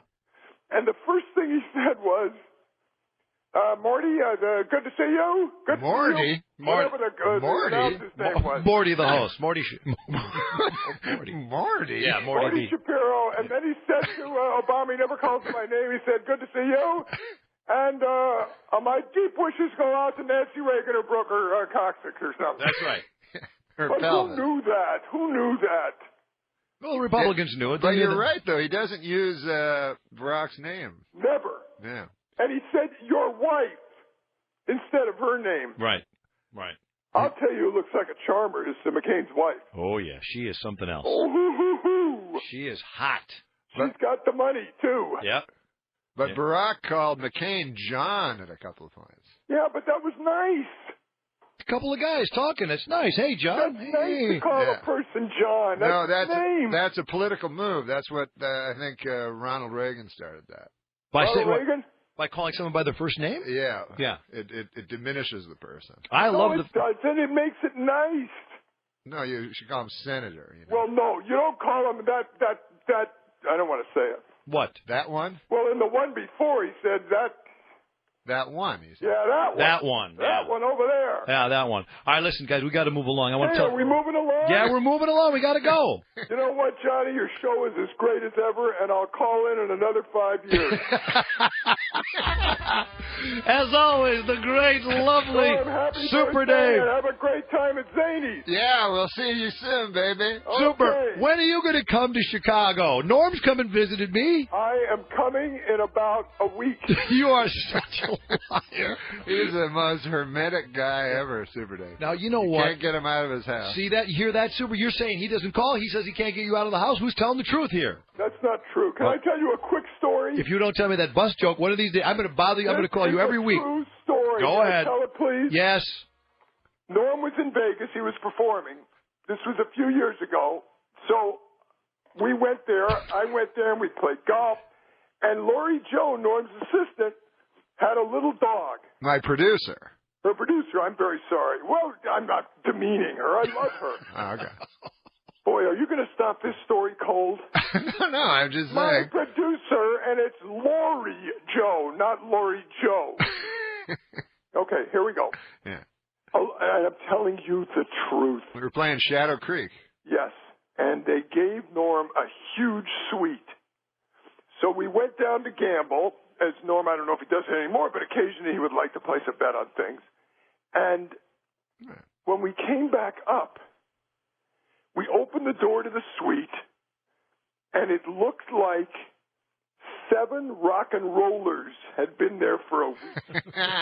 The dog had completely destroyed the drapes, the wooden walls, everything. That's a true story. Yeah. What? Oh, this is you're talking about Lori Joe's dog. Yeah. Yeah. That's what I said. And then, but you're forgetting that then the dog escaped. Yeah, and it was downstairs in the jail with people. It was in a jail. It was in a jail. And it traumatized gypsies. Yeah. It did traumatize gypsies. Traumatized gypsies? Yeah, they tried to sue. I haven't heard the word gypsies mentioned in the last 20 years either. I know there were gypsies on the same floor that we were on. Listen to what you're saying. When was the last time anyone said the word gypsies? Right, I don't know. Come on, who says? I don't know. No one says gypsy Well, anymore. listen, that's because you don't hang around at the edge of town. Watch out for the gypsies. Here come the gypsies. Hey, you know what? Yes. God bless all of you. God bless. Now, hopefully we get out of this crisis soon. No, listen, Super Dave. Yeah. Speaking of Lori Joe, she is right now listening to Johnny B because the whole Hoekstra family loves Johnny B out in Kankakee. Kankakee, Illinois. It's actually St. How about Anne. that, Super Dave? I got listeners in Kankakee, Illinois. Actually, St. Anne. St. Anne, Illinois. How great is that? That's fantastic. Super Dave, I'm getting yelled at right now. Story. Now I'm going to hang up on you. Yeah, I would too. Hey, Super, if you don't tell me that bus joke before I die, I will kill you myself. I will tell it to you, and I'll call you in 5 years, and we'll have a big birthday. Super, can we make one bet on the air right now or one sort of declaration? When I die, I would like you to give me the bus joke over my grave. I will put the bus joke in your grave. Oh, all right? I will put a recording of it in your grave. Hey, watch out for gypsies. Careful for those gypsies. Gypsies. And remember, badminton for everybody. Watch out for badminton playing gypsies. They will kill you. And you can see Neil tonight at Not So Funny. Neil MacDonald, Norm's brother, performing at Not So Funnies in Canada. Super Dave, I'm hanging up on you. Hey, Super Dave. No. You tell him he has to go. No, I was just going to say, because he said not so funny, this comedian George Miller used to have this joke. You know George Miller? No, yes, of course. And he said, I just played He goes, there's a great club in New York, Catch a Rising Star. I played that one. That was a great club. Not as good as the one I'm playing next week across the street. Snub a bombing has-been. There it is. All right. Now we're bringing George Miller into this. Oh, my good Lord. Super Dave. I like Not So Funny better. Oh, Not So Funny. I have to tell you. Not So Funny goes with Zany. Right. It's very... Not so funny. All right, Super Dave, thank you very much. You'd only have one person on the bill, and it would be Neil. Performing tonight. Neil is the only comic in the United States who opens for himself. Here he is again in Not So Funny's the headliner, Neil MacDonald. Here he is. Neil MacDonald. Here he is. Come on out. Come on out. Talk about the economy. Come on out, Neil. Aren't comedians supposed to be experts in off-the-cuff badinage? All right, there it is. I know, goodbye. That's just like this. You know what that is? That's his Take My Wife, please. That's his Henry Youngman-esque moment. All right, Norm Macdonald. Norm Macdonald, this is your life. I want to have somebody sing to you right now. Empty bed where we made love to the small house of the morning. Oh, that's a great song, man. Empty bed, I'd stroke your chest hairs and laugh and put your jockey shorts on my head. Norm Macdonald, that's, by the way, on the CD called Ridiculous. Put that one in on a long drive. That CD will blow you away. You know what my favorite piece on that CD is? Yeah. The Fantastic Four. Oh, that's my favorite, too. I don't know what it is about it. It's just, I said, so what? I just... Because when I was a little kid, we would talk about it. It's fantastic. The Fantastic Four. It's on the CD. Ridiculous. Norm Macdonald is in town, ladies and gentlemen, performing tonight through Saturday at Zany's. Tonight at Zany's in St. Charles. Tomorrow and Saturday at Zany's in Vernon Hills. If you can't figure that all out, it's all coming at you too fast. Go to Zany's.com and figure it out. Norm Macdonald, hey, they have a cake for you out there. It's your birthday today. Well, it's your birthday tomorrow. Your brother did. They're going to bring you a cake. Oh, that's cool. We have to do a break here. Come on in, and we'll let Norm go. Thanks, on in. Johnny. Bring the cake in. Come on in. I got to take a break. Oh, wait, I want to say before I go. Yes, go ahead, brother. I've been a fan of yours forever, and it's great to finally meet you in person. Nice to meet you. Are you baby. kidding me? We love you, Norm Macdonald. Now, you do have people, your girls from around here, though, right? Your assistant or producer, you said? My producer is from St. Anne, Illinois. Yeah. Laura Joe. That's fan. You're going to have a great time in town, then. You're going to have an excellent time this weekend. Yeah. Excellent time. Hey, can you bring Norm's cake in so we can blow those candles out, or no? Are they coming in? Because we got a break. I love Tex Hooper. Who is singing? Who is singing Tex Hooper? What? Who is singing this? Who is singing Empty Bed? There's your birthday right there. Oh, there really is a birthday cake. I told you. Oh, I thought you were just going to pretend. Norm, who is singing? Who is that right? Who is singing Tex Hooper? Who is that? I don't know if I'm allowed to say. Oh, you don't want to say it? Don't. No, I don't know if I'm allowed to. I'll tell you why. Because if you get into the whole, it's a 19-minute bit. Yeah. On the CD. 19 minutes. If you get into it, you're like immersed in it. So I would don't say anything. You can tell me maybe off there who it is. I won't say on there. Anyway, happy birthday. There's your cake, Norm. Oh, cool. See it? Happy birthday. I made that. That's really nice, man. I just wanted to prove to you, sweet. everybody, I bought you a cake. Oh, thank you very much. I bought you a cake. I can't believe it. Norm Macdonald. Well, once again, it's Zany's. Nobody ever got me a cake. Is that pretty? Yeah, we're going to cut it up. We're going to eat it. I got a break. We'll be right back. Norm Macdonald at Zany's this weekend. Don't miss it. Pick to click. 97.9 The Loop rocks the workday with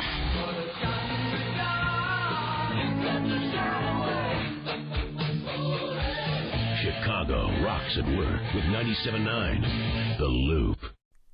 Norm Macdonald. He's anchored SNL's Weekend Update. He's roasted Bill Clinton and Bob Saget. And nobody can mumble their way through a lame joke like Norm can. Check him out at last year's Comedy Central roast of his friend and comedian Bob Saget.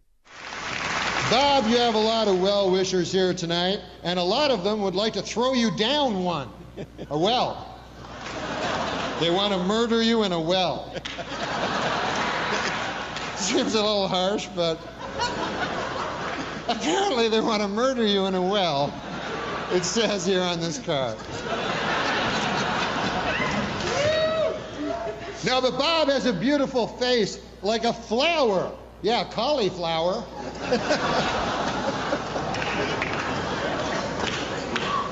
No offense, but your face looks like a cauliflower.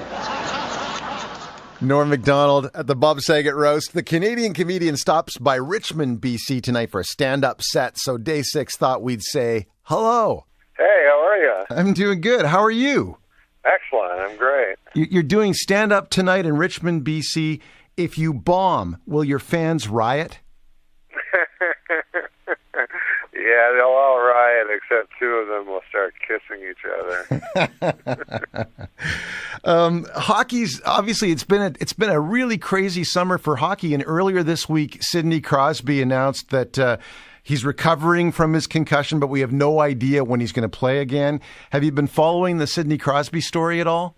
Yeah, it's pretty depressing. I mean, obviously there's been a lot of concussive stories, which is bizarre that it just came out of nowhere like that, because hockey when I was a kid was way rougher. Did you ever take a hit on the ice? Oh, yeah. Because when we were kids, because I'm real old, I'm 47, so when I was a kid, the Philadelphia Flyers were crazy, you know? Oh, yeah. As a matter of fact, I met Dave the Hammer Schultz when I was a little boy outside of Montreal Forum, and went out behind there, and there was the bus. It was like Slapshot, you know? Right. And he had a big fur coat on and stuff. And I went over to Schultz, and I wanted a autograph, you know? And the Hammer, he just looked at me, and he threw a cigarette at me. You didn't get an autograph at all? No, I didn't. I was real sad as a kid, and then later on, I was happy because it was much funner that he threw a cigarette at me. I hope you kept the butt. I should have, yeah. That team was so rough that even Bobby Clark, the star player, was a fighter. You know, it was crazy. I had a look at your Twitter feed. First of all, what do you like about Twitter? Because you're pretty good on it. I like Twitter because you can just think of stupid things and then immediately force them on people. What was? I didn't know you could do a bunch of stupid things. That did because Twitter came out, I guess, a long time ago, and I thought it was people like celebrities going, "Hey, I'm eating an egg over at this restaurant, an egg restaurant or something." You know? That's what I thought it was about. So I said, "Well, that seems stupid." But then my buddy was telling me, "No, you can just write stupid jokes," and and so I do that. And then the fun part is you read the comments and everyone hates you. Well, what was the line you had about Gaddafi? Gaddafi was the poisonous tyrant Muammar Gaddafi, the psychopath, is missing. Geez, I hope he's all right.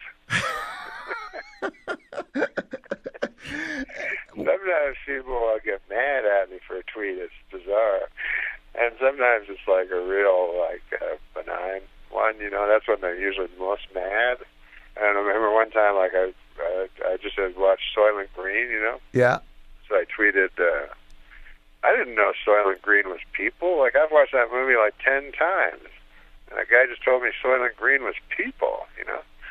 And people got so mad, everybody's typing, they're like, "What are you, an idiot? Of course it's Soylent Green is people, you know." Here's another tweet. You said, "I'm going to die one day. That's what really kills me."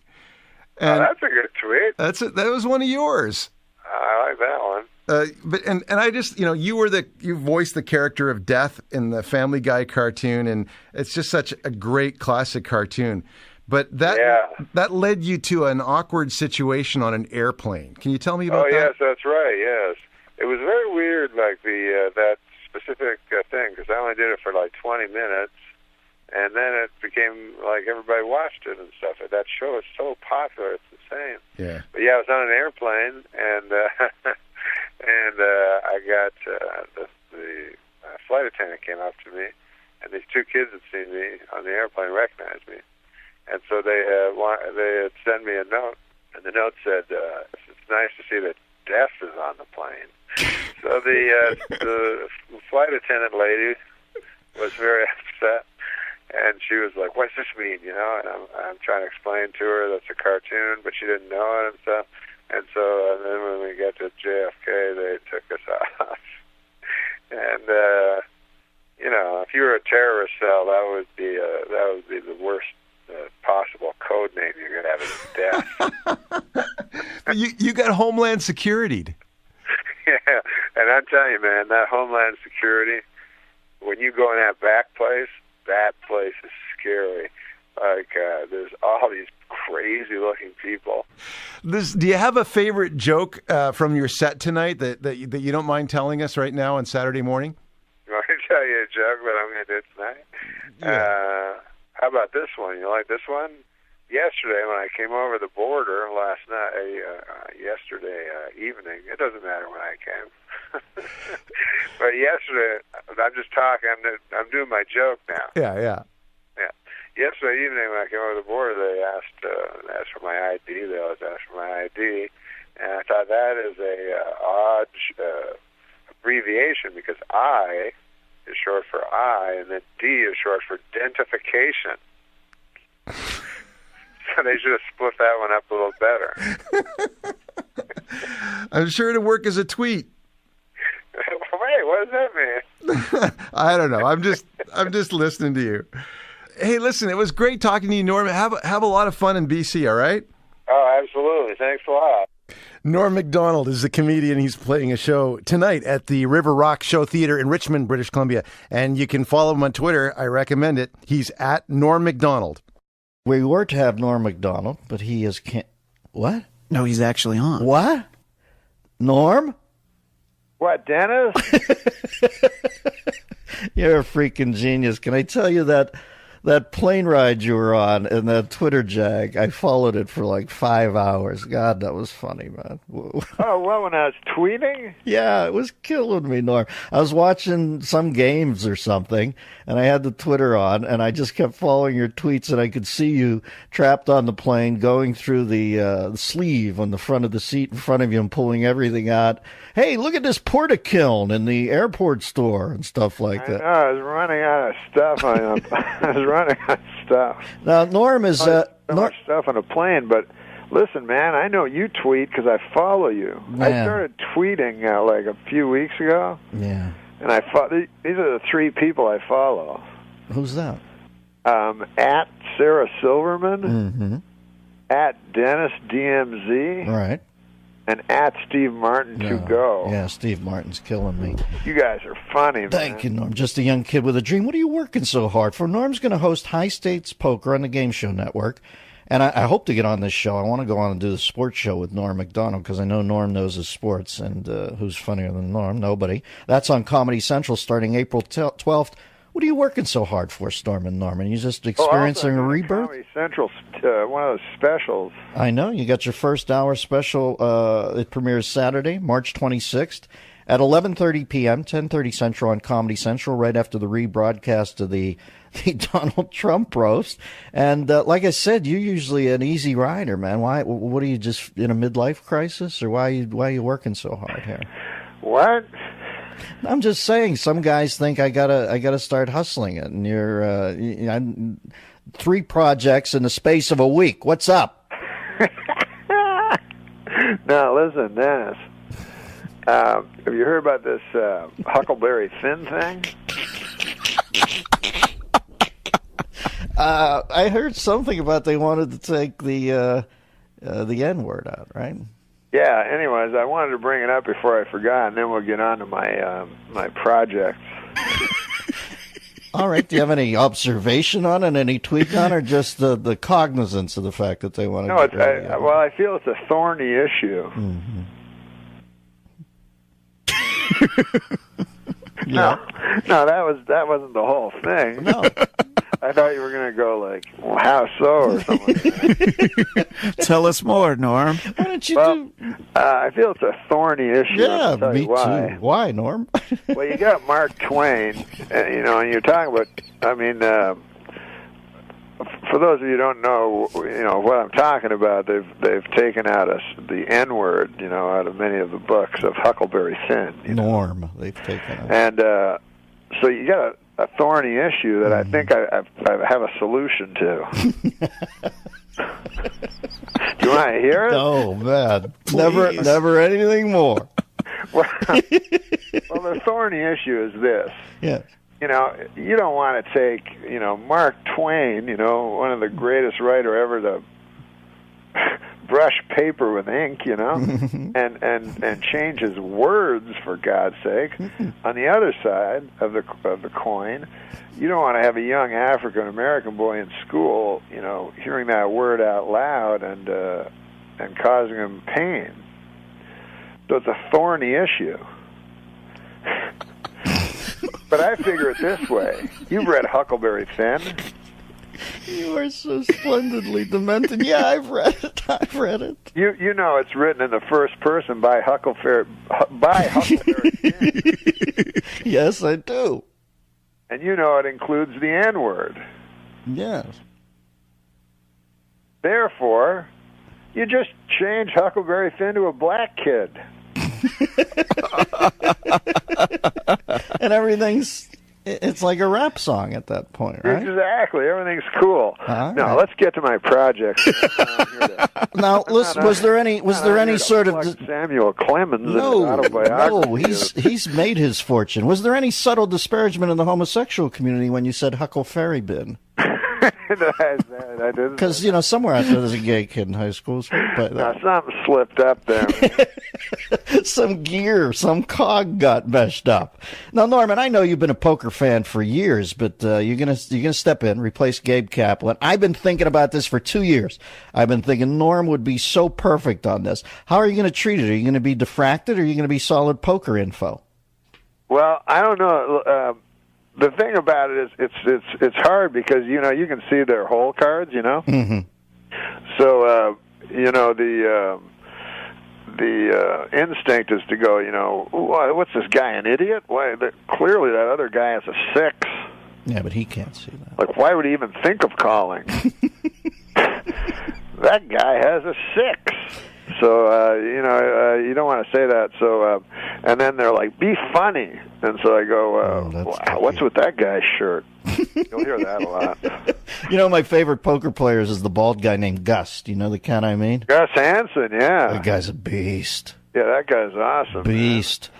High Stakes Poker. That'll air Saturdays at 8 p.m., 7 Central on Game Show Network. There's 5 comedians on the planet I'd set the TiVo for, or better yet, be in front of the screen for an hour comedy special. It's Norm. He's calling it Me Doing Stand-Up. It premieres Saturday, March 26th at 11:30, 10:30 Central. Stormin, are you proud of it? Are you doing it live, or is it in the can already, and how'd it go? No, it's in the can. Mm-hmm. They let me edit it. I was always afraid to do a stand-up special, you know. No, when you chortled after in the can, was that another subtle disparagement of the imaginary high school gay kid? Kind of. You're a tricky boy. But they let me edit the special, so I was really happy to because I was always afraid, you know, because a lot of times, like when I've seen those specials, and I was like, I don't want me to say a joke, and then you cut behind me and show, you know, because they like when I went to do the special, they had something called a jib. It's this camera that like moves around Swoops and stuff.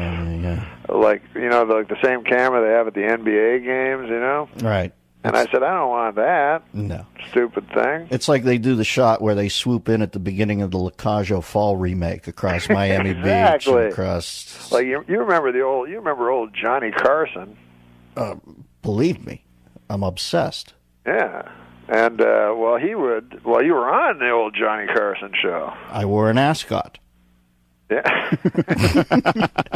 I wore an ascot. The Germans wore gray.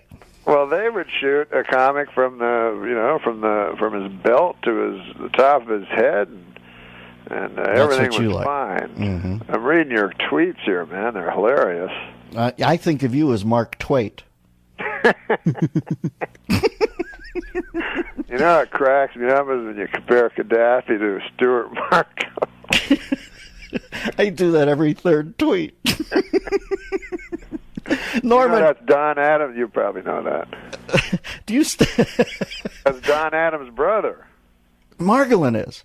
Did you know that? No, I did not know that. But now it makes sense because when I met him at Hef's, they called him Agent 69.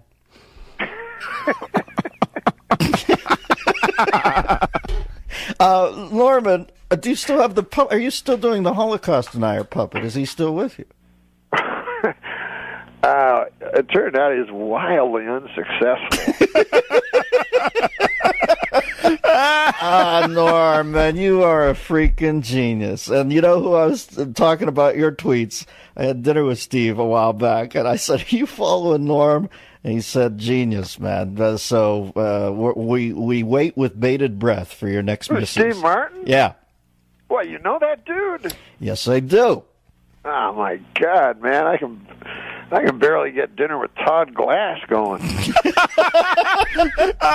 Ask him to take you to that Greek place near the old ship in Philly. It's beautiful. You know how you get to Todd Glass? You have to go through the legendary WID. Yes. That was my Philly connection back then. Todd Glass, by the way. Christian, try to get Todd on. He's got a brilliant rat-a-tat delivery. All right, Norman, let me lay these down because these are important because this guy's a genius. High Stakes Poker, Norm's going to be the host. That airs Saturdays at 8 p.m. 7 Central on the Game Show Network. He's got a sports show. Can I come on this with you?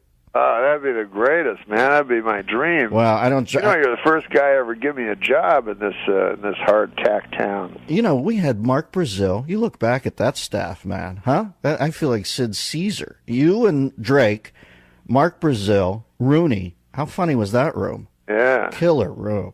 I remember you guys. I remember one time. Well, you can't. One time, Mark Brazil, who always used to do a lot of jokes about it, he'd go, we have to take down Rush Limbaugh. Like, he'd write like 3 Rush Limbaugh jokes a day. And then I remember you one time in a thing going, I kind of like Rush. He kind of makes sense. And Mark Brazil, like, jaw dropped. I know. But he always liked me.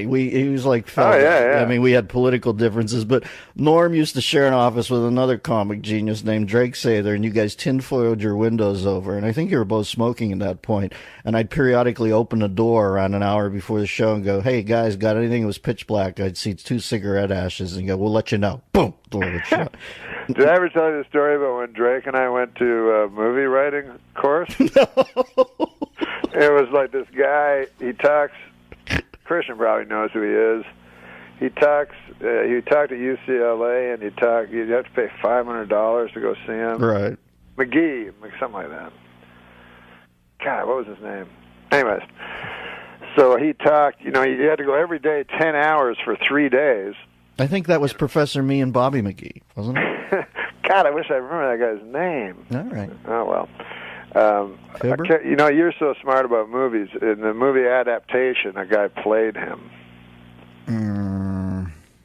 I'm blank, baby. I thought you'd know. It's so stupid because it's not germane to the story. So, anyways, we go to the UCLA thing. It's 10 hours a day for 3 straight days. So it's me and Drake. We think we're going to write a movie. We're so stupid.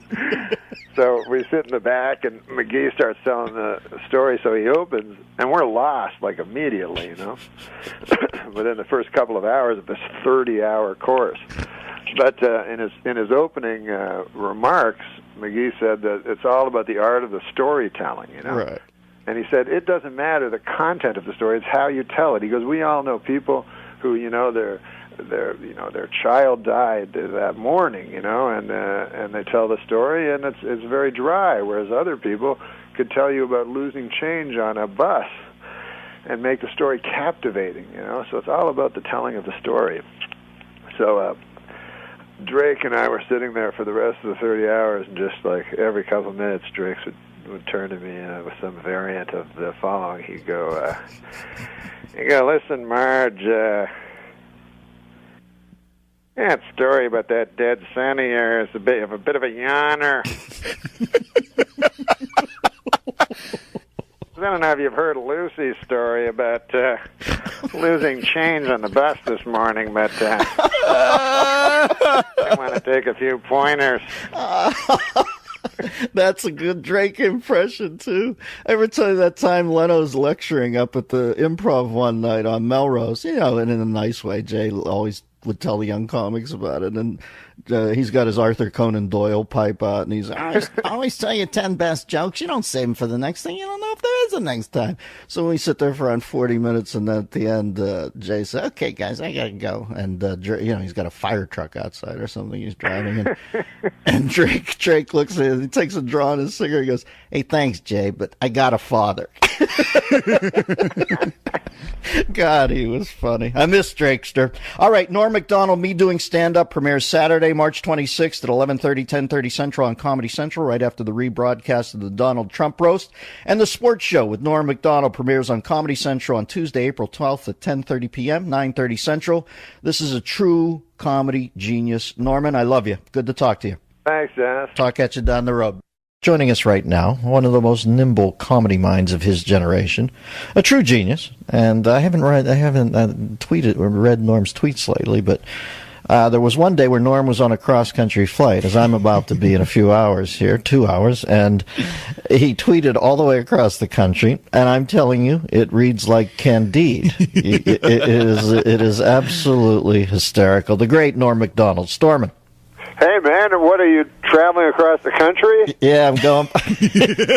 I'm going back to New York today. Where are you at? I'm in Los Angeles. All right. I'm in Los Angeles, the city of. No, but I'm not Spanish. Listen, I don't know everything. But what are you going to do in New York? Wish that you were there, quite frankly, so I could have dinner with you. Where do you like to eat in New York, Normie? What do you like? I like Wally and Joseph's. Oh, Bernie used to take me there. Did Bernie take you there first? Oh, no, he didn't. Bernie Brillstein took me there, and they have the killer steaks and a nice bowl of pasta, too. So it's got the green sign down in the theater district, right? Yeah, exactly. Yeah. And there's this other restaurant that was right across from my apartment. It's called Patsy's. Patsy's? No, sure, I've been to Patsy's. That's Sinatra's old haunt. Roger Ailes always takes you there when he wants to have lunch with you. So one time I was it was after the smoking ban. They just put a smoking ban in where you couldn't smoke. Yeah. And I guess this joint was run by some friends of Frank Sinatra. Yes, let's you know say what I'm saying. Yes, I do know what you're saying. So I went outside to smoke a cigarette, because you couldn't smoke inside. Then this guy comes out. He goes, "Nah, you smoke inside." I'm like, "Nah, it's against the law." He goes, "You smoke inside. It's all right." So then, I'm just sitting alone at this table. A guy puts a giant ashtray in front of me. I'm smoking this. Everyone's walking. Everyone's looking at me. But I was like, I was a maid. You know what a made man is? Yeah, I know what a made man is, baby. I remember one night Gotti wanted my autograph for somebody at the Columbus Cafe, and I went back and met those guys. And it's fascinating in a way to watch that power. You're supposed to be repulsed by it completely, but there's something intoxicating about guys who are that, let's say, sure of themselves, right? Who, the Teflon Don? Yeah, he used to hang at that Columbus Cafe joint. Not a lot, but I saw him in there once, and they said... he asked for your autograph? Nah, some kid, he knew a kid, I think it was his daughter, maybe I'm wrong, but they said he wants an autograph for this kid, so I went back and signed it. Oh, that's pretty cool. One time, Rob Schneider was telling me, if someone recognized you liked them, kind of? Yeah. So he was down in the studio. This was before I was there, but they used to have Donahue down there. Right. And so Football Williams was there, the guy who threw the brick at Reginald Denny's head. He was on Donahue, so he's dressed up in a suit and everything, and they were in the bathroom, and then Schneider couldn't recognize him at first. He goes, "Oh man, that's the guy that threw the brick." And then all of a sudden, Football looks at Schneider and goes, "You the copy guy, man, you're hilarious."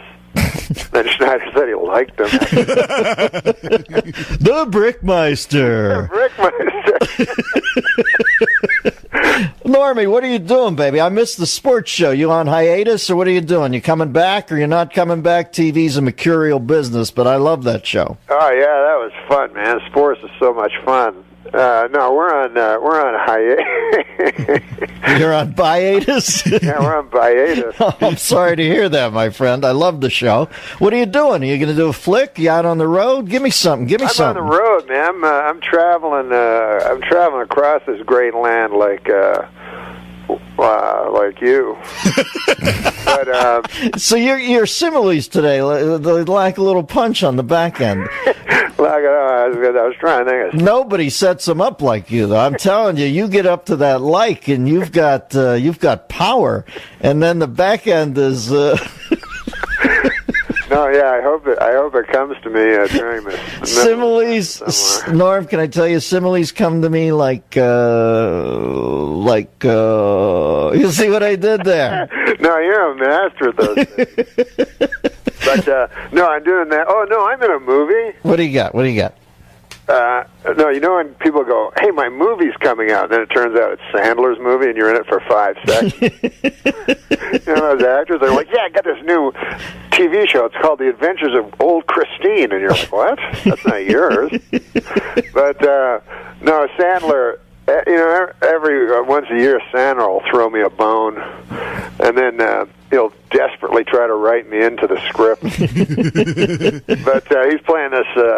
He's in this movie where he plays a lady and his twin sister. I mean, a man and his twin sister, a lady. Wow. And then I go out with Adam Sandler, but he's a lady, you know. So it's cool. Wow. Well, I used to love it when you two would make out at SNL. What? One time they made me make out with Nealon. I remember. I'm just a writer, and then like they write the sketch, and they're like, and then the idea was Nealon was at a bar, and Heather Locklear was over on the other side, and they were looking at each other and trying to top each other. So then Heather Locklear starts making out with a dude, and then Nealon like makes out with me. Oh, I remember this. And then if a guy kisses you, man, oh my God, you remember it for so much longer than if a girl kisses you. Yeah, well, it's. And he has that big head and everything. Oh, yeah, he's big on head. Now, listen, here. No, I didn't say that. Oh, I'm sorry, I misinterpreted you. I thought, God, no, I don't remember that sketch. I would remember if Kevin and two of my good friends, my good heterosexual friends, performed over.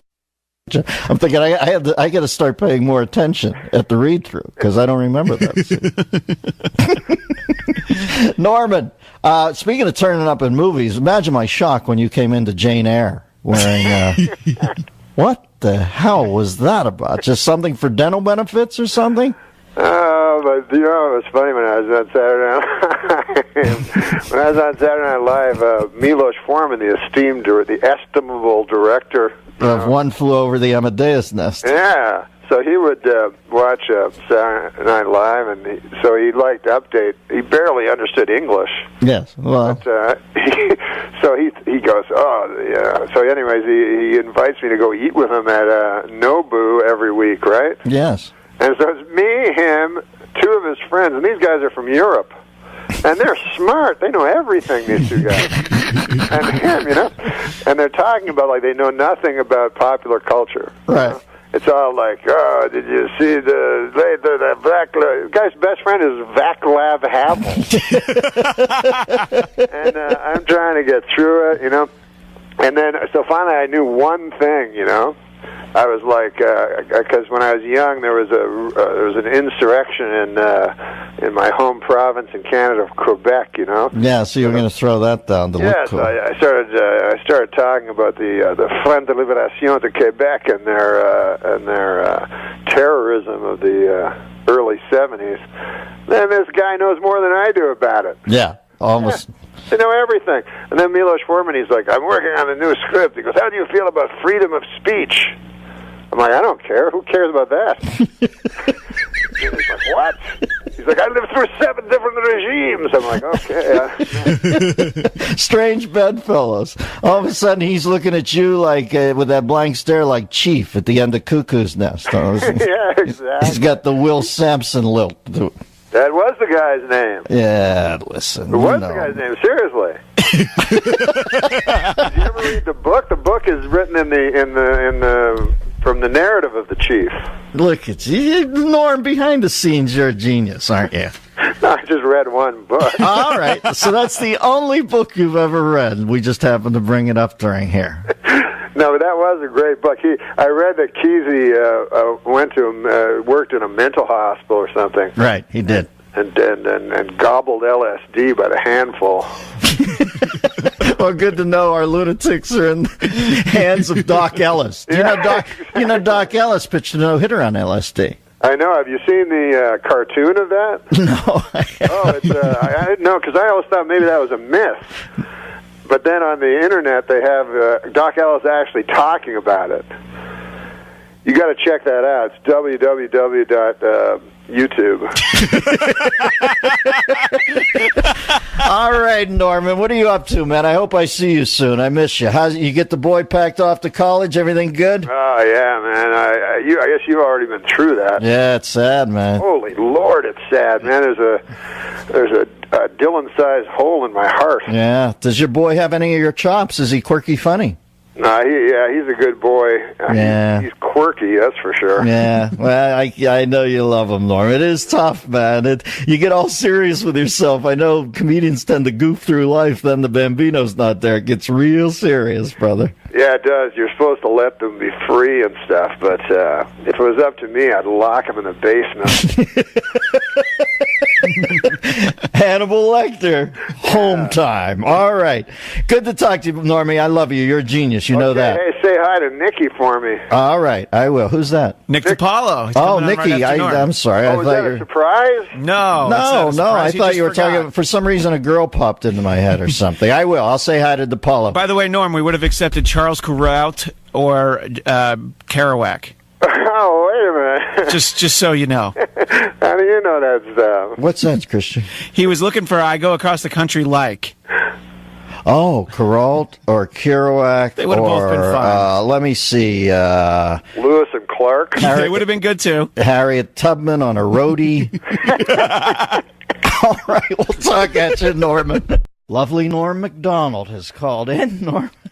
Norm will be performing at the Houston Improv August 28th through the 31st, and the Irvine Improv, which is a great club down there. That's where I go to work out my HBO specials, September 12th through the 14th. Storm and Norman, I've missed you. Yeah, if you don't have any plans for the fall. Believe me, I'd love to come down, and then we're going on the road with the gin game later in the year, aren't we? No, listen, man, I try to phone Christian. I decided, since I've been, like, let's face it, I haven't been the most dependable guy. I'm not Mr. Goodwrench.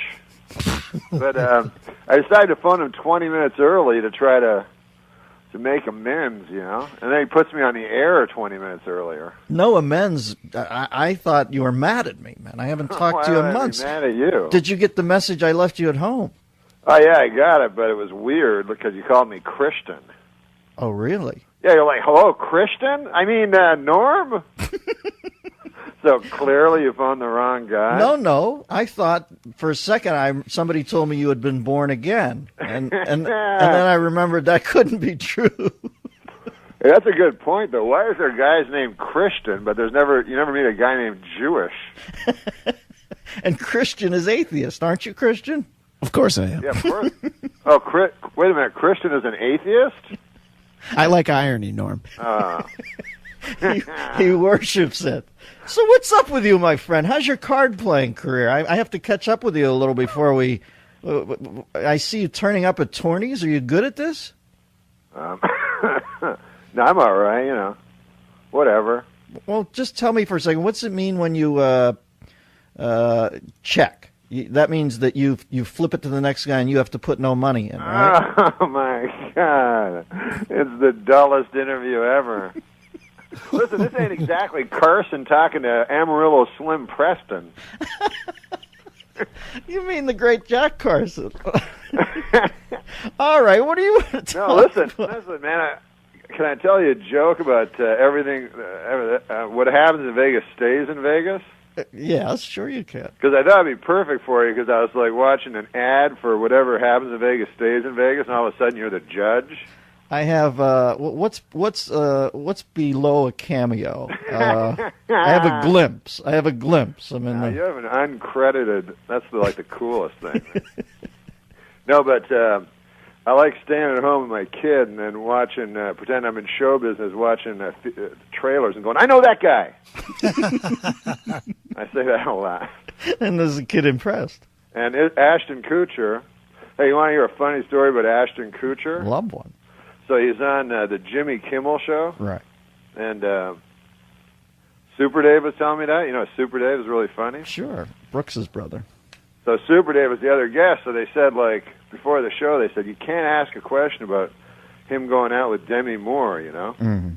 And Super Dave's not that, hip to everything. Like, he doesn't care and everything. So, anyways, halfway during the show, he said, listen, Ashton, I don't know who you are, but someone backstage told me you were dating Mary Tyler Moore. Now, let me ask you this, Norm. I think that Then Ashton Kutcher tried to go along with it. You know how guys try to be funny by going, yeah, right. We're on our third year dating. It's already over, but the guys... I think that Super Dave's so brilliant that he knows exactly what he's doing. Oh, right? no, he knows what he's doing. I mean, he's as sharp as they come in that sort of guise of being the bumbler, but I know he knew exactly what he's whining. And I know what you mean about getting into an improv situation with a civilian, where it's like you're swimming away from the Titanic and they're starting to go under and grab onto your shoulder in the improv, and you have to get away or you too will drown. So I know that feeling where I'm sure Ashton tried to go into Del Closeville and he couldn't quite pull it off. But a good guy, though. A good guy. Treading water, you know. What happened to your phone line? Oh, you can't hear me? Now I can overhear you, so it's balanced I out. put my finger all over the phone while I'm talking. I'm switching positions, walking, pacing, like a caged cat. Hey, listen, you want to hear my whatever happens in Vegas stays in Vegas thing? Yeah, I'd love to. Okay, so this is what I do in my nightclub act when I'm in Vegas. Right. But you can pretend, you can forget about that. Just pretend I'm telling you. On the show. But that phrase is kind of it's not literally the truth, like what happens in Vegas stays. If you can't steal a car and go across state lines, and they're like, "Hey, man, it happened in Vegas." So I was trying to whittle away, the falseness of it and see exactly what they were saying. And I realized what they're saying is, you can have sex with a prostitute there. And then the prostitute will not tell your wife back home. That's the essence. That's the Chewy Nougat Center. Yeah. So they're very discreet, unlike those small-town gossipy whores back where you live.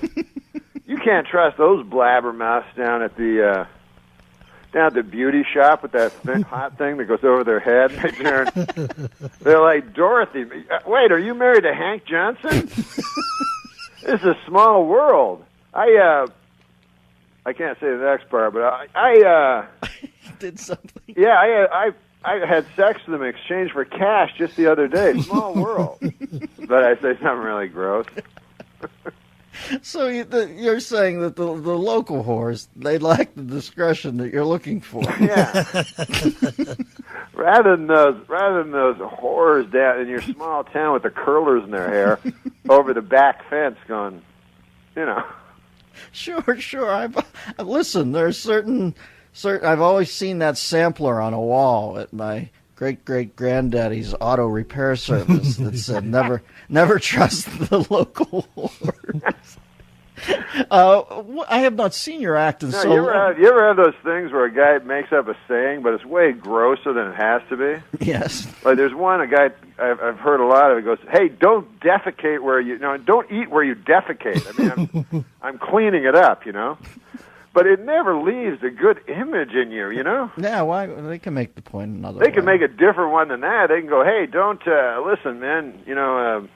Don't lie in the same chair that you broke last summer. Whatever." Right, but I understand. Why go right to that card? Why go to the fecal go to an card? image that no one on earth ever no one ever does that. First of all, so there's no. There's no real metaphor there. Right. Like if people actually did that in real life all the time. Yeah, that'd be, you'd die. Like defecated and then said, "Hey man, let's eat here in the bathroom." Mm-hmm. No way Honey, to go. No, I think that happened to Andy Gibb at the end, but no. Oh, wow. Other than that, I haven't seen your act in so long, Norm. I'm wondering, have you ladled anything new? Are there any new lilts in it, or what are you doing now? I do that Vegas one when I'm in Vegas. Mm-hmm. When I'm away from Vegas, my act changes. I open with a new bit where I go, "Hey man, I was just in Vegas, and they have this commercial." Mm-hmm. You gotta switch it up. You ever go to clubs and like sometimes you'll just be standing there all nervous because you have to go on stage in front of people. Mm-hmm. So you're looking at the crowd all nervous, and then the manager comes up to you and goes, "You're changing your act dependent." They think you change your act dependent on the crowd, like you're scoping out the crowd. Mm-hmm. Like all of a sudden you're Zogby.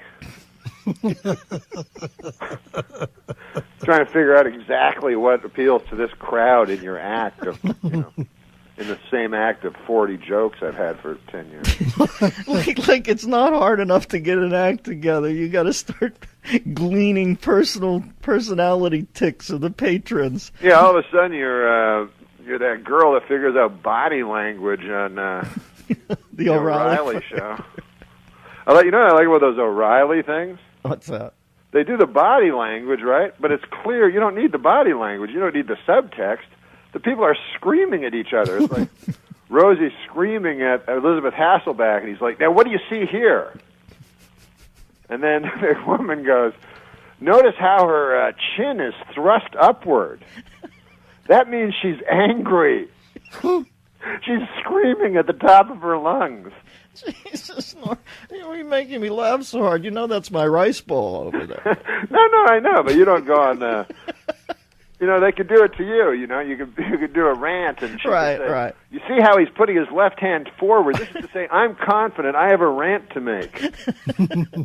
Now, what are you getting off Queequeg as he plunges the harpoon into the Leviathan's back? Well, he's angry at this whale. Hey, listen, man, is a Leviathan a primordial creature that are... No, it's a woman who likes women. That's what Edith Bunker was... She'd go, "Oh, Archie, oh." That's the best. Maureen Stapleton. What are you still toying with the idea of the puppet act, or what are you telling me? Oh, no. What, you want to hear that guy? I just remember you telling me you were working on a ventriloquist act. Yeah, we don't call it puppet act, but thanks a lot, man, for the respect. Can't do it now at all because the guy... That's a regular Johnny Carson move. Our next act is a puppet act. We'll be coming out here with a puppet and pretending it speaks. Norm, wait, Norm, I have to tell you something that'll make you laugh. Do you remember Gervitz, our manager, used to handle a guy, or maybe he still does, named Ron Lucas, who was a puppet act? Oh, yeah. And he was the sweetest guy in the world. So when I'm in Hollywood, I'm trying to impress Gerv, and I'm just new there, so I'm shooting from the hip, trying to do that whole sardonic dentist thing. I go into his office one day. He's sitting there with Ron Lucas, and Gerv says, "This is Ron. He's a ventriloquist, and he just got a new act he was telling me about." And I said, "Yeah? What'd you buy, a lathe?" and the guy looked at me so crestfallen. And I have felt guilty about it to this day. So if anybody knows Ron Lucas, or indeed the puppet, my apologies. I was an insecure kid trying to act cooler than I was. No, that's you owe no apology because those guys want to be comedians. Oh, they do? Yeah. So he should have, if he had any brains in his head, he should have gone, "Hey man, can I use your lathe joke?" and then done it because the new thing is, as you call it, the puppet act. We call it ventriloquism. Oh, I'm sorry. It's like I didn't want you to be slumming there. It's kind of postmodern ventriloquism where the act almost talks about the non-existence of the, he cops to the fact that it's an inanimate object. You've heard that. A reductivist approach to yes. And they've also, I've noticed, they've exchanged you know, they used to just have the wood, like your joke would work, the lathe, back in the late 70s when you told it, right? But now they've replaced the Charlie McCarthys with these giant, much more likable Muppet type characters. Oh, right. Right, so it would be like because they found they were making too many movies where the where the antagonist of the film was a ventriloquist dummy. Nothing but pure evil. Right. So then the ventriloquists were going, oh my God, this is not going to be good for my act. The malevolence factor. So they went to like sort of a sleeping bag with a face on it, the big plush thing. That's what it looks like. Uh-huh. But no, Rusty's wood, my guy. Wait a second. Saberhagen, you have to isolate that quote. That is going to be played regularly on this show. Rusty's wood, my guy, is the funniest thing I've ever heard. Yeah, man. Oh, tell me about Rusty. Hey, what, another guy canceled? I don't know. What's Rusty look like? What, Rusty? I know, I'll get him out of the bag in a minute. But listen, man, it is what, he's shy sometimes. But what is that? What that guy canceled, man? I was talking to Christian, and he's like, another guy canceled. Who canceled? Bill Simmons has strep throat. He was going to talk about NBA, but he can't talk. So I was like, well, that doesn't really work for the radio, Bill. We'll have to reschedule. No, I didn't know any of this. I just thought Norm was getting to us on Norm time, because I thought we were supposed to talk yesterday. But no, he talked. Well, listen, Norman, I can't tell you how good it is to hear from you. You know I think you're a genius. You know I love you. Wait, is it over? Well, I haven't played a commercial yet this hour. No, but are we going to do another bit after the commercial? Can you stay? Hold on, man. Let me ask Rusty. We'll be right back with the guys on the Dennis Miller Show. Hang in, Norm.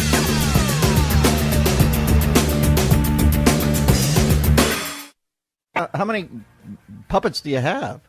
I got 3. 3 in the bag? Yeah, I got them cheaper because there were 3, but these are not cheap. I paid a pretty penny for them. Mm-hmm. Like one of them worked with Paul Winchell. This guy was a fortune, and then he's one guy. Rusty's the main guy, and plus I got a book. I do it, you know. Hold on a sec. What the? That's just Gervitz phoning. He's phoning to ask me if I'm on with you guys. Should I take it? Well, Gervit's checking up on you. We're all somebody's puppet, Norm. You know, that's our plight in life. Wait, why do you keep saying puppet? Jeez, man. I don't know. Well, these personas that you have. Anyway, now, to me... What's the Winchell... They're as real as, yeah, you know, anything real. Like a person. Well, how... I don't... I have 3. One's Rusty. He's my, as it says in the book, he's my main man. And he's just like an everyman, you know. This guy will say anything. And then there's one puppet that's no good at all. That's he's an old guy, and he's cranky about everything, right? Yeah, but also he doesn't believe the Holocaust happened. He's like the worst puppet character ever. Like, you know, I never want to talk to him. I never use him because it always comes back to that. It's not Steve in Vermont. The puppet isn't Steve in Vermont. No, he's the worst, man. The guy's just, first of all, he's playing wrong. He's not like an evil guy, just ignorant. Like old men will be. But anyway, and then the third one's Richard Nixon. Actually, you can talk to any of them. I don't care. I know. I'm not talking to old man Jenkins. I am not a puppet. Thank you, Norm.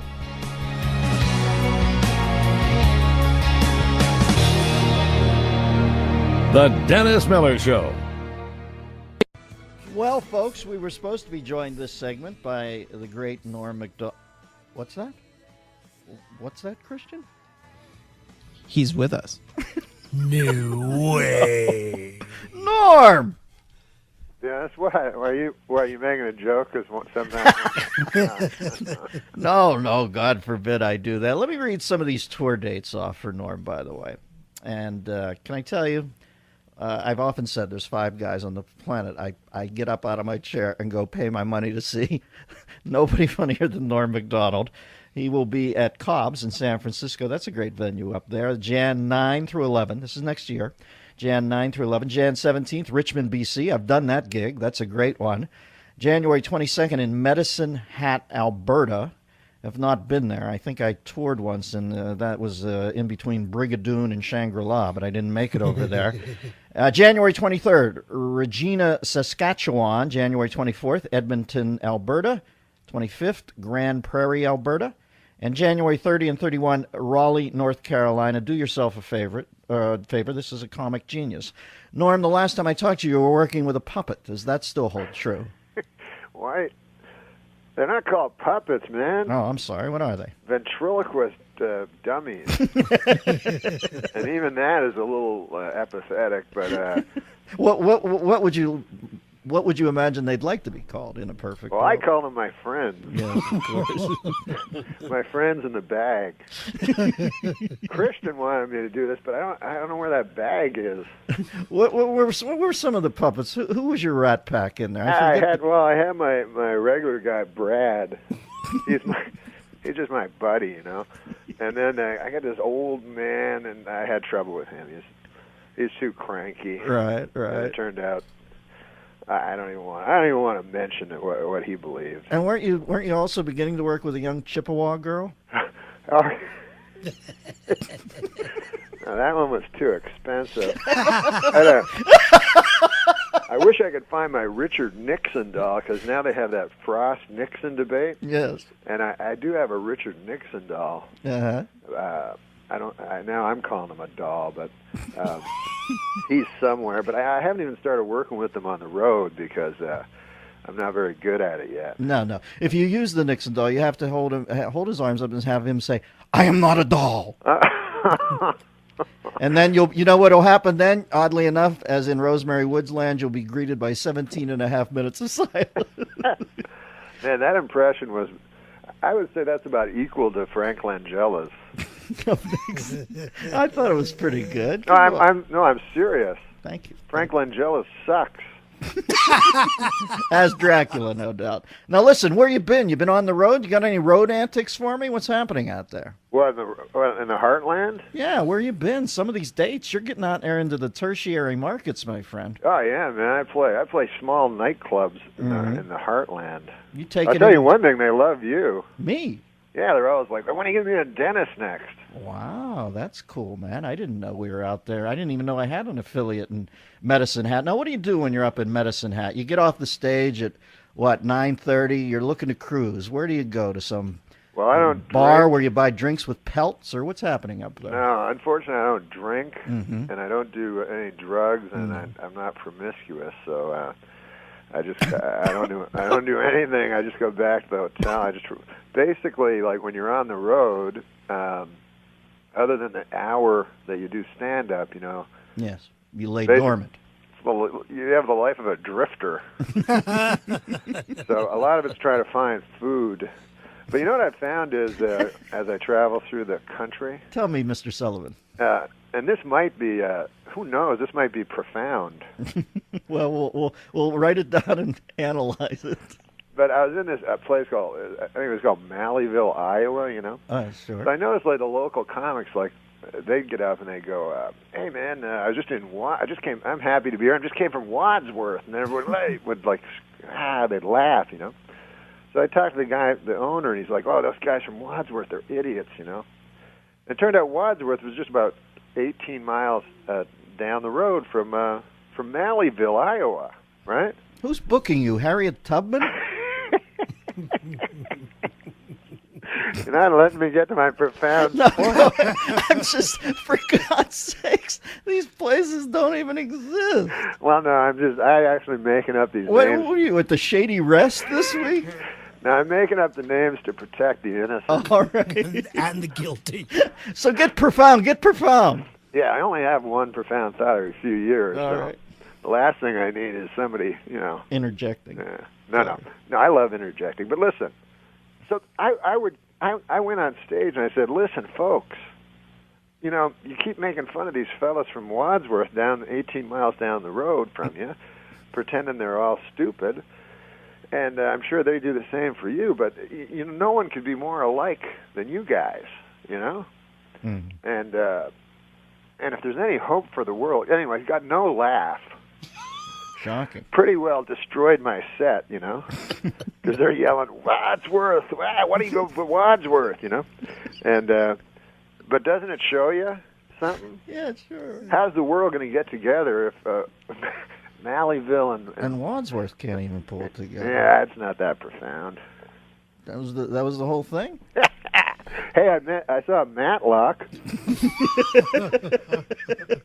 Only you would refer to Andy Griffith as Matlock. Well, I don't want to get too arcane. Yeah, his real name's Andy Griffith, but now he calls himself Ben Matlock.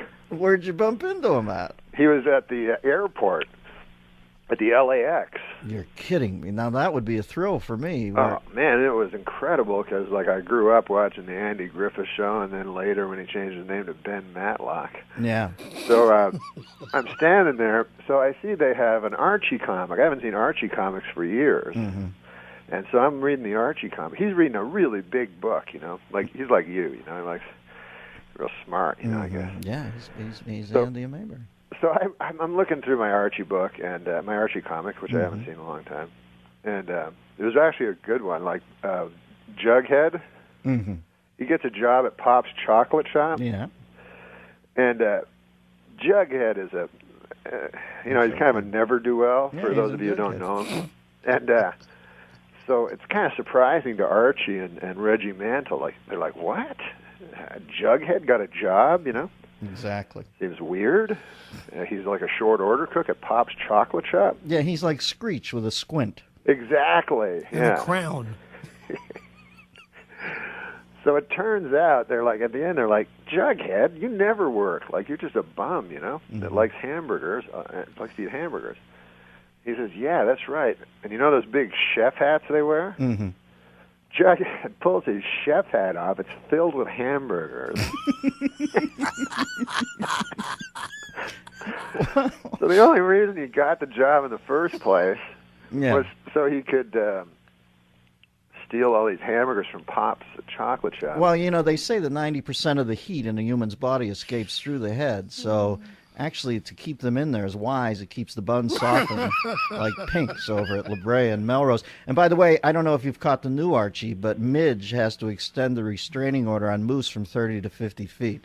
And call in Gavin DeBecker, because Moose evidently on some anabolics and a little crazy at this point. Little handsy. All right, Storm and Norman, it's good to talk to you, brother. Let me tick these off again real quickly. This is all in January of next year.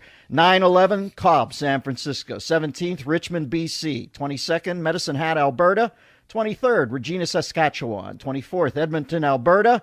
25th, Grand Prairie, Alberta. And the 30th and the 31st, Raleigh, North Carolina. And your story about Andy Griffith reminds me once that I, at LAX, at a luggage carousel, ran into the great Ray Ralston, my favorite Martian, and I asked him if he could pop the little antenna up. He hit me in the windpipe with a ridge hand. I still suffer thoracic damage from it, so I know what it's like to meet a hero like Andy Griffith. Norman, what do you got planned today? What are you going to do? Well, I was going to tell you my Matlock story, but... No, go ahead. Sorry. I've got time. Go ahead. Recount. I thought you had to go. Go ahead. No, I remember I was telling you about how I met Andy Griffith. Yes. So he's reading this big book, Oh, right, so that's it. I say I'll sidle up beside him and pretend to read a big book myself, and then we'll get in a discussion, right? Because I didn't want to just bug him, That's how you meet people. And I was hoping maybe he'd, by some crazy chance, maybe recognize me or something. So I stand beside him, and he's reading and everything like that, and I'm talking to him and everything. Anyways, turns out the guy's not Andy Griffith. Just an old man. So now I'm just talking to an old man who clearly is always like mistaken for Andy Griffith, but uses it, you know, because I'm like 2 minutes, 3 minutes, and who would talk to an 85-year-old man? So this guy's just milking it, you know. Oh, Norman, I love you. I'll talk at you down the road. The Dennis Miller Show. We are joined now by comedian / ventriloquist. And I still see he's acting, as I see a listing here on the sheet that he will be appearing in Adam Sandler's new movie, Funny People, currently in production. That sounds like a fun shoot. I wish I was on that one. Norm Macdonald, welcome to the show, Norm. Hey, Dennis, Merry Christmas. Merry Christmas, Norman. Where are you guys shooting Funny People at, and are you having fun with it? Oh, yeah, man, we're having a riot. I play a stand-up comedian. Wow, you're kidding me. What's the movie about? Stand-ups in general? It's about stand-ups and how they're actually sad or something like that. Where's the shoot taking place? Los Angeles? They just pick me up in a car and I get out. All right. It's somewhere in this time-space continuum, though, right? Yeah. All right. I just I wanted to be sure. Who's in it besides you and Adam? Any other comedians? Sarah Silverman, the great David Tell. Oh. So it's chock full of chock-a-block, as they say. Bad actors. You snuck one in on me there, Norman. Now, what are you doing for are you a big holiday guy? How do you help the human condition around the holidays? Do you do charity work, or do you just get out there and be Norm? Is that enough for the world? Well, no. Every year I go down to the Laugh Factory. The great Jamie Masada has a Christmas thing where he opens the doors of the Laugh Factory to the homeless, you know. So I go down there with Freddie Stoller, and we ladle out some, gravy and turkey and. Have you ever had a homeless guy in the middle of his set and you've come in and bumped him because you were on network television? No, they don't do sets. Oh. No, we give food to the home. Actually, John Lovitz is going to be doing a set this year, so it's not entirely free, but everything has its price. Guys out there, homeless people doing the 20-second injury timeout gesture. Hey, enough, liar. I'm trying to have some giblets over here, okay? Can you lighten up? Jamie wanted to tell me also that this year sex offenders are welcome. Hey, I got an early Christmas present from our manager, Mark Gervis. What, did he send you the shortbread cookies or the caramel corn this year? He sent me a card that said in lieu of a gift, he's going to give money to homeless people. Jesus, that's pretty presumptuous on him, isn't it? Yeah, no kidding. Who gets the tax write-off on that one? Funny, I give to charity, plus I get gifts for my friends. But yeah, obviously not the case over there. Here's the thing about Gervitz. He does make the donation, then he hits the homeless guy up for 10%. It's absolutely brutal. They always wet their beak over that, Brillstein, my friend. Now, where are you going here? You're going to Cobb's in San Francisco, January 9th through 11th. Three-day set there. What do you like to do during the days in San Fran to unwind? Do you go? I just work on my ventriloquism. Oh, how's that going, Norm? It's going great, man. I thought Rusty and I would do a little holiday song for you. Oh, you're kidding me. Let me kick back here and put my feet up in front of the fire, you and Rusty. Which puppet is Rusty? Refresh me. Rusty's just my friend. You know, I'm having a lot of trouble with my cranky old man. I don't know if you remember old Alec Majerison, the virulent anti-Semite. Yeah, sure, I remember. What, are you kidding me? I have a plaque commemorating my first meeting. I'm trying to get rid of that guy because you know he's a Holocaust denier. That's no secret. He's an enthusiastic Holocaust denier, and I've had it up to here with this character. You know, the man, he's just a waste of wood. But I don't know what to do. One of my Jewish friends suggested that, why don't I just throw him in a fire and burn him? But I say 2 wrongs don't make a right. Gotta go. But anyway, we're not here to talk about that. Let me get Rusty out here. Rusty, say hello to Dennis. Hey, Dennis, how are you? Hey, Rusty. What? Hi, Rusty. Who's the dummy here, me or you? It's me. It sounds like it's you. I'm sorry, Rusty. Let me give you my man voice. Hey, Rusty, how are you doing? Yeah, dummy. Hey, come on now, Rusty. That's ridiculous. Calling Dennis Miller a dummy on his own radio program. No, can I jump in here for a second and tell you, here's how crazy Norm is. I'm sitting here believing that he actually has a puppet. Like, it's not enough for him to fake the puppet act on the radio and over the phone. You did pull out a puppet and have it on your arm right now, don't you? Of course I have my pal Rusty here. Yeah. What do you boys have planned for us today, Rusty, Norm? We're going to do a song according to this dummy. Would you stop calling me that? You're the dummy. You're the dummy. Now listen, we're going to do a song, a beautiful song. Why? By the way, Rusty, what are you doing for Christmas? Are you going to see your family? Oh, sure. In my family tree, it's an actual tree. Okay, now that's just ridiculous. You're actually overlapping dialogue here, Norm. You're not even putting a second between you and the puppet's voice. Now, Rusty, are you ready to sing that song with me? Sure. There you go. Okay, I'll start. Here we go. Rudolph the red-nosed reindeer had a very shiny nose, and if you ever saw him, you would say that he was a drunk. Hey, come on! Well, that's ridiculous. What the? Come on now, don't ruin this. This is a classic. I'm sorry. All right, now let's continue. Then one foggy Christmas Eve, Santa came to town. Rudolph, with your nose so bright, have you been drinking some bathtub gin? What? Okay, now that's enough. That's way beyond the pale. Stop it, Rusty. Stop. I wish you'd kick the bucket. Like what? Kick the bucket. What are you talking about? You said pale. Bucket. It's a synonym. Okay, all right. Yeah, that's right. Okay, now that's ridiculous. You're the dummy. Okay, I'm sorry, Dennis. This is going nowhere. This is ridiculous. I apologize for wrestling. Oh, Jesus, it's so crazy. It's gotten so crazy over the years. I can't go on with this. This is just an abuse to the whole idea. All right. Now, what separates Rusty's old man voice from the old Holocaust denier's voice? Give me that voice. You don't want to hear from him, do you? Well, I know Rusty's just whetted the palate for a little more puppetry. I swore I'd never use this guy. It's like the Stones doing "Sympathy for the Devil" after Altamont. There we never go. thought I'd Alec, see you play that. Alec, how are you? Mm-hmm. I'm okay, I guess.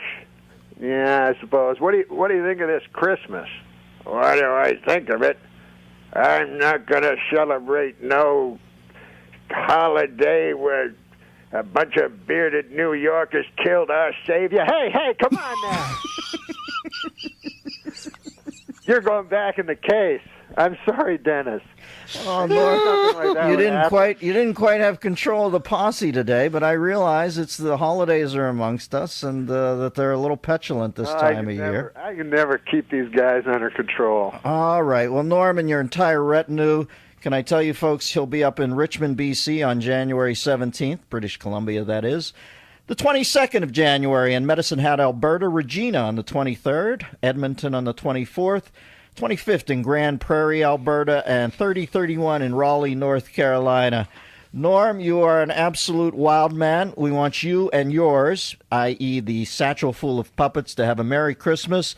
And once again, when is the date you'll be out there at the Laugh Factory, Jamie Masada's place? Is that on Christmas Day? January 25th. And is the public welcome to come and help, or is it just a closed house event that Jamie does for the homeless? No, anybody that can come that doesn't have a place to go for Christmas. So you don't turn people away at the door if they have a home? Not at all. All right, I like to see that holiday spirit. Thank you, Norman. Ho, ho, ho. This is the Dennis Miller Show.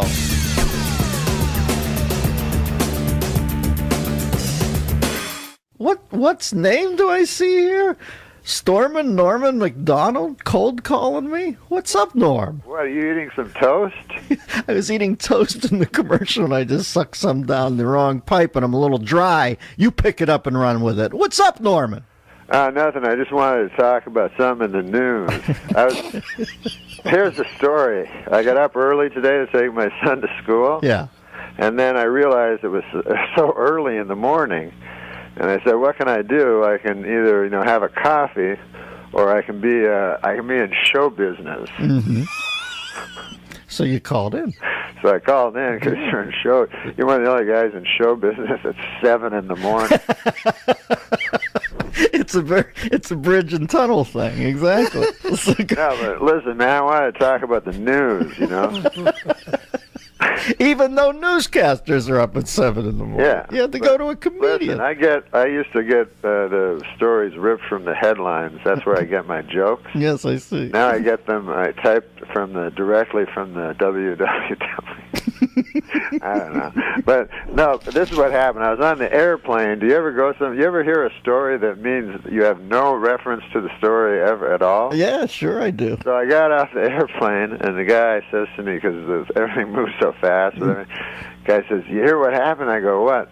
With the baby and the hot air balloons. And you're like, what? Are you telling me a joke? It sounded like the guy was going to tell me one of those great old jokes. Yeah, exactly. I mean, a rabbi, a priest, and a nun walk into a bar. That's the same sort of start. You hear about the baby and the hot air balloon. I'm like, no, what? You never know. You don't know if the guy's putting you on. Right. And he's like, and he goes, the guy? I go, who's the guy? As if I would know the guy. Right. He goes, the guy from Wife Swap. Like, like I'm the moron for not putting these. I said, wife swap? He goes, well, wife swap too. And he's like, his attitude was like, where have you been? Yeah, well, the amazing thing is that you're so much of an adult, you can't put this disparate list of ingredients together. Baby, hot air balloon, wife swap one. No, wife swap two. Where do you take it from there, Norman? Well, I know kids love rides. Yes. But I will say about the whole hot air balloon industry, I've never been I don't know, man. I've never been one to say, hey, I'd like to go up on a balloon with a blazing fire underneath me. It seems like there's about 7 ways you could end up perishing. There's only one way you could survive. The only people who have ever pitched it historically were Forbes magazine, Malcolm Forbes, and Jules Verne. They're the only people who ever made hay off the hot air balloon. Everybody else, you're right, has ended up on Mysterious Island. Don't you think Malcolm Forbes, he's like, hey, man, maybe if I go up on this hot air balloon all the time, people will think of me as a hot air balloon guy and not a secret fruit. Well, everybody has their motives. I think you might have laser locked on those. So you're not sending your boy up in myself in that. Oh, you're not sending your own son up in the hot air balloon, Norm. No way, man. No, my son's just into regular boyhood things, bungee jumping. Right. Indelible paintball. Yeah, he likes to cut himself because he says it makes him feel something. I'm like, what's wrong with feeling nothing like everybody else? Norman, it's good to hear your voice, buddy. What do you got coming up? Anything? Oh man, I'm going to be at the what? All those names, Well, get them to Christian. I'll read them, man. I hate to make you do your biz, but I'll do it after the break. I got to take one now. Thank you for cold calling us, baby. I appreciate that. The great Norm Macdonald. Why doesn't he just feel nothing like the rest of them? This is the Dennis Miller Show. We have a special surprise that I've whipped up for right now. Surprise you've been warning. Who's no. I just saw the name on my board. Stormin' Norman McDonald. Oh, what's up? I was going to say that surprise thing. That's news to me. What's up, you crazy bat? This has been set up for weeks. No, it hasn't, you bet. Don't put me in harm's way. No, hey, I just want to You say and Christian, say so. goodbye to Sal. And good riddance. No. Thanks, No, I Norm. love Sal, man. Yeah, have you ever met? I appreciate that. Yeah, I met him. He was, when I first went in and guest hosted your show. He was great. He was really nice to me. And then the next time, I don't know what happened. He wasn't there. I guess it was like Ed McMahon when Johnny left. He left. Yeah, he had that written into his contract. No, he was here for every other guest host. He's allergic to the puppets, so when you came in with the guys, he could not be there with you. Yeah, I was home. I got you. I was home that was under my That bed. was a mistake by me. How are the guys? Are you still doing the puppets? What was the one? The Holocaust denier American Indian puppet, or what was he? Oh yeah, that guy. No, that guy's playing wrong. But listen, what about these Olympics? Are you? Wow. Gee, I feel like two seagulls going after a dreamsicle. You're wrenching it back into the Olympics. There, you didn't want to talk about the puppets. All right. What about these Olympics? No, I love the Winter Olympics. Tell me why. You know? Well, because you get all the great sports together. You know, you get hockey, and then all this other thing, and all those other stupid ones. But I saw figure skating, which always never fails to appall me, because these guys are such incredible skaters. It's beyond me why it never occurs to them to pick up a hockey stick. You know what I mean? Like, it's like if they had a sport, you know, where the guys just running around a football field, you know? Yeah. Doesn't make any sense. I saw Shaun White last night talking in a clip about why skateboarders don't break down in tears after they're judged. It was on the Colbert Show, like ice skaters, figure skaters break down and cry after they're judged. And Shaun White, I think, encapsulated it perfectly. He said, I don't know, maybe they're thinking, you mean I got into this outfit and I didn't get a good score? What about that Johnny Weir's outfit, man? That was hotter than a $2 pistol. Yeah, Johnny. Do you have a little... I don't know. You got a little crush, or what do you have there? What? No, I don't. I mean, he's no. I don't know any other. Brian Boitano. He's no Brian Boitano. Elvis Costello or whatever. Elvis Costello. No, you what's mean that guy's Elvis name? Stupak or whatever? Stoico. Yeah, Bob. He's no Bob Stupak. That's the guy who built the Stratosphere in Vegas and has no chin. He's dead. He's an evil-looking man. Yeah. But forget about him. Yeah, I've already. No, we got the gold medal from a guy that lives near me in Santa Monica, Ivan Lachoyevich or something. Yeah, that's it. He beat the commies. He put the commies in their place. Plushenko. Yeah, Plushenko was the Russian. Yes. That lost, and now it's complaining about it. And I forget what the other guy's name is already, but he was a pretty classy kid. Did you like his outfit? He had the black Dark Knight batsuit stretch suit on. Yeah, I like that. Didn't you tell me that you once had Julie Newmar in the Catwoman suit in a hole in your basement that you had dug? It rubs the lotion on its catsuit. What about Tiger? Listen, speaking of sports guys, and I know you follow the sports. What about this Tiger Woods? The whole scenario. I haven't talked to you since that happened. Well, the only thing that surprises me about it is that people were surprised. You know what I mean? Mm-hmm. They're like, "Hey, wait a second! You told me that? Are we talking about the same guy? the super charismatic billionaire? You tell me that guy likes to lie down with the ladies? I don't believe it." Says my brother-in-law, Mort. That'd be a different story. That would shock you if he had closed 14 porn stars, hookers, and models. Exactly. But, I was trying to tell, because the ladies are all carping about it, that there's another story with Tiger Woods, that people don't seem to focus on.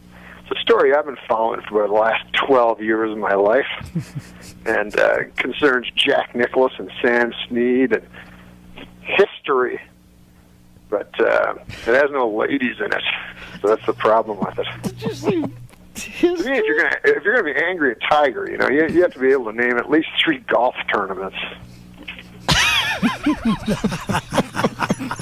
I'm still on the last line. Did he say what I thought he said? Yeah, he said history.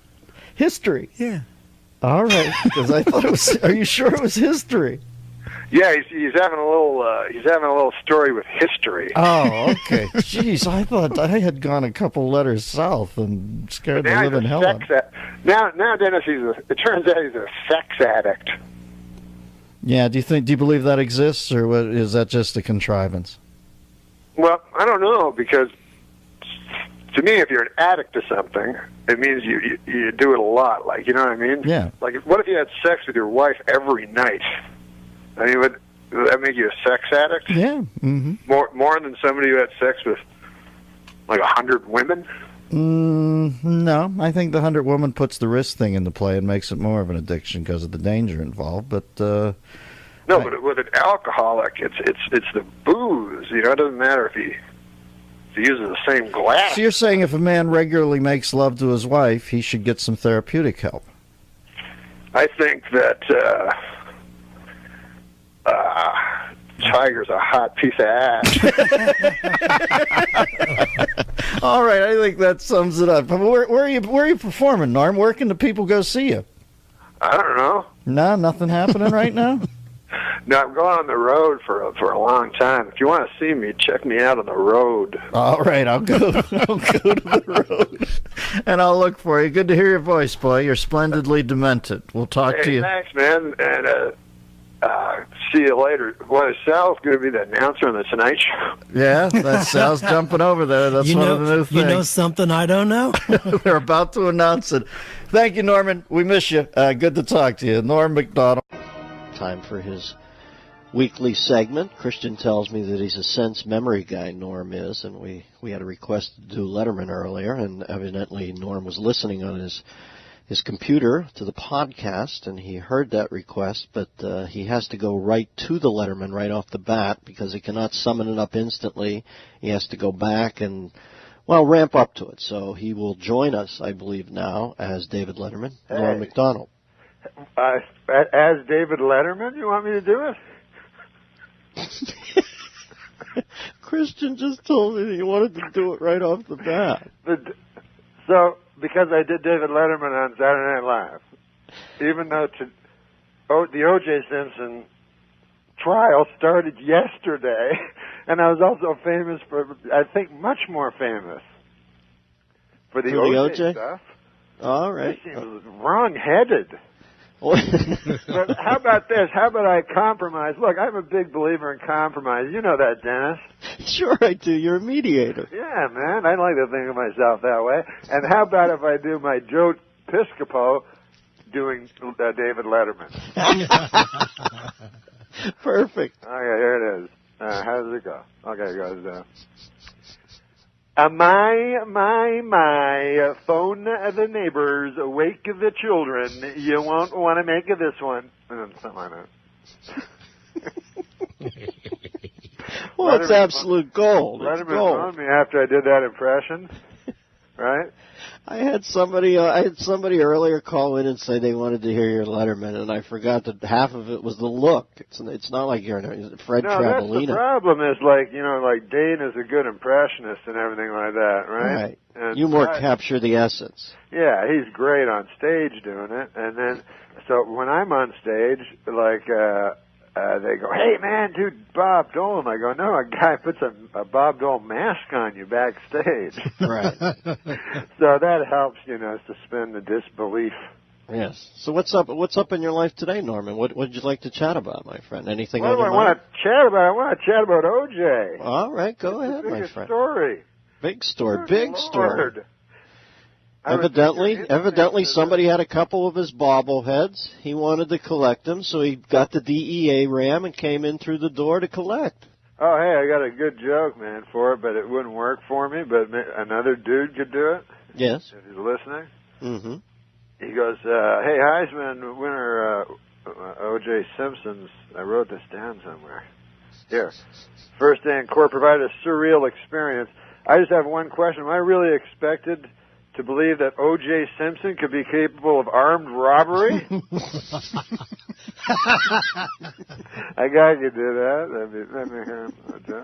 Why couldn't you do that? That's a perfect Norm joke. Man, I should have just done it without that stupid thing. Yeah, the qualifier, because that eats into the edifice of the joke. I know. I'm like, hey, this joke would work, except not by me. Here I goes. All right. But what I was thinking about O.J. is when he goes to prison, when he goes to the Gray Bar Hotel, as Letterman calls it, you know. You know, when I first went to New York, you know, all the guys at all the clubs, the MCs would all shake my hand and talk like David Letterman. Yeah. Anyway, I was thinking if O.J. is going to jail, let's say he goes to jail for life, you know, which they said at first was possible. Now it doesn't seem that possible. No, but even if he goes to jail for 5 years, right. But let's say he did go to jail for life. That would be the worst possible scenario for O.J. on account of he goes to jail for life, right? Which would have happened to him anyways if he'd been found guilty like earlier. Legitimate. And plus, he's lower on the pecking order. Because he's an armed robber. Right. So then he's like, no, guys, man. I killed 2 people. I did it. And they're like, yeah, if I did it. If I did it. Frank got the book. Frank squirreled in the book, man. So they all read it before he even hit the joint, man. Hey, so listen, the big story here in Hollywood is the writers' strike. Right. I went on. I went to support the picketers. Yeah, are you a member of the Writers Guild, Norm? Yes, I am. All right, so you went down strong. Did you have some penny candy to hand out to them? No, I'm a striker. You know, I want better things. But it's like you're 8 people, right? There's about 8 people walking around, right? Outside of The Price is Right. So, and of course, you know, like the cars honk at you once in a while, but it's not like anybody in the places are looking out like all worried like Nixon, you know. Right. With the fires out in the street, you know. Right, it's not that threatening where the park, you know, we want the world and we want it now kids are across the street threatening their life. And then they were saying like the shows that it affected, like on TV last night. Yes. Like all the sitcoms it affected, and it was like 5. And then I guess there are only 5 sitcoms on the television now. Right. So, and then I went there. And then I was like, so I'm like, yeah, solidarity with these writers. And then I'd see this guy and I go, oh, that guy sucks. That guy's not a good writer at all.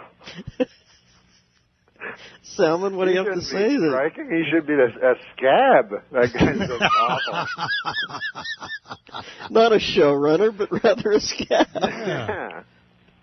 The only job he could get is picketer. So how much time did you log on the picket line, Norm, and how were you received by the other 8 people? Were they starstruck that you were there, or did they embrace you as a fellow scribe? Oh, no. Many of them didn't recognize me. Really? I find that hard to believe. Yeah, I don't know if it's, I figure it could be a couple things. What's that? Maybe they're just such a younger generation now, you know, these young wonks, you know? Mm-hmm. Or maybe my career's fizzled into oblivion. No. What are you working listen, on? man, since the writer's strike, though, it makes even more sense to go to the vault. I love when you go into the vault. Give me a couple of nuggets. This makes perfect sense, because I can't, since I'm a member of the Writers Guild, I can't write jokes. No, but you can take stuff that was written prior to the strike and tell us it. And was also, I'd like to make a note about the vault. Yes. These jokes have never been done anywhere else. No. They were placed in the vault just in such a case. I'm like Ed McMahon. In a pristine condition. Wasn't it the funniest when Ed McMahon he'd have all the magazines, you know? Right. And these questions have never been seen before. Yeah. I'm glad you brought all those magazines. Because you brought every magazine there is on nature and wildlife is in this. It was a perfect setup. I'm like, no, you are wrong, field and stream breath or whatever. How great were those guys? Whenever people would go like, oh, Ed McMahon sucked, I go, no, he was great, man. They completely missed the point. Ed was a freaking genius. Yeah, of course. He used to kill me. He knew what he was there for. Well, give me a nugget from the vault. Give me a circa 19. I don't know. What do you have? A joke from the 90s, the early what part the of hell this? is this one? Okay, let's see. Oh man, that doesn't seem like a good one from the vault to start on. No, well, put it away then. Put Good it back Lord. in the vault. Mm-hmm. What about that next one in front of you? What? What about the next joke in front of you? I'm starting to. I don't know. I'm losing. I'm quit, man. I am quickly losing faith in this bit, the vault. I hate to say it. There's got to be one. Yeah, well, last night I tried to take my mind off things. I went to see that new Hugh Grant movie, 3 Weddings and a Black Hooker. The joke should stay in vault. Hey, listen, man, what about that? How about that Rick James? He's in trouble. He's in a lot of hot water for assaulting a girlfriend.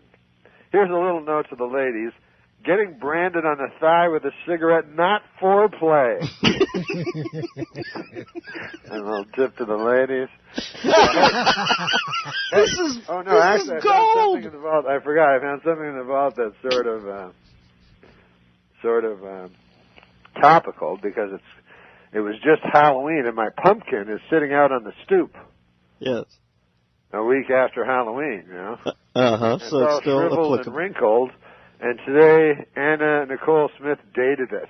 So, but Anna Nicole Smith, she's a great gal. Yes. But she does like the older fellas. And Anna, where there's a will, there's a wake. I don't know. This means now that one seems tasteless because this is what we know now of Anna. That was a bad mistake from the vault. Yeah, sometimes the situation changes, Norm, and you have to reevaluate the gold that's coming out of the vault. But I think the pumpkin joke is an evergreen or an ever orange. Really? You can I think I would pull that out yearly. That's a good idea. Yeah, you got to have your evergreens. Now, are you going over to the strike line today? By the way, I'm going to go over there. I'm going to meet a couple of guys there that are my friends.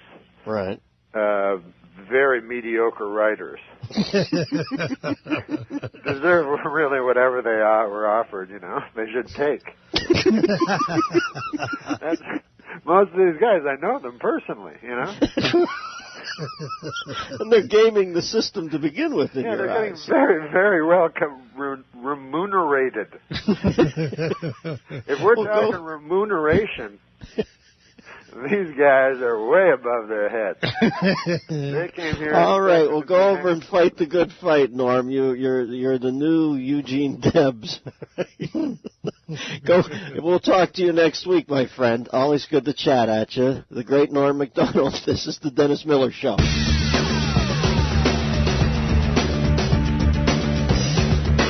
Joining me now is the genius that is comedian Norm Macdonald. Norm, we have a phone call for you from Dan in Boise. Dan, what is your question? Well, Norm, everybody's bringing up these licenses for illegals and that they need to have them. And my question is, where are they getting the license plates? Obviously, we're letting them register vehicles without licenses. And in this day of car bombs and stuff, I don't know if that's a good idea. Thank you, Dan from Boise. Norm, what's your feeling? Well, I know that the New York Governor Spitzer, I'm trying to get to learn things, but he doesn't want to issue licenses to illegal immigrants, and I don't know how the hell you're going to get a cab in New York City anymore. I mean, it's hard enough, you know, for me especially, as a black man.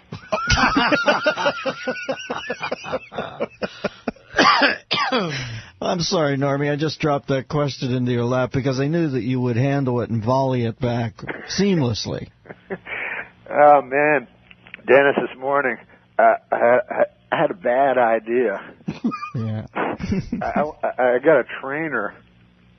Right. I decided to work out. Hey, by the way, I heard your news thing right before. You know? Yes. And they were talking about that telecommunications thing. Yeah. And that, you know, because people are all freaked out that their phones are being tapped all the time, you know? Right. People are so self-involved that they think anybody cares about them. Right. But, you know, nobody wants their phone tapped. But I do a little trick, you know, during my conversations with my friends. What is it? I'll be talking because, you know, sometimes I might say something that I might not want, you know, around or something. So I'll throw this in during the conversation. I'll say to my friend, I'll say, hey, Bill, you know who's one hot piece of ass? Dick Cheney. But anyways, I went to my trainer.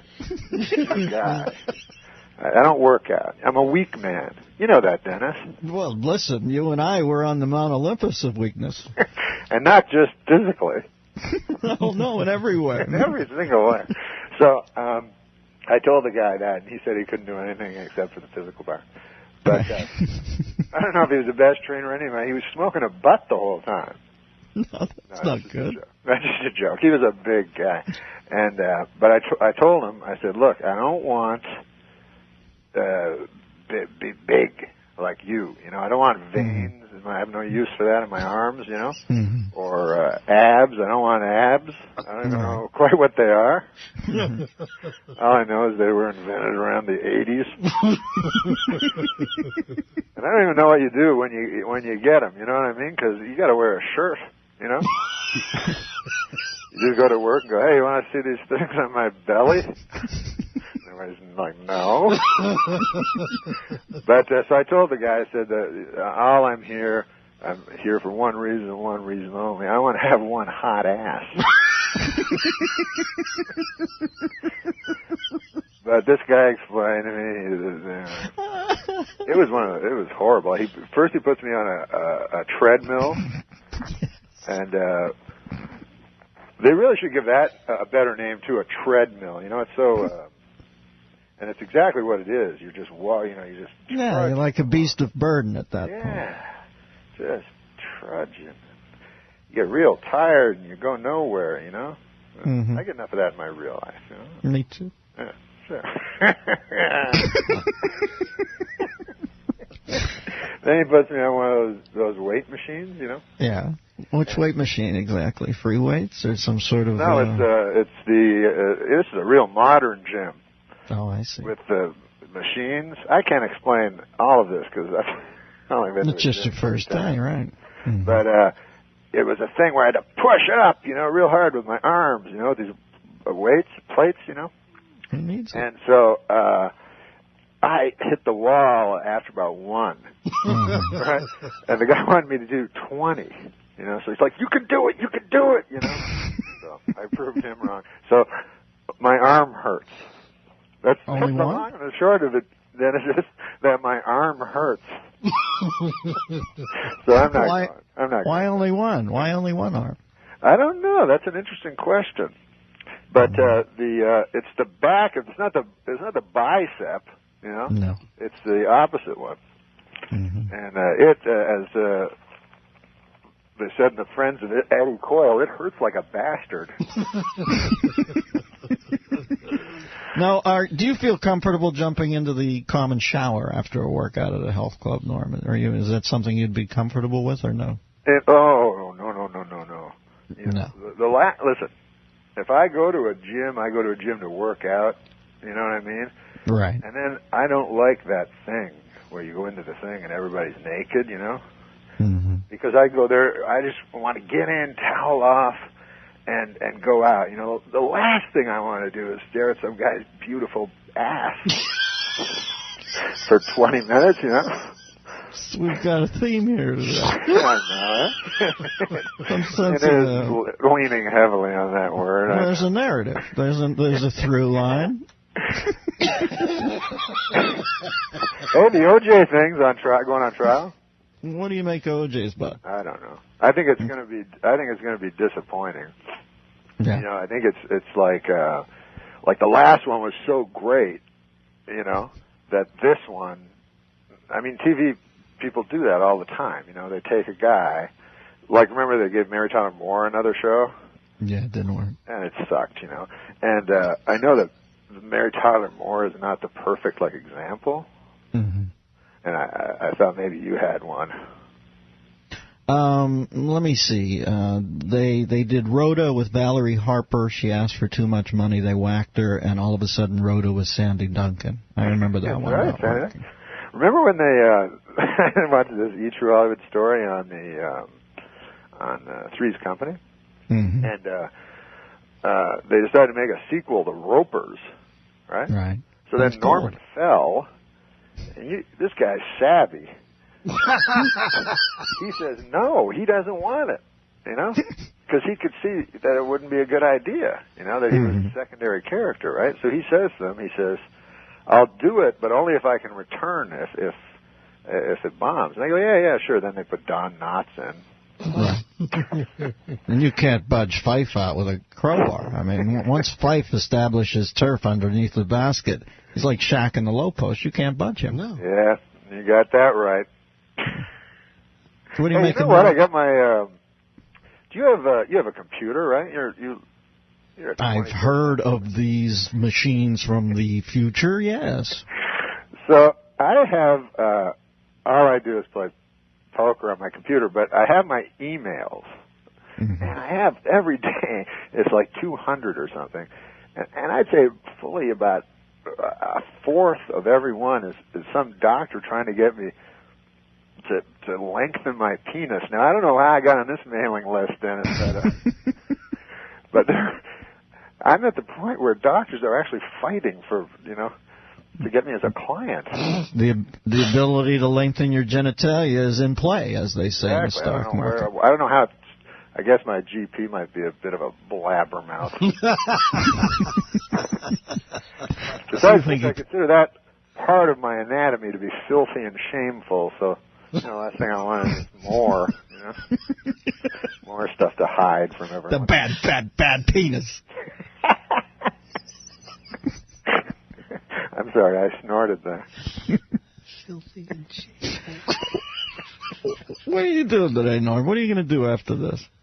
I'm going. Well, I'm going to see my son tonight, which is always my favorite thing. Oh, beautiful. You know, what do you guys like to do? My son goes to school with your nephew. With Sammy. Yeah. Over. Yeah. Beautiful. Oh, you told everyone where my son goes to school. Oh, that's okay, Norman. God, they've seen you in the shower. Yeah, so that's cool. Big game this week, my friend. Big game. Are you going up to it? What game? Big football game between... Oh, I thought you meant real football. Sammy will be playing in that. Yes. Yeah, no, I mean, it's real football.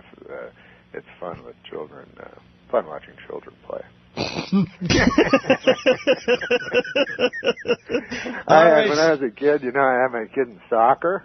Yeah. And he was like 4 or 5 years old. No, I think he was older. He was about 8. But, like that matters, right? So twice the original age. No, the story's built on the age, so dial it in correctly or I can't listen.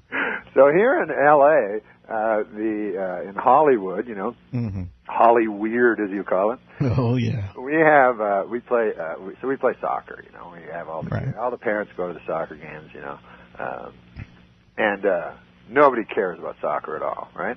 Except the foreigners. You know, they're too into foreigners. They know everything about soccer. They're like corner kick. They're yelling and. Like, you can see how riots start, you know, in these places, because soccer is so important to them. And this one time, it was kind of the funniest thing. There's this guy on my team, you know, the father, he's pacing all the time, yelling at the ref, you know, and these two kids just collide head on, and one kid falls. It looks like he's dead or something. Everyone rushes on the field, and they pick up this child from the other team, and they take him off. And then the guy beside me goes, "I know that kid. He's a faker."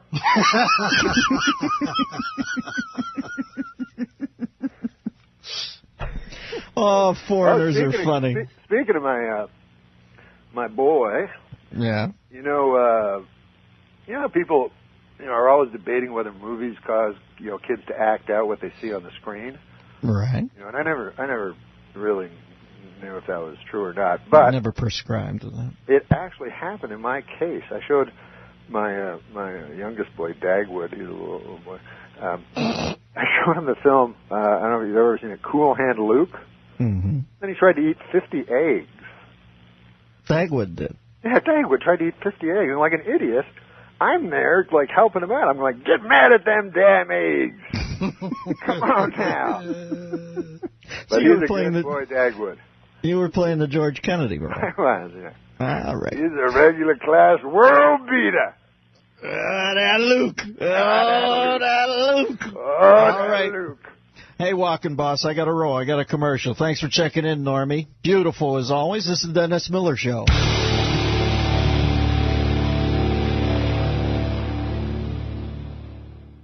All right, we are joined now by our guest, and I cannot believe that we have pulled between the Pacific Ocean and the 2-hour additional time change over there. God bless Norm Macdonald, calling in from Hawaii. It must be sun up there. Norm. How are you, Norm? Mm-hmm. Oh, you've got the best connection I've ever heard. You know what? I can kind of make it out. Let's see how far we can go with this, because I can kind of hear it. Sal, can you make it out?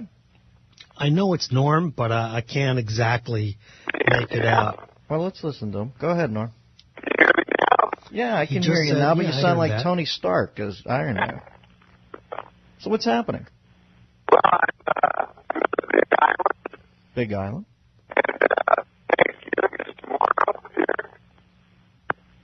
Now I'm losing him. Norm, next time you call in from another island, maybe you can use a cheerleader megaphone so I can get a worse connection. Now? Yeah, I can hear you now. What are you doing? Excellent. Beautiful. What's happening? Listen, I was listening to that last lady, Yeah. and I only got one thing to say about that. There's Indians, and then there's engines.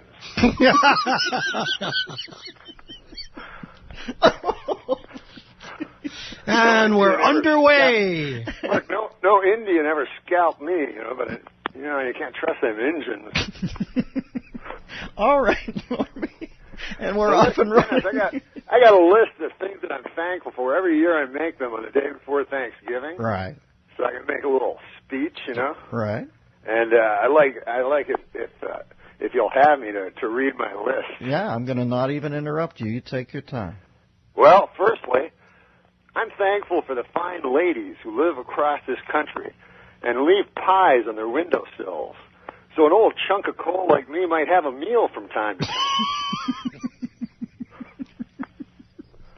I'm thankful for all of my 5 children, especially the one that I like. I'm thankful for the simple things in life, like bread. Although I've never tried it myself, I hear it's quite good. I'm very thankful for the brave man who pulled me from a burning building last April and unfortunately perished in the process. I'll never forget him, I don't remember his name, but I think he had a mustache. Oh, Jesus, Lord. Of course, I'm thankful for being able to do stand-up comedy for a living, There's nothing more gratifying than to step on a stage before a quiet crowd and with my comedy slowly turn them into an unruly mob. I'm thankful for women, the greatest creatures on earth, because without women, Dennis, there would be no cookies. I'm glad that this year the police finally solved the baffling murder of Margot Hemingway.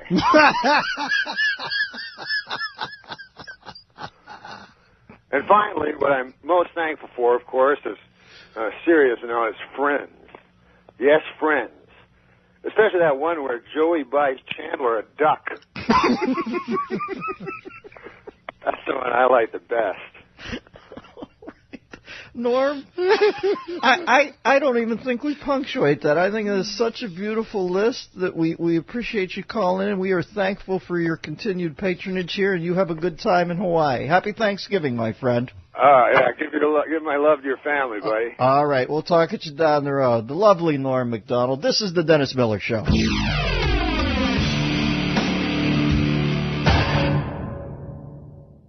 How is Norm this morning, Chris? Norm's good. He sounded a little groggy. I asked him if I had woken him up, and he said, no, I had to wake up to answer the phone. And he also mentioned that he wrote a poem last night. He had to find it, but I'm informed that he has found it. So Norm has a poem for us. Is Norm ready to go? Hey, Dennis, how you doing, man? What's up, E. Cummings? How are you today? Hey, I want to say hi to Sal, too. I forgot I never say hi to him. Hey, Norm. How you doing, pal? Good, man. That didn't go so well. No, we're ripping out of the gate. You're Cha-Cha Maldani. This is your bit, man. I'm not going to step on it. You just jumped the tree. Go ahead. What do you got today, Normie? I like to give you free reign. What do you want to talk about? Well, did you see that Packers game last night? Oh, great game. Who's the second-string quarterback? I'm blanking on his name for the Packers. Huh? Aaron Rodgers. He looked great, didn't he? Yeah, I don't know if there'll ever be a quarterback controversy there or not, but yeah, he was amazing. Yeah, the kid looked pretty prepped. I think it augurs well for the Pack if Favre moves on. Because I don't know if Favre will ever move on. I mean, it's like being Conan O'Brien waiting for Leno. That guy ain't going nowhere. No, Jay, they're going to have to go in there with a Buford pusser stick and knock him out and drag him out. But yeah, that was a great game, man. I was going for Green Bay, but did you bet the game? No, I no longer bet. Oh, you're off the stuff.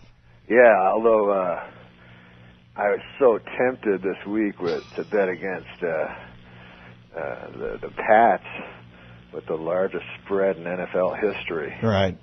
Man, you can't cover that kind of line the way the clock moves so fast. 25 points, right? Well, I'm glad you stayed off the stuff there, Norm. Yeah, I didn't know I had opened a Pandora's box there, but yeah, I start doing that before you know it, man. I'll be betting my fingers against Chinamen. Nah, not Chinamen, but I mean no, the Pacific Rim denizens. Asian American.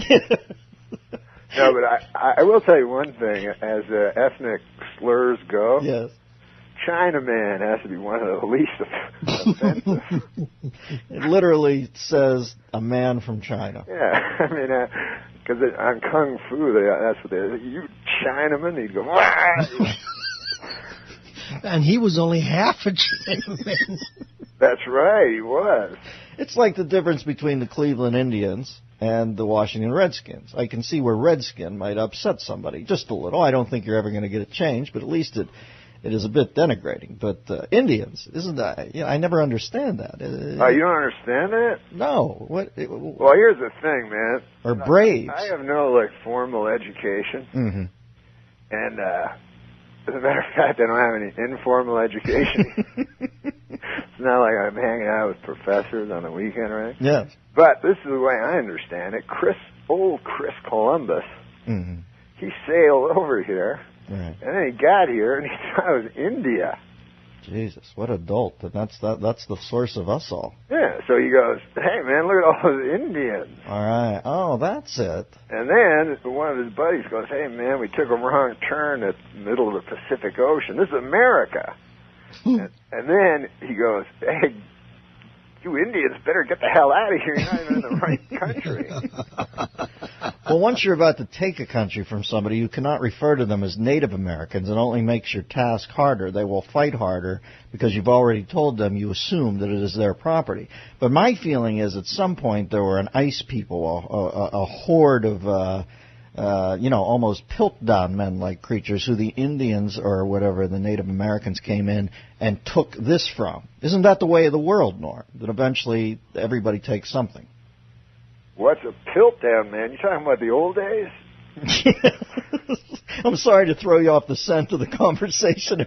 I'm talking about in Paleolithic times. I assume that the Native Americans were not native here either, but came down and took this from somebody else. That's just the way of the world. Yeah, everybody takes everything. Listen, Mother Nature is a brutal bitch.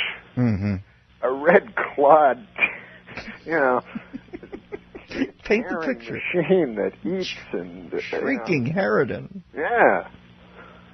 What's your poem about, buddy? Hey, man, you know what? Here's a little joke I thought of. All right, set up the poem with a joke. Get our palette ready. No, I was just coming across the customs, Yeah. And they asked to see my ID, mm-hmm. and it occurred to me that ID is a very odd short form for that word, because I stands for I, mm-hmm. and then D stands for identification. So they've asked the D to carry the main crux of the word. Exactly. It seems like an inequitous split of the foot-pounds needed to convey that word. I always thought that I am Pei, the architect, had the easiest autograph, because literally it was simultaneously his name and a proclamation. I am Pei. I am Pei? Mm-hmm. Do you know I am Pei? Yeah, but I don't get the Pei part. His last name is Pei. No, I know. So when people would say, can I have your autograph, he would write I am Pei, which was his name, and also his proclamation to the world who he was. I am Pei. Oh, cool. Mm-hmm. You think that up? Nah, I probably wish I hadn't, but I did. Oh, man, that's cool. He did the CAA building. I am paid at CAA? This is like that the poem you've heard? Johnny Carson, Jack Webb bit. Jack Webb. But I used to love Jack because he gave no allowance to the audience for them putting anything together. He would always break the show down in 2-minute increments on Dragnet. 8:48, my partner Bill Gannon and I entered the coffee lounge. 8:49, we had a cup of coffee. He kept everybody on the same page because he knew the crowd would get unruly and Day of the Locust-like if left to their own devices. Yeah, we laughed. Yeah, it's not easy being a cop, though. No. You walk into a room and everybody looks at you. You're the fuzz, John Law. That's what he told. That's what he told Kent McCord. Yeah, young Kent McCord on Adam 12. Yeah. Mm-hmm. Now, as the poem goes, mm-hmm. It's not a happy poem, Dennis. I didn't ask for a happy poem. I asked for your feelings conveyed through rhyming couplets. Hey, listen, man. I hear you're having more trouble with your cans than Mamie Van Doren. Cans being inside radio business for my headphones. I love it when you talk hip, Norm. You're like Wolfman Jack. Hey, Bobby, man. get in here. My cans aren't working. This is Starship. Hey, did you ever hear that story about Blake? You know Blake Clark, mm-hmm. the comedian. Great comedian. Yeah, he's a great comedian, but he does a perfect Wolfman Jack. Mm-hmm. So he was telling me, like, one time he was in this movie theater, mm-hmm. and he was sitting there, and right before the movie starts, Wolfman Jack walks in with his wife, right? Mm-hmm. He's got a big fur coat on and everything, so everyone in the theater's like, oh my God, it's Wolfman Jack, And they're all like impressed and everything. So then when the movie starts, Blake Clark starts going, oh, man, I like this movie. I can't do Blake Clark. Everybody thought it was the wolf. Yeah, everyone thought that the Wolfman was just going to yell the whole movie. Do you know the science fiction writer Harlan Ellison? Have you ever heard of him? Oh, yeah, Boy and His Dog. Yes. Well, he was sitting in a movie theater once when he had no money. He used to go to Manhattan matinees and sit there and watch 8 hours worth of movies just to stay warm. He said he was sitting in the second row of the balcony, and in the first row was this shrieking idiot who would scream at the screen and was a bit nuts. And behind him, around 4 rows back, halfway through the second movie, like 3 hours in, he heard the guy say, shut the F up. And the guy in front just kept yapping and yapping, and he said, one more time, I'm telling you, shut up. And the guy keeps yapping and yapping. All of a sudden, Ellison said, I'm sitting on the aisle, and I feel this whoosh go by my right shoulder, pick the man up in the front row and throw him over his head, over the side of the railing. I hear a savage crunch downstairs. There's nobody else down there. And the seat goes back. He said, for the next 4 hours, I'm just frozen looking at the screen. He said, I finally had summoned the courage to turn around, and the guy is gone. Now, that'll make you a science fiction writer right there. Yeah, man. I love that Harlan Ellison. I'll tell you, though, something about that Harlan Ellison. Tell me about him. I mean, he's won more Hugos than anybody, but I hear he's fruitier than Carmen Miranda's hat. I did not know that. Does that color his art for you? No, not at all, man. It makes it better. It makes it a lot better. Makes it a lot better, actually. Sure it does. What about the poem? No, I'm not outing him or anything. No, of course not. No, he's No, nobody would misinterpret you saying he's fruitier than Carmen Miranda's hat as some effort to out him. No, he said it himself. Oh, he did? Yeah, so everything's cool. All right. No, that guy's a great writer, man. Are you gay? Interview him? Norm, are you gay? Am I gay? Yeah. Well, listen, let me put it to you this way. No, I'm not gay. Sometimes I make a joke and then... But in a perfect world, Norm, would you be gay? All things being considered. Give me the damn poem, Norm. You're making me take it out of your mouth like Olivier in Marathon. Give me the damn poem. No, the poem. Here's the thing is, my dog died last Thursday. No, are you serious? Yeah, man, and so I've spent many a sleepless night, and then last night I decided to put pen to paper. Right, as a catharsis. And get my thoughts out about my dog, my old dog, Bo. So, you want to hear the poem? Yes. Okay, here it is. He never came to me when I would call, unless I had a tennis ball or he felt like it. But mostly he didn't come at all. I mean, there were problems when he was young. He never learned to heel or sit or stay. He did things his way. As the young folks say, Dennis, I guess discipline was not his bag. But when you were with him, things sure didn't drag. He'd dig up a rose bush just to spite me. And then when I'd grab him, he'd turn and bite me. I mean, I was scared. Man, he bit a lot of folks from day to day. The delivery boy was his favorite prey. Man, he tore the hell out of that kid. The gas man wouldn't even read our meter. He said I owned a real man-eater. God, how I wish I'd listened to that gas man. You're not going to believe this, but he set the house on fire. Look, the story's too long to tell. Suffice to say that he survived, but the house was a smoldering hell. On the evening walks, and Gloria took him. That's my wife. That's my wife, Dennis, Gloria. He was always the first out the door. The old one and I brought up the rear. That's what I call my wife, the old one. Why I married an old woman, I have no idea. But anyways, the old one and I brought up the rear because our bones were sore. Probably because that dog would chew on the bones of our legs every cursed day. He would charge up the street with Mom hanging on. Boy, what a beautiful pair they made. And if it was still light and the tourists were out, they created a bit of a stir. And by stir, I mean countless lawsuits. But every once in a while, he'd stop in his tracks and with a frown on his face, look around. It was just to make sure that the old one, that's my wife, was there and would follow where he was bound. And we knew damn well enough to follow, I'll tell you that. We're early to bedders at our house, Dennis. I guess I'm the first to retire. I like to get to sleep before the old one clambers into bed. And as I'd leave the room, he'd look at me and get up from his place by the fire. God, he loved that fire.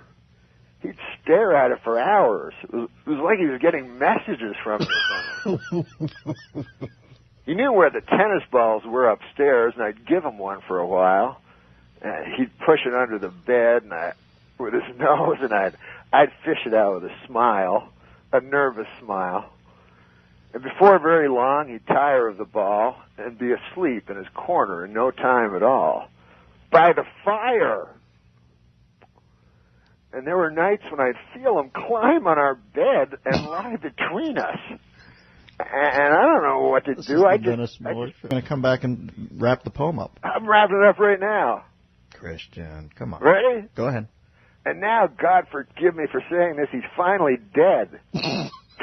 But there are nights when I swear I feel him climb on our bed and lie between us. And there are nights when I think I feel that god-awful stare, and I reach out my hand to stroke his hair, but he's not there. The old one thinks he lives in the fire and comes out at dark. Oh, I wish that wasn't so. I'll always fear a dog named Bo.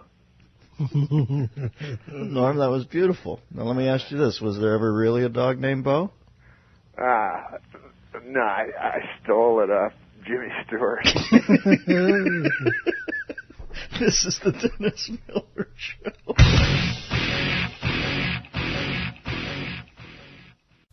Norm is with us, yes. Norm, and what anything you want to tell me about Norm's segment this week? Is there anything he wants to talk about? What he said to me is, what we're not going to do is, I'm not going to read a poem. I love that poem, by the way. Me too. Norman. Hey, Dennis, how you doing? How you doing? I'm all right. I have to apologize for that fiasco last week. I liked the poem. Why would you apologize? I like you more existential. Oh, man. I guess it was just too long. It was turned out to be... No. Just forget the fact that Alfred Lord Tennyson called halfway through and said, is this ever going to end? Forget that. Exactly. I'm going to leave the rhyming to the Lily Sobieski from now on. It's funny. And we're off. I don't even know what that means. What's up, Normie? But I remember, I realized something. My problem with the segment is I've been waking up about 5 seconds before I go on the air. Mm-hmm. So today I got up a couple hours ago and made myself a big, healthy breakfast. What'd you have? What I have? Yeah, I had 6 farm fresh eggs, half a rasher of bacon, and a pot of piping hot coffee. So you're kind of drowsy. Hey, Sal, how you doing? I'm doing well. A half a rasher. God, you make me laugh, Norm. And what is the healthy breakfast yielded you in the way of insights into the world? Oh, I was just listening to that. You were talking about Mitt Romney and that speech he gave. Yeah. And I don't know if you know this, he got a really good response from the crowd, but apparently 10,000 of them were his wives. All right, just flicking the jab here. We're getting out of the blocks. Yeah, that's all it is. No, I've been scouring the newspaper trying to be more of a more topical. Sure, up to the moment. And so I've come up with a couple of things. Boy, I can't wait. Well, they mentioned that Oprah Winfrey, is crisscrossing the country with, she's making personal appearances to raise money for Barack. All right. And she says if that doesn't work out, she'll just give him $1 billion.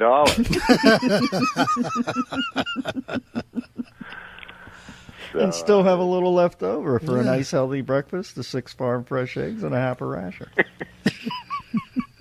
Oh, Osama bin Laden? What's up with him? How's he doing in the polls? The guy released another tape to recruit young Muslims to fight and die for Islam, and I don't know. I think he's serious this time because apparently he's tossing in a pair of tickets to Hannah, Montana. Which is a big enticement to the kids today. Yeah, for the young the young crazy Islamicist who has access to the Disney Channel. Exactly. I don't know what else. Yeah, you don't have to hit jokes. Ted Kennedy is getting $8 million for writing his life story. I saw that. I hope this doesn't give him a big head. No. He has that giant, big red head. I know his head is second only to Will Durst's in total cubic space. You've been great. I've been Durst. We're talking about a comedian in the Bay Area, quite a actually perceptive political observer, but he did have a big Macy's balloon type dome, and that was how he ended his act. You've been great. I've been Seacrest. I haven't seen a melon that big since I can't think of anything. I haven't seen a melon that big since the 4-H fair at Chernobyl. Yeah. How's that? Man. I'm just knocking it off. I don't know how you do It's that. easy when it's not funny. Oh, they did ask Kennedy in that book. They said if he was going to address the subject of Chappaquiddick, right? Because that's obviously a big part of his life, and he said we'll crash off that bridge when we come. Oh, I love Chappaquiddick. Hey, now, Norm. Yeah. I was watching a commercial over the weekend for a phone company, and there's these little creatures. And is it you and Steve Buscemi voicing the creatures? Yeah. I always wanted to work with a serious actor. What do you play in that commercial? It's a little... I don't know why they got it, but I play like a child gingerbread man, and Steve Buscemi plays my father. Mm-hmm. It's sort of like a confectionery at close range. Where you... Yes, exactly. The coolest commercial was that one you did, where it was for Miller beer, and all you had to do was go like, just a matter of time, right? Yeah, they had this. It was a very glassy floor, and there was something in the background that was blacked out. I walk out very slowly. It was a 30-second commercial. I saunter across the stage. I've got a nice suit on. You hear clip clop, clip clop, clip clop. I stand there in the middle. I hit a button in my hand, and this huge marquee-like lighting lights up behind me that says Miller, Genuine Draft. And then I look at the camera and go, "Oh, I knew they'd call." That was an easy one. That's an easy one. I had one funny commercial that I did for beer, and it was really funny. It was for Miller. I don't know what it was for. Let's suppose it was for Miller Lite. Yes. And then, so I'm at a party, and a guy comes to the door, and I go, "Hey, man, did you get the beer?" And he goes, "Yeah, I got Budweiser." And then I go, "Budweiser sucks." So that was really funny. So then we go to shoot it, and there's all these executives around that, like the guys that own the beer company. Mm-hmm. And then they freak out the last second. They're like, "We can't say that about Budweiser, You're going to have to change the copy." So they say it to this kid so he has to change it like immediately, So anyways, it turned out to be the guy comes, he goes, "I got some Budweiser." And I go, he goes, I got some Miller Lite." And I go, "Great, come on in," like that was the option. Yeah, that's the option. And then so they never aired it, but they cut me a giant check. Yeah. Well, you know what, Norm? That's the whole thing about ads that I've noticed, that you have a lot of creative people who want to run right up to the shoreline of naughtiness and put their toe in. But then at the end of the day, they're being paid by some town elder somewhere out in the Midwest who owns the company. So they do one for themselves, then they do the actual one, and the funny, cranky one never makes the air. Never, ever makes the air. But you're right. At the end of the day, more zeros than the Japanese Air Force on the end of that check, my friend. And I bring that up only because it's Pearl Harbor Day. You were just in Hawaii. Have any particular reflections on Pearl or Hawaii or anything other than that? Well, Hawaii, I don't know. I've noticed one thing, because I was there with a large group of people. And boy, wait a second. What's that about? Mary Kay reps? What were you doing there with a large group of people? Well, I brought my son, right. Simon, who was known as Peter. And, so I brought the wife Gertrude, and then a whole the old one, as you say. What? In the poem, you referred to your wife as the old one. Have you forgotten the poem? Oh yeah, well already? she is a little long in the tooth. I mean, good Lord. The problem is, when I was a young man, I had a thing for older women. Right. I happened to marry Gertrude, and now as I reach my mid-40s, good Lord, I'm not one to break vows, but I'm waiting for that till death do us part. So you go over with a group of people to Hawaii. What did you notice in Hawaii? What was your perception? Well, I noticed, first of all, that Gertrude loves sunsets. And all the group of us would go and watch a sunset every evening, and I just don't like them. No. Like, to me, a beauty is like the nape of a young girl's neck. Right. But, you don't want to bring that up to Gertrude. No, you don't want to ask your wife and the group to go out at 6:30 at night and look at the nape Good of a God, local and one neck. time I woke up in the middle of the night in Hawaii beside this ghastly woman, Mm-hmm. and I swear to God, it looked like in the light, it looked like I was sleeping with Burt Mustin.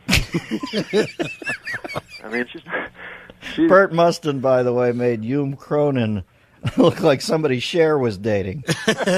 He was the oldest man on the planet Earth, one of Johnny Carson's favorite guests. Norm, I'm up against a commercial break. I could listen to you recant all day, but I've got to pay some bills. Thank you, my friend. This is the Dennis Miller Show.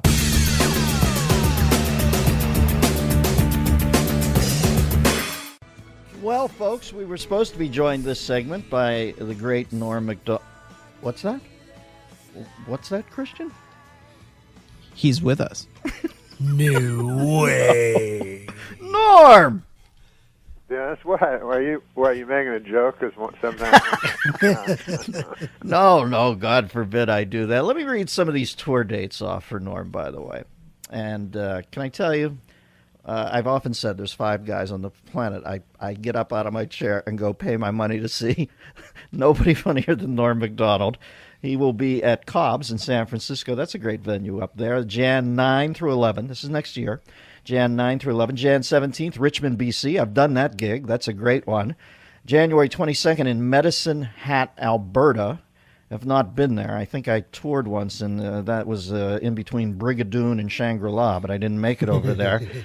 January 23rd, Regina, Saskatchewan. January 24th, Edmonton, Alberta. 25th, Grand Prairie, Alberta. And January 30 and 31, Raleigh, North Carolina. Do yourself a favor. This is a comic genius. Norm, the last time I talked to you were working with a puppet. Does that still hold true? Why? They're not called puppets, man. Oh, I'm sorry. What are they? Ventriloquist dummies. And even that is a little apathetic, but... What would you imagine they'd like to be called in a perfect world? I call them my friends. Yes, of course. My friends in the bag. Christian wanted me to do this, but I don't know where that bag is. What were some of the puppets? Who was your rat pack in there? I had my regular guy Brad. He's just my buddy, And then I got this old man, and I had trouble with him. He's too cranky. Right. And it turned out. I don't even want to mention what he believed. And weren't you also beginning to work with a young Chippewa girl? Oh. No, that one was too expensive. I wish I could find my Richard Nixon doll, because now they have that Frost-Nixon debate. Yes. And I do have a Richard Nixon doll. Uh-huh. Now I'm calling him a doll, but he's somewhere. But I haven't even started working with him on the road because I'm not very good at it yet. No. If you use the Nixon doll, you have to hold his arms up and have him say, "I am not a doll." And then you know what will happen then? Oddly enough, as in Rosemary Woods Land, you'll be greeted by 17 and a half minutes of silence. Man, that impression was, I would say that's about equal to Frank Langella's. I thought it was pretty good. No, I'm serious. Thank you. Frank Langella sucks. As Dracula, no doubt. Now listen, where you been? You been on the road? You got any road antics for me? What's happening out there? What, in the heartland? Yeah, where you been? Some of these dates, you're getting out there into the tertiary markets, my friend. Oh yeah, man. I play small nightclubs in the heartland. You take I'll tell you one thing, they love you. Me? Yeah, they're always like, when are you going to be a dentist next? Wow, that's cool, man. I didn't know we were out there. I didn't even know I had an affiliate in Medicine Hat. Now, what do you do when you're up in Medicine Hat? You get off the stage at, 9:30? You're looking to cruise. Where do you go? To some I don't bar drink. where you buy drinks with pelts, or what's happening up there? No, unfortunately, I don't drink, Mhm. and I don't do any drugs, and I'm not promiscuous, so I don't do anything. I just go back to the hotel. I just basically, like, when you're on the road, other than the hour that you do stand up, Yes, you lay Basically- dormant. well, you have the life of a drifter. So a lot of it's trying to find food. But you know what I've found is, as I travel through the country, Tell me, Mr. Sullivan. and this might be, who knows, this might be profound. Well, we'll write it down and analyze it. But I was in this place called, I think it was called Malleyville, Iowa, Sure. So I noticed, like, the local comics, like, they'd get up and they'd go, hey, man, I was just I'm happy to be here. I just came from Wadsworth. And everyone would, like, they'd laugh, So I talked to the guy, the owner, and he's like, oh, those guys from Wadsworth, they're idiots, It turned out Wadsworth was just about 18 miles down the road from Malleyville, Iowa, right? Who's booking you, Harriet Tubman? You're not letting me get to my profound No, point. I'm just, for God's sakes, these places don't even exist.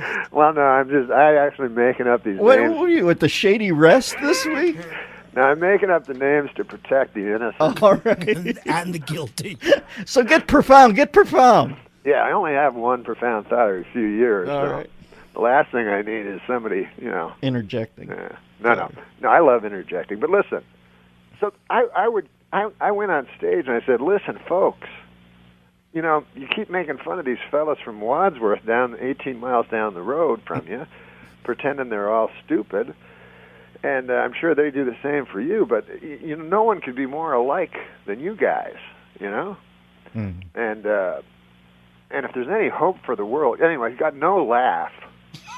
Shocking. Pretty well destroyed my set, because they're yelling Wadsworth. Why do you go for Wadsworth? And but doesn't it show you something? Yeah, sure. How's the world going to get together if Malleyville And Wadsworth can't even pull it together. Yeah, it's not that profound. That was the whole thing? Hey, I saw Matlock. Only you would refer to Andy Griffith as Matlock. Well, I don't want to get too arcane. Yeah, his real name's Andy Griffith, but now he calls himself Ben Matlock. Where'd you bump into him at? He was at the airport, at the LAX. You're kidding me. Now, that would be a thrill for me. Oh, man, it was incredible because, like, I grew up watching the Andy Griffith Show, and then later when he changed his name to Ben Matlock. Yeah. So I'm standing there, so I see they have an Archie comic. I haven't seen Archie comics for years. Mm-hmm. And so I'm reading the Archie comic. He's reading a really big book, like he's like you, like real smart, I guess. Yeah, he's So- Andy Mayberry. So I'm looking through my Archie book and my Archie comic, which I haven't seen in a long time, and it was actually a good one, like Jughead. Mm-hmm. He gets a job at Pop's Chocolate Shop. Yeah. And Jughead is he's kind of a never-do-well, Yeah, for he's those a of you who don't Jughead. know him. And so it's kind of surprising to Archie and Reggie Mantle. Like, they're like, what? Jughead got a job, Exactly. Seems weird. He's like a short order cook at Pop's Chocolate Shop. Yeah, he's like Screech with a squint. Exactly. And yeah. a crown. So it turns out they're like, at the end, they're like, Jughead, you never work. Like, you're just a bum, that likes hamburgers, likes to eat hamburgers. He says, yeah, that's right. And you know those big chef hats they wear? Mm-hmm. Jughead pulls his chef hat off. It's filled with hamburgers. So the only reason he got the job in the first place was so he could steal all these hamburgers from Pop's Chocolate Shop. Well, they say that 90% of the heat in a human's body escapes through the head, so Actually, to keep them in there is wise. It keeps the buns softened like Pink's over at La Brea and Melrose. And by the way, I don't know if you've caught the new Archie, but Midge has to extend the restraining order on Moose from 30 to 50 feet. And call in Gavin DeBecker because Moose evidently on some anabolics and a little crazy at this Little point. handsy. All right, Storm and Norman, it's good to talk to you, brother. Let me tick these off again real quickly. This is all in January of next year. 9/11, Cobb, San Francisco. 17th, Richmond, BC. 22nd, Medicine Hat, Alberta. 23rd, Regina, Saskatchewan. 24th, Edmonton, Alberta. 25th, Grand Prairie, Alberta. And the 30th and the 31st, Raleigh, North Carolina. And, you know, your story about Andy Griffith reminds me once that I, at LAX, at a luggage carousel, ran into the great Ray Ralston, my favorite Martian, and I asked him if he could pop the little antenna up. He hit me in the windpipe with a ridge hand. I still suffer thoracic damage from it, so I know what it's like to meet a hero like Andy Griffith. Norman, what do you got planned today? What are you going to do? Well, I was going to tell you my Matlock story, but... No, go ahead. Sorry. I've got time. Go ahead. Recount. I thought you had to go. Go ahead. No, I remember I was telling you about how I met Andy Griffith. Yes. So he's reading this big book, you know. Oh, right, so that's it. I say I'll sidle up beside him and pretend to read a big book myself, you know, and then we'll get in a discussion, right? Because I didn't want to just bug him, you know. That's how you meet people. And I was hoping maybe he'd, by some crazy chance, maybe recognize me or something. So I stand beside him, and he's reading and everything like that, and I'm talking to him and everything. Anyways, turns out the guy's not Andy Griffith. Just an old man. So now I'm just talking to an old man who clearly is always like mistaken for Andy Griffith, but uses it, you know, because I'm like 2 minutes, 3 minutes, and who would talk to an 85-year-old man? So this guy's just milking it, you know. Ah, Norman, I love you. I'll talk at you down the road. The Dennis Miller Show. We are joined now by comedian / ventriloquist. And I still see he's acting, as I see a listing here on the sheet that he will be appearing in Adam Sandler's new movie, Funny People, currently in production. That sounds like a fun shoot. I wish I was on that one. Norm Macdonald, welcome to the show, Norm. Hey, Dennis, Merry Christmas. Merry Christmas, Norman. Where are you guys shooting Funny People at, and are you having fun with it? Oh, yeah, man, we're having a riot. I play a stand-up comedian. Wow, you're kidding me. What's the movie about? Stand-ups in general? It's about stand-ups and how they're actually sad or something like that. Where's the shoot taking place? Los Angeles? They just pick me up in a car and I get out. All right. It's somewhere in this time-space continuum, though, right? Yeah. All right. I just I wanted to be sure. Who's in it besides you and Adam? Any other comedians? Sarah Silverman, the great David Tell. Oh. So it's chock full of chock-a-block, as they say. Bad actors. You snuck one in on me there, Norman. Now, what are you doing for are you a big holiday guy? How do you help the human condition around the holidays? Do you do charity work, or do you just get out there and be Norm? Is that enough for the world? Well, no. Every year I go down to the Laugh Factory. The great Jamie Masada has a Christmas thing where he opens the doors of the Laugh Factory to the homeless, you know. So I go out there with Freddie Stoller, and we ladle out some, you know, gravy and turkey and. Have you ever had a homeless guy in the middle of his set and you've come in and bumped him because you were on network television? No, they don't do sets. Oh. No, it's we give food to the home. Actually, John Lovitz is going to be doing a set this year, so it's not entirely free, but everything has its price. Guys out there, homeless people doing the 20-second injury timeout gesture. Hey, enough, liar. I'm trying to have some giblets over here, okay? Can you lighten up? Jamie wanted to tell me also that this year sex offenders are welcome. Hey, I got an early Christmas present from our manager, Mark Gervis. What, did he send you, the shortbread cookies or the caramel corn this year? He sent me a card that said in lieu of a gift, he's going to give money to homeless people.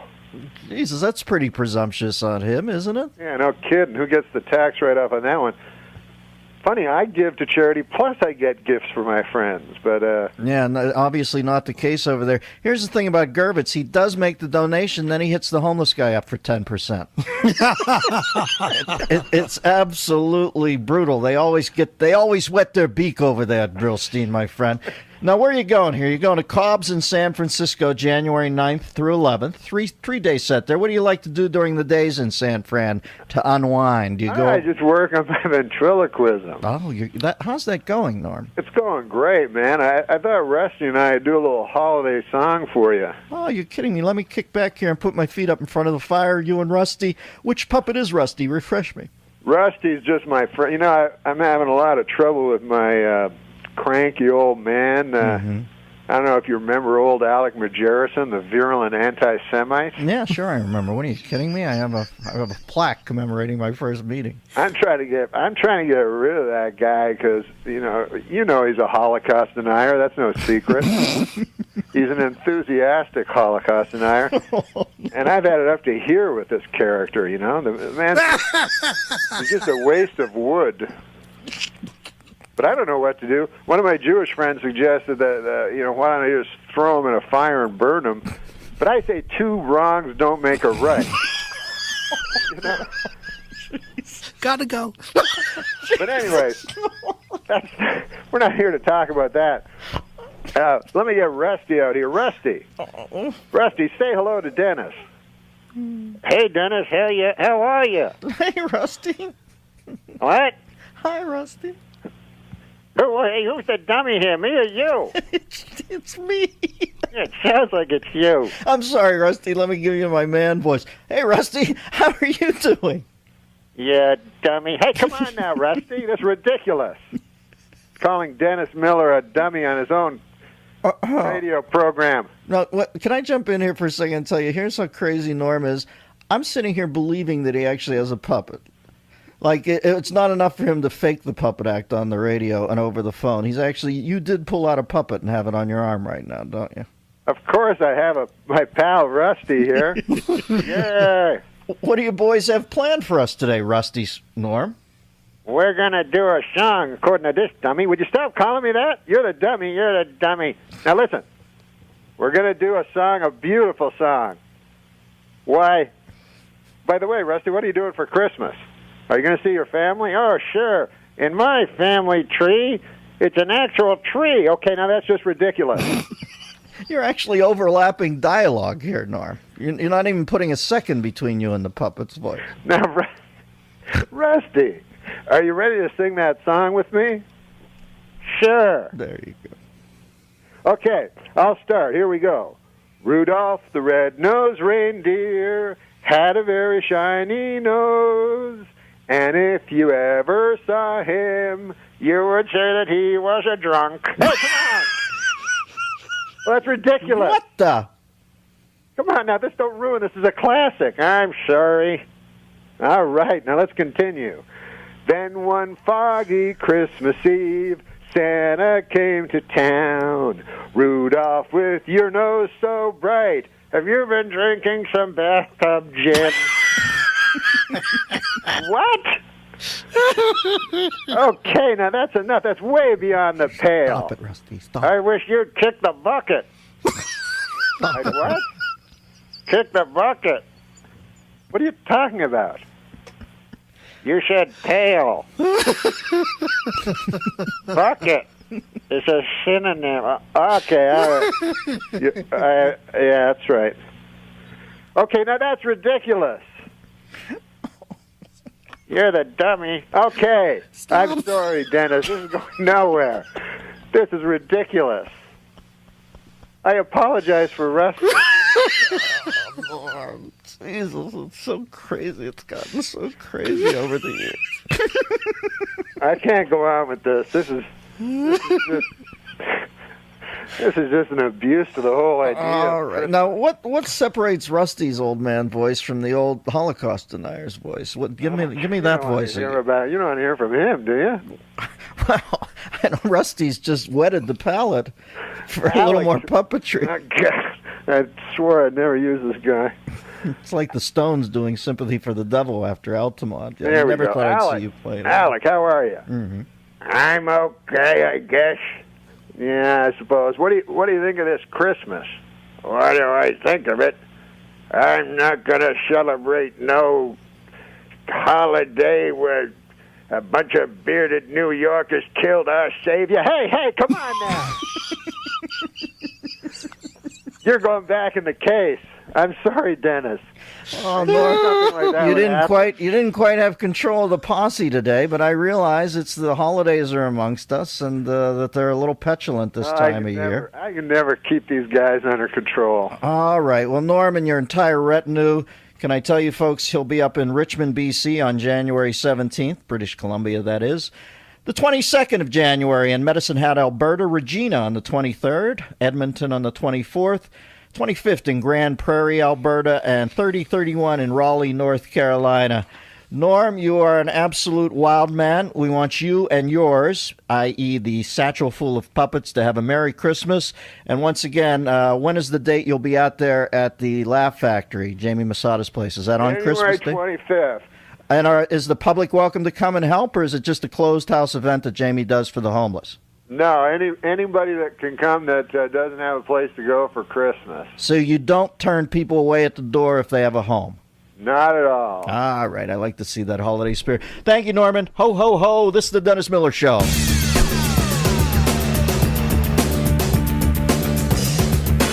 What's name do I see here? Norman Macdonald cold calling me? What's up, Norm? What, are you eating some toast? I was eating toast in the commercial and I just sucked some down the wrong pipe and I'm a little dry. You pick it up and run with it. What's up, Norman? Nothing. I just wanted to talk about something in the news. Here's the story. I got up early today to take my son to school. Yeah. And then I realized it was so early in the morning. And I said, what can I do? I can either, have a coffee or I can be in show business. Mm-hmm. So you called in. So I called in because you're in show. You're one of the only guys in show business at 7 in the morning.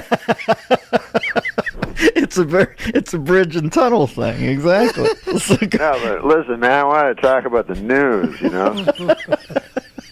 Even though newscasters are up at 7 in the morning. Yeah. You have to go to a comedian. Listen, I used to get the stories ripped from the headlines. That's where I get my jokes. Yes, I see. Now I get them, I type directly from the www.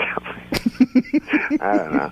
But no, this is what happened. I was on the airplane. Do you ever hear a story that means you have no reference to the story ever at all? Yeah, sure I do. So I got off the airplane, and the guy says to me, because everything moves so fast, the guy says, you hear what happened? I go, what? With the baby and the hot air balloons. And you're like, what? Are you telling me a joke? It sounded like the guy was going to tell me one of those great old jokes. Yeah, exactly. I mean, a rabbi, a priest, and a nun walk into a bar. That's the same sort of start. You hear about the baby and the hot air balloon. I'm like, no, what? You never know. You don't know if the guy's putting you on. Right. And he's like, and he goes, you know the guy? I go, who's the guy? As if I would know the guy. Right. He goes, the guy from Wife Swap. Like I'm the moron for not putting these. I said, wife swap? He goes, well, wife swap too. And he's like, his attitude was like, where have you been? Yeah, well, the amazing thing is that you're so much of an adult, you can't put this disparate list of ingredients together. Baby, hot air balloon, wife swap one. No, wife swap two. Where do you take it from there, Norman? Well, I know kids love rides. Yes. But I will say about the whole hot air balloon industry, I've never been I don't know, man. I've never been one to say, hey, I'd like to go up on a balloon with a blazing fire underneath me. It seems like there's about 7 ways that you could end up perishing. There's only one way you could survive. The only people who have ever pitched it historically were Forbes magazine, Malcolm Forbes, and Jules Verne. They're the only people who ever made hay off the hot air balloon. Everybody else, you're right, has ended up on Mysterious Island. Don't you think Malcolm Forbes, he's like, hey, man, maybe if I go up in this hot air balloon all the time, people will think of me as a hot air balloon guy and not a secret fruit. Well, everybody has their motives. I think you might have laser locked on those. So you're not sending your boy up in a. Myself in that. Oh, you're not sending your own son up in the hot air balloon, Norm. No way, man. No, my son's just into regular boyhood things, bungee jumping. Right. Indelible paintball. Yeah, he likes to cut himself because he says it makes him feel something. I'm like, what's wrong with feeling nothing like everybody else? Norman, it's good to hear your voice, buddy. What do you got coming up? Anything? Oh man, I'm going to be at the what? All those names, you know? Well, get them to Christian. I'll read them, man. I hate to make you do your biz, but I'll do it after the break. I got to take one now. Thank you for cold calling us, baby. I appreciate that. The great Norm Macdonald. Why doesn't he just feel nothing like the rest of them? This is the Dennis Miller Show. We have a special surprise that I've whipped up for right now. Surprise you've been warning. Who's? No, I just saw the name on my board. Norman Macdonald. Oh, what's up? I was going to say that surprise thing. That's news to me. What's up, you crazy bat? This has been set up for weeks. No, it hasn't, you bet. Don't put me in harm's way. No, hey, I just want to say Christian say goodbye to Sal. And good riddance. No. Thanks, I Norm. love Sal, man. Yeah, have you ever met? I appreciate that. Yeah, I met him. He was when I first went in and guest hosted your show. He was great. He was really nice to me. And then the next time, I don't know what happened. He wasn't there. I guess it was like Ed McMahon when Johnny left. He left. Yeah, he had that written into his contract. No, he was here for every other guest host. He's allergic to the puppets. So when you came in with the guys, he could not be there with you. Yeah, I was home. I got you. I was home under my bed. That was a mistake by me. How are the guys? Are you still doing the puppets? What was the one? The Holocaust denier American Indian puppet, or what was he? Oh yeah, that guy. No, that guy's playing wrong. But listen, what about these Olympics? Are you? Wow. Gee, I feel like two seagulls going after a dreamsicle. You're wrenching it back into the Olympics there. You didn't want to talk about the puppets. All right. What about these Olympics? No, I love the Winter Olympics. Tell me why. You know? Well, because you get all the great sports together. You know, you get hockey, and then all this other thing.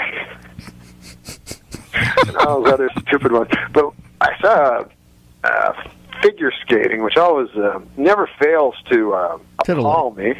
Because these guys are such incredible skaters, it's beyond me why it never occurs to them to pick up a hockey stick. You know what I mean? Like, it's like if they had a sport, you know, where the guys just running around a football field, you know? Yeah. Doesn't make any sense. I saw Shaun White last night talking in a clip about why skateboarders don't break down in tears after they're judged. It was on the Colbert Show, like ice skaters, figure skaters break down and cry after they're judged. And Shaun White, I think, encapsulated it perfectly. He said, I don't know, maybe they're thinking, you mean I got into this outfit and I didn't get a good score? What about that Johnny Weir's outfit, man? That was hotter than a $2 pistol. Yeah, Johnny. Do you have a little... I don't know. You got a little crush, or what do you have there? What? No, I don't. I mean, he's no. I don't know any other. Brian Boitano. He's no Brian Boitano. Elvis Costello or whatever. Elvis Costello. No, you mean Elvis Supak or whatever? Stoico. Yeah, Bob. You know Bob Stupak. That's the guy who built the Stratosphere in Vegas and has no chin. He's dead. He's an evil-looking man. Yeah. But forget about him. Yeah, I've already. No, we got the gold medal from a guy that lives near me in Santa Monica, Ivan Lachoyevich or something. Yeah, that's it. He beat the commies. He put the commies in their place. Plushenko. Plushenko was the Russian Yes.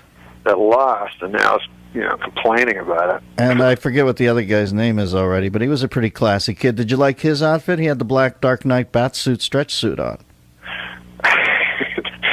Yeah, I like that. Didn't you tell me that you once had Julie Newmar in the Catwoman suit in a hole in your basement that you had dug? It rubs the lotion on its catsuit. What about Tiger? Listen, speaking of sports guys, and I know you follow the sports, what about this Tiger Woods, the whole scenario? I haven't talked to you since that happened. Well, the only thing that surprises me about it is that people were surprised. You know what I mean? Mm-hmm. They're like, hey, wait a second. You telling me that, are we talking about the same guy? the super charismatic billionaire? You tell me that guy likes to lie down with the ladies? I don't believe it. Says my brother-in-law, Mort. That'd be a different story. That would shock you if he had closed 14 porn stars, hookers, and models. Exactly. But, I was trying to tell, because the ladies are all carping about it, that there's another story with Tiger Woods, that people don't seem to focus on. It's a story I've been following for the last 12 years of my life, and concerns Jack Nicklaus and Sam Snead and history, but it has no ladies in it, so that's the problem with it. Did you see to me, if you're gonna be angry at Tiger, you have to be able to name at least 3 golf tournaments. I'm still on the last line. Did he say what I thought he said? Yeah, he said history. History? Yeah. All right, because I thought it was. Are you sure it was history? Yeah, he's having a little story with history. Oh, okay. Jeez, I thought I had gone a couple letters south and scared the living hell out of him. Now, Dennis, it turns out he's a sex addict. Yeah, do you believe that exists, or what, is that just a contrivance? Well, I don't know, because to me, if you're an addict to something, it means you do it a lot. Like, you know what I mean? Yeah. Like, what if you had sex with your wife every night? I mean, would that make you a sex addict? Yeah. Mm-hmm. More than somebody who had sex with like 100 women?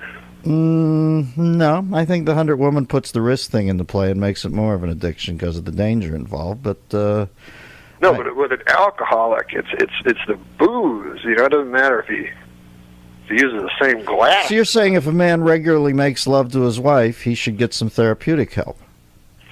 I think that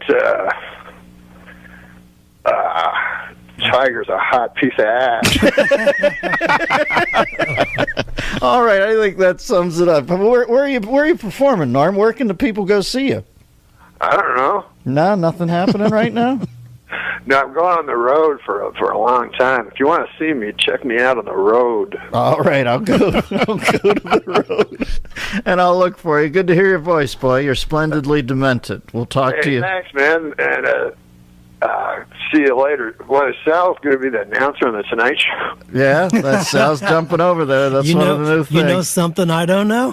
They're about to announce it. Thank you, Norman. We miss you. Good to talk to you. Norm Macdonald. This is interesting. Kevin did a commercial, right?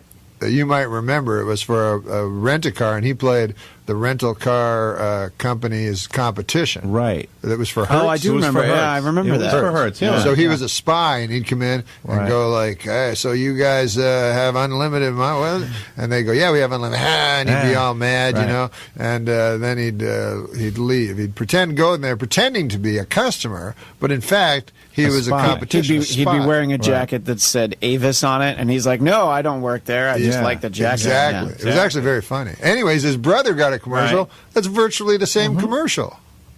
Well, it was for Nissan, and he was a spy for another car company. And I said to Johnny, I go, my God, that's almost the same commercial that I did for Hertz. He's like, yeah, isn't that weird? I go, yeah, that's bizarre. Yeah, they did the... They stole the idea, and then they took. They used my brother. His brother. Either that, or the Farleys are a family of spies. Exactly. I don't know. It's funny when people steal things for. Because I remember Smigel had, the dog, the Triumph, the insult dog, and then Petco, which Pets.com. You got it. Yeah. Pets.com stole it. I didn't want Petco to sue us. Oh, I'm sorry. So Pets.com. Pets.com stole the idea. I didn't know that. Yeah. And they had a dog. Oh, it you're was like kidding. Triumph that talked to people. And I think it was. Really? I think it was Michael Ian Black. You know, Oh, was I think it? I think he Well, he was should the have voice known of that. better. Well, I guess he just wants a paycheck. Well, Yeah. You can't blame the guy. I might be wrong. That No. might not have been him, but it sounded like But it. then Pets.com sued Smigel. No. Yeah. No. Yeah. Doesn't he badmouth insane. the Pets.com puppet? He did. Yeah. But my theory on it was that the head of that there must have been some young guy working at Pets.com. Go, I'll just steal this thing, you know? Sure. Yeah, nobody sees Late Night with nobody- Conan yeah, O'Brien on nobody knows NBC that. right after the Yeah. Tonight Show with Jay Leno. Who's ever seen Right. this puppet? Yeah. So he makes the puppet, and then the old white-haired man that owns the thing is, by God, I enjoy that. You know? And then one time, the old Somehow man it's is sitting through. there, and he's having his brandy, and got an old hound dog at his foot, you know, and a pipe, and A pipe? yeah, sure, and he's not sleeping that night after Leno's, you know, still. And he doesn't fall asleep, and 12:30 comes along, and there's a Late Night with Conan O'Brien, and there's Triumph the Insult Dog. Right. Well, the white-haired fella, he jumps to his feet. By God, get my lawyer on the phone. Who's your lawyer? Who's my lawyer? Matlock. Matlock. I only get the best.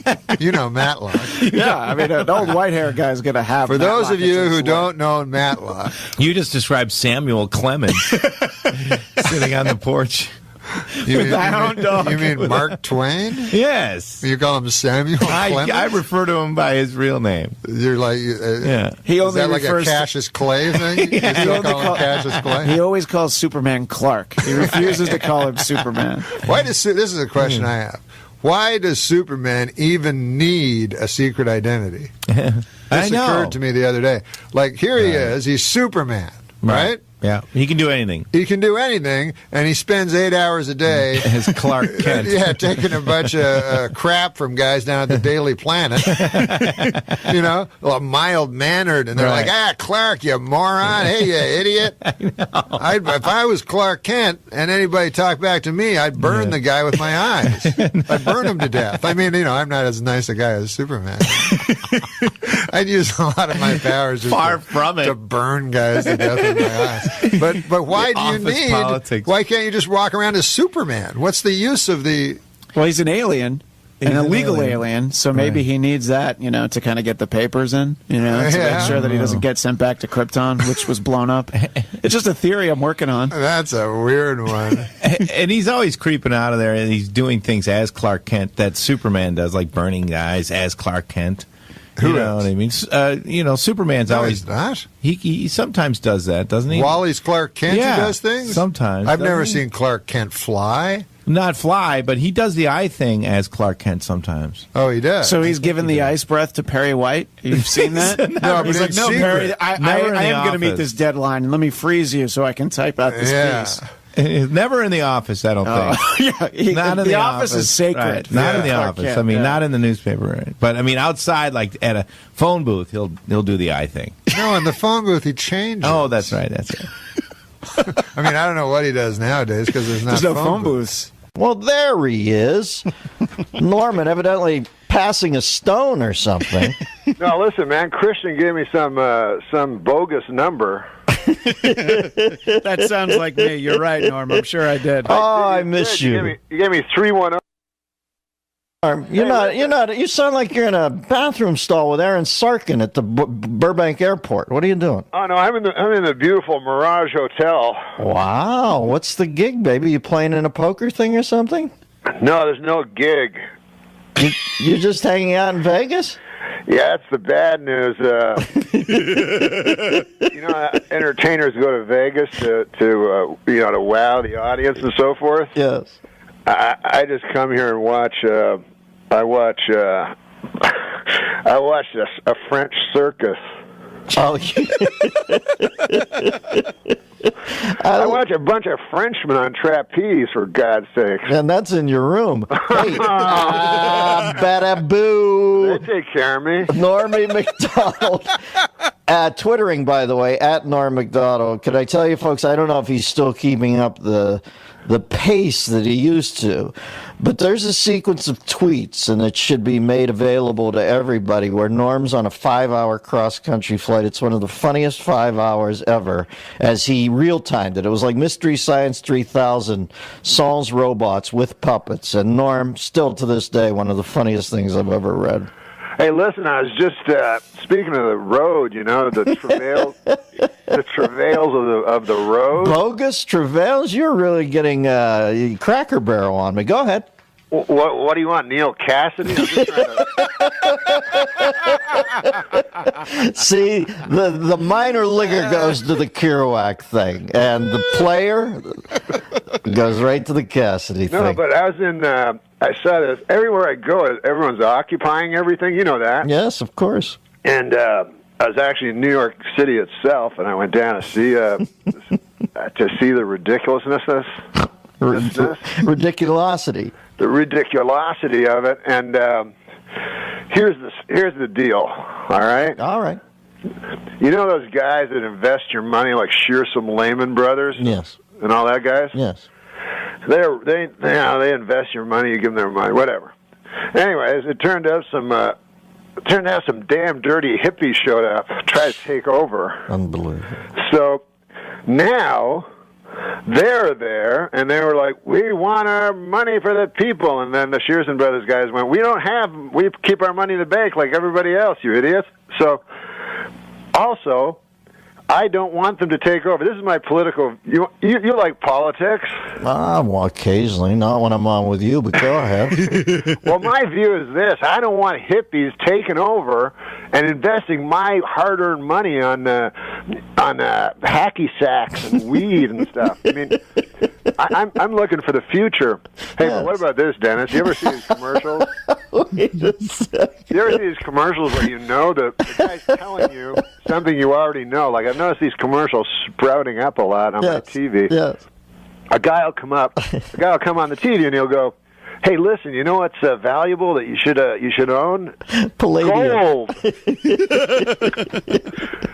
And I go, "Yeah, I know that." They go, "It's worth a lot of money. You should get some solid bars of gold." I'm like, "I know. I watched Daffy Duck when I was a kid." But and then it's like it's just like I'm G. Gordon Liddy. I broke into the Watergate Hotel. Did you like gold? That's a hell of a spokesman, isn't it? Yeah, the spokesman makes really no sense to the product. Except that every person knows the value of gold. Yeah. In fact, in this country for many years, a gold standard. Right. And that gold standard is Dennis Miller. Hi, I'm Richard Speck. In between killing nurses in Chicago, I buy gold. Listen, that Richard Speck thing, they blew that way out of proportion. The guy had one bad day, but listen, how can a guy just have one day like that? Like he's just a regular dude, and then all of a sudden, good Lord. Like I can understand the guys that do it once to sate their thirst, Yes. And then, or you can understand Nicholson getting out on Coldwater Canyon with a driver and taking out a fellow driver's dash window, but the 8 nurses, that's a cranky day, right? Yeah. I know, man, but one of them, listen, let's not get grim about it, but that guy went to jail and turned into a hot lady. Nothing grim there. Hey, Norm will be doing stand-up live in Phoenix. No, it's called Stand Up Live in Phoenix, January 13, 14, 15. When is that? January 13, 14, and 15 in the year 2525, Zager and Evans. Then the Casino Regina, not to be confused with the what are those two little creatures say? Hakuna Matata in Regina, Canada, or Regina, as they say. Yeah, as the Canadians say. February 4th. And then at the D.C. Improv, which is now the House of Representatives in Washington, D.C., February 16th. Wait, you stole that joke off of Will Rogers. Junior. And hey, I saw, it was in New York that I didn't even realize still performed, the Capitol Steps.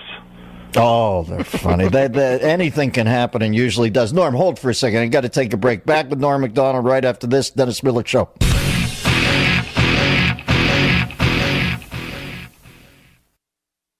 Hell weasel, and I've seen a table read, and he literally inhabits the Pauly Shore part. What, give him hell weasel? Give him hell weasel. Well, you weren't supposed to plug that so early. Buddy, what are you doing for Christmas, Norman? For Christmas, I'm gonna have my beautiful son with me the whole time. So we're just gonna play ping pong and talk. Oh, hi, housekeeping. What's going? Well, hey, can you come back? All right. What, the Dennis Miller program?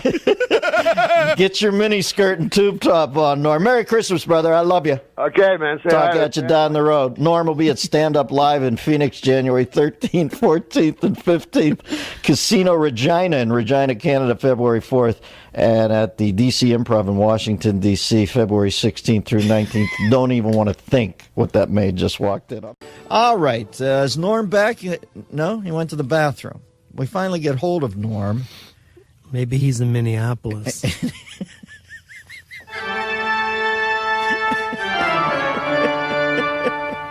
You mean with the Anglo-Nicholas brother, Larry Craig? Just saying. There we go. I cannot believe Craig is look just... at that. Norm can tap dance. Is Craig on the shun list, by the way? Yes, he is. He's on the shun list. What? It's unbelievable that he's just going to stay. I don't know how people... And listen, I don't even think... If that's his thing, although it's about as skeevy as it gets... You know, who am I? Well, I'll tell you who I am to judge. It's skeevy. All right, well, let's go to our expert on the subject. This is Norm Macdonald. What? I kid. I know you're the world's most active hetero. I'm not. I'm very. As a matter of fact, I'm very asexual. Why is that? What drove you to that? Is it fear of germs or what? Just people. Even having a meal with them's hard enough, you know. Let alone all that filthy stuff that goes on afterwards. So you're literally talking about watching a grilled cheese go into the oral orifice repulses you. You can't even. I know all about that Larry Craig guy, man. There's nothing to understand about that. I mean, what do you need a psychiatrist for? You know it, and I know it.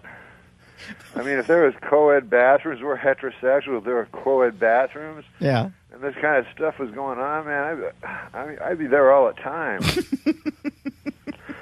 Let's not kid ourselves. All right, I'm not kidding myself, Norm. You've nailed me. Where are you at today, brother? Where are you calling me from? I'm calling you. I just woke up, and Christian just woke me up. Ah, Jesus. Why did you do that, Christian? You know Norm needs his sleep. Christian's becoming the bane of my precious last few moments of life.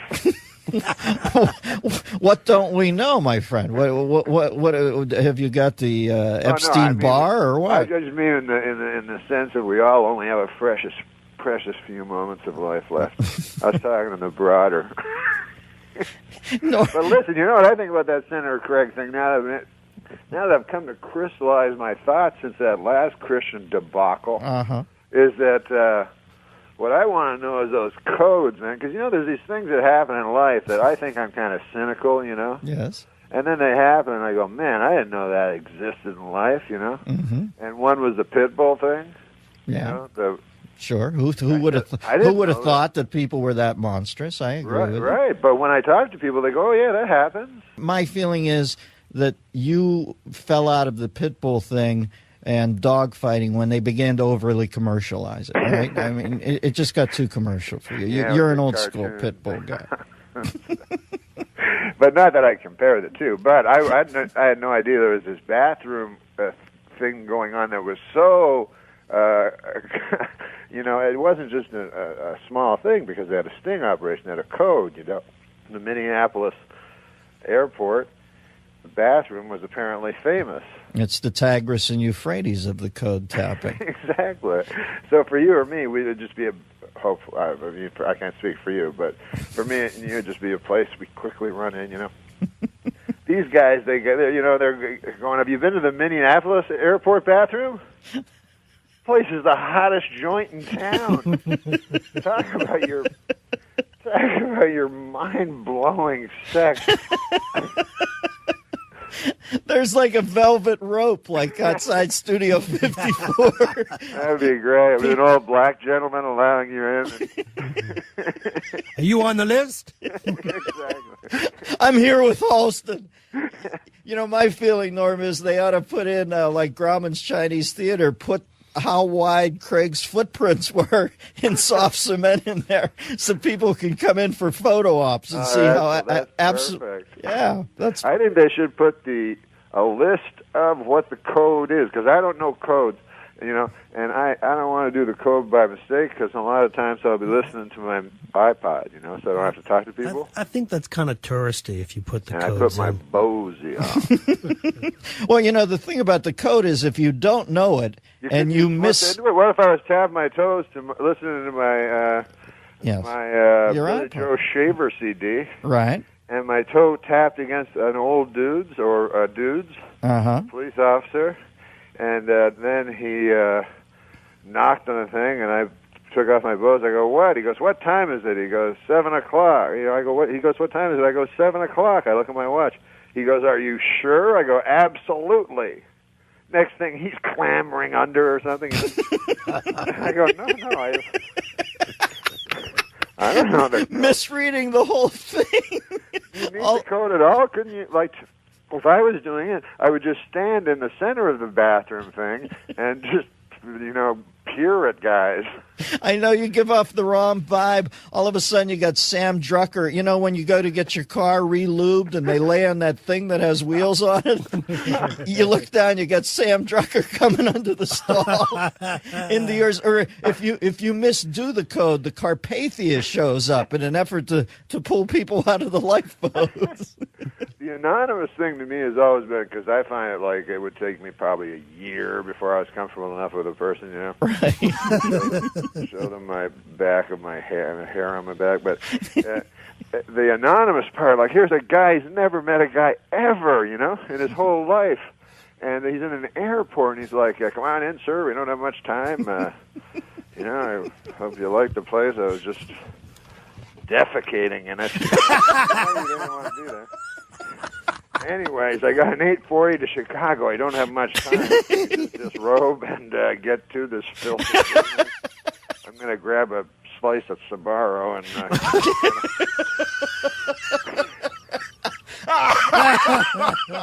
All right, Norman, I got a rock, baby.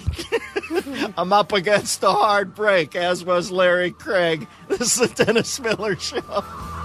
All right, folks, we are about to be joined by a comedy genius, legitimate, 4 stars, my highest approval rating, if I am to be the David Horowitz of comedy, give the ratings.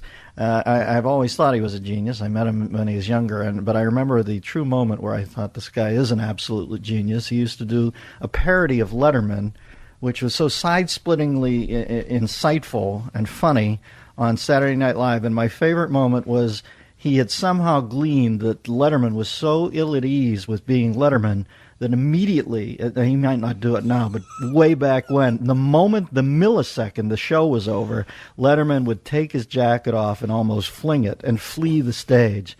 And that was Norm's payoff on the bit. And I remember seeing it and thinking, that is one of the most brilliant comedy moments that I had seen in a long time. Hey, Norm! Man, I found out I like this. You and I like the same guy. Why is that?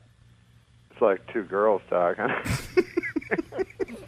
So we're the same guy because we're like two girls talking. No, you know, they would say you and I like the same guy, like, you know. Exactly. It's Dennis. It's Brian Regan. I mean. Oh yeah, Jesus. Isn't that guy amazing? I've been talking about him forever, and like all these other bad guys get TV shows. Right.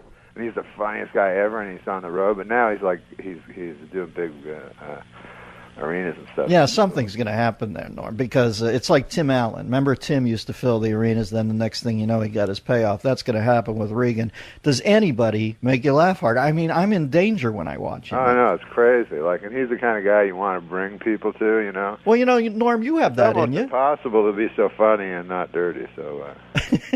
Well, you have that in you. You were the most booked guest I had on my 9-year run on HBO because... you used to just kill me, man. You have that ability to waste me. So. Oh my God! Well, you remember you were on the last show, actually. You played Yeah, I remember. a swearing man of the future. No, that show was funny, man. That Dennis Miller show. Remember that show? You remember, of course. Just a young kid with a dream. I was there for most of them. You had the coolest jobs ever, like a half hour a week. I know. Where you just got to be yourself and talk. And I know. They got on to me eventually. Now I'm doing 3 hours. Night football, all of a sudden, like some crazy dream happened. Oh, my God. Meanwhile, I'm on the Norm show. A fever dream. Meanwhile, I'm over on A Minute with Stan Hopper. You know what show I would like to see you host, Norm? And this is the God's truth. I would like to see you host To Catch a Predator. I see that as being a good medium for you. What's your thoughts on the To Catch a Predator show?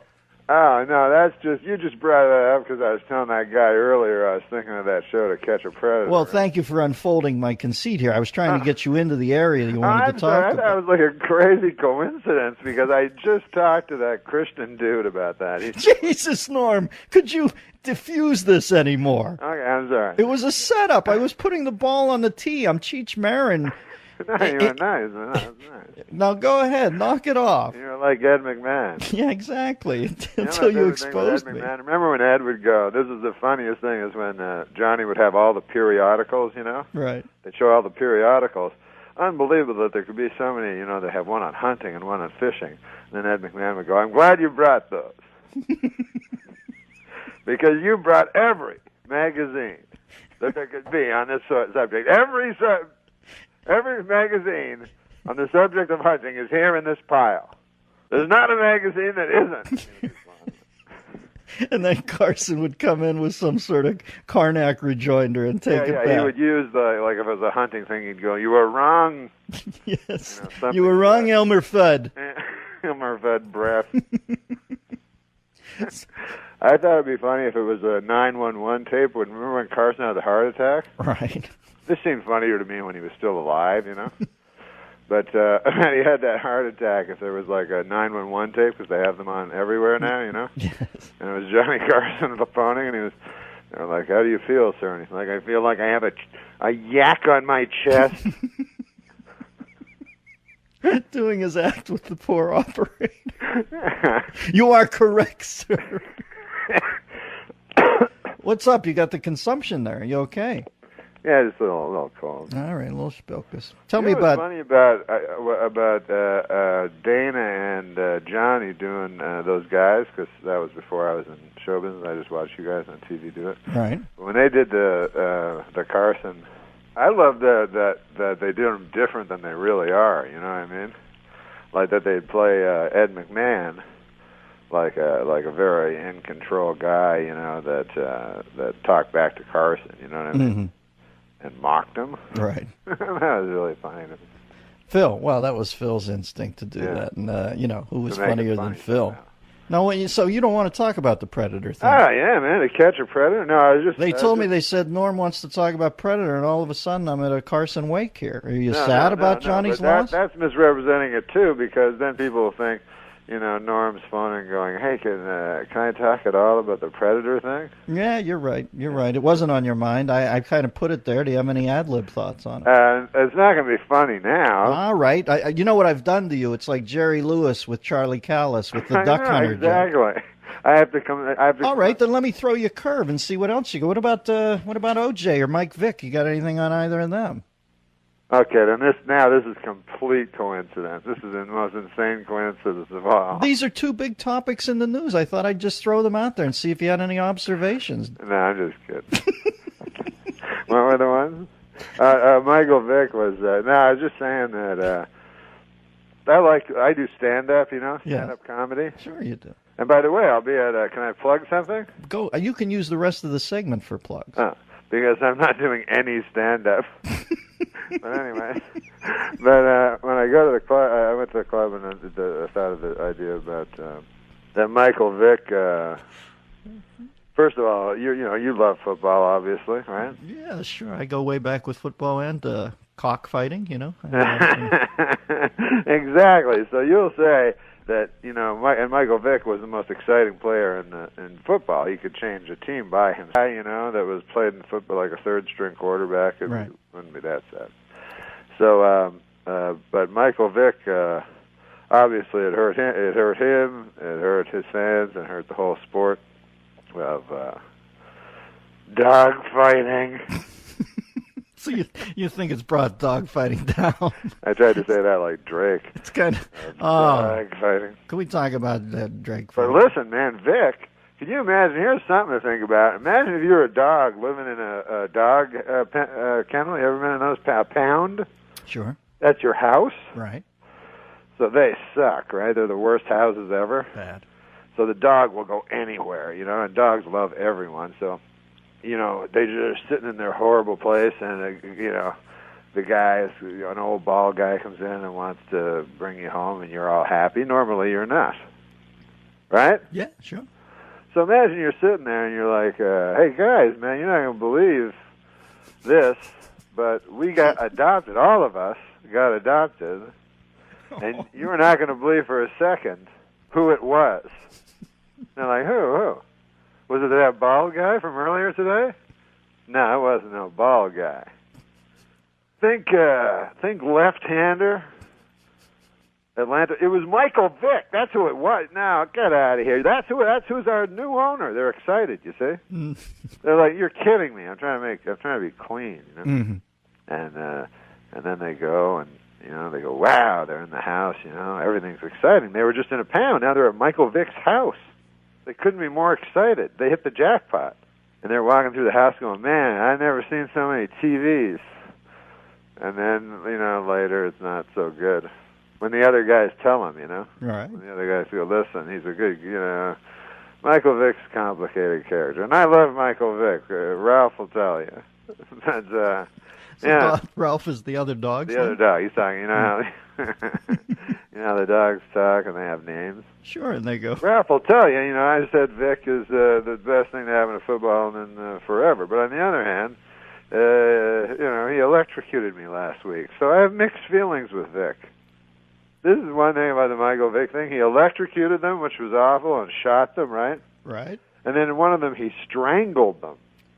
Yeah, it's hard. So I was saying, as heinous as this seems, that one part, him strangling a pit bull dog, yes, seems not so heinous. It seems kind of brave, if that's all he ever did. And, I'm sure Michael Vick's hands are really strong, but a pit bull's neck. Well, Norm, when I see the nuances you've peeled back on the Vic story, I could only send you a big, hearty hail thank you that you dodged the To Catch a Predator question. Well, that's the one I wanted to talk because I have no idea where that was. So you have no time on the show anymore, so you can't talk about it? Well, do you want to stay for a segment? What? I'm going to take a commercial. Can you stay? I wouldn't mind telling you that to catch a predator and see if you'll laugh. I know you didn't laugh at all at that one. Norm, listen. When I'm in the presence of greatness, I simply sit and I listen. Hang on to the Predator story till after this. Dennis Miller Show. Made for miscalculation of turning his mic off. He was laughing so hard, and he didn't think anybody would be able to hear Norm. I was wondering, where's old Sal? Secondly, if I seem a little halting with Norm. Now, Sal, you hear me do a lot of interviews. I'm always usually kind of forceful. But I find Norm such a genius. I don't want to interject and get in the way of the story. You got to let him run. I mean, it's as good as it gets. Let's go back to Norm. Norm, I'm sorry, my friend. I've got around 3 minutes left. Can you codify your thoughts on To Catch a Predator and unspool a little tale? My thoughts on To Catch a Predator cannot be captured in your sound bite. Now, I know the first I don't know what the word is in radio, in TV, on talk shows when I'm booked, we call it the next segment. Right. The last segment bombed. Let's not kid ourselves. No, it didn't bomb. It was gold. gold. What are you kidding me? It was gold. It was. Sometimes when you're on radio, you go, man, maybe people are just laughing in the studio because that's their job. Mm-hmm. But people at home are not enjoying it at all, so you feel bad about yourself. Well, the bit was volatile. Then when the guys in the studio also clearly not responding to anything, and then they go, now the funniest was in the commercial, I said, so he goes, you got to wrap it up in a minute, the Predator thing, like I'm... So I said, I don't know, it's not really a thing. I don't know if I can wrap it up. So he said, I said, I don't think it's going well. Christian, you didn't say that to him, did you? I didn't say that. I said it was going great, and we were all laughing so hard we couldn't breathe. We're ill-serving Norm today. You know, the next time we have Norm on, I'm going to say, this is Norm, and let him go. No, this is Ed Dennis. I said, how long's your show run generally, you know, because I listen to it on the internet and stuff like that. Right. And he said 3 hours. And he goes, your second segment's up. And I go, what was my first segment, by the way? He goes, that was like 6 minutes. That was your big one. So it's a 3-hour show. Well, we've been gaslighting you, Norm. We brought you in here in a deliberate effort to drive you crazy. You sound suitably perplexed now, but might I tell you, you're simply the most insightful, perplexed man I've ever met. We'll have you back. Let's have Norm back and give him a full half hour. No, because that'd be great. Well, will you come back at this point? Or are you so angry? Man, you're a great interviewer and stuff, right? Yeah, but I was a little intimidated by you. But here's a weird thing when you're interviewing somebody, because I've seen them all, man. I've seen Parr, you know? Yeah, sure. I've seen mostly I watch Parr. But I've seen them all, you know? Sure, you go way back. And rarely, Merv Griffin, one of the greatest ever, you know? He's just fast. You know, who was a greater interviewer than that dude? Nobody. But Merv Griffin would never say, Norm, I understand you want to talk about To Catch a Predator. What else does it say here? Michael Vick. And something else. So go ahead. It was my fault. I gagged it. I'm sorry, Norm. We'll have you back and I'll do it better. This is the Dennis Miller Show.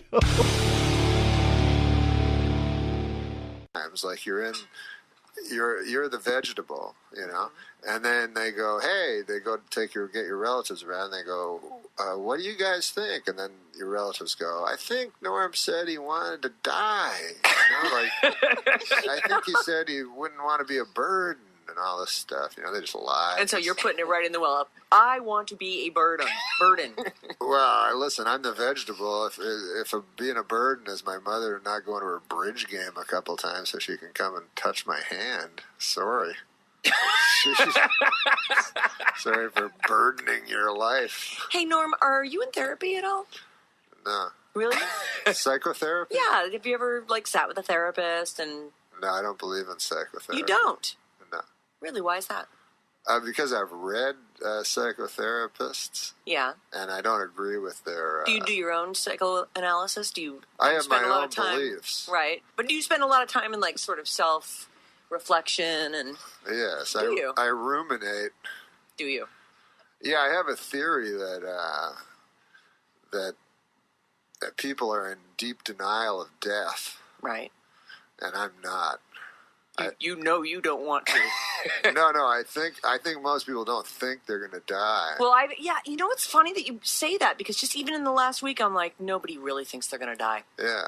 Like you just can't get your head around it because you're so busy living. Right. You're like, it's almost impossible to comprehend. Right. And everything you see is living. Even if someone else dies, it's always a shock because they've always been alive. Yeah. So it's very hard. It is a hard thing to wrap your mind around. I'll be doing a lot of this at Cobb's Comedy Club. Are you a happy person, like in general? Am I what? Are you a happy person?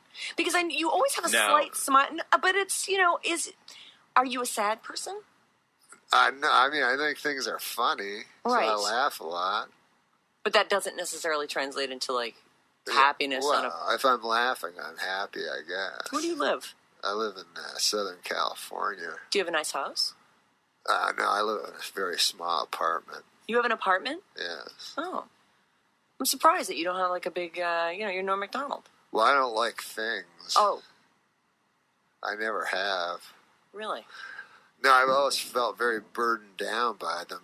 Do you have a pet? The only thing I can't throw away is when my child gets me a present. Yes.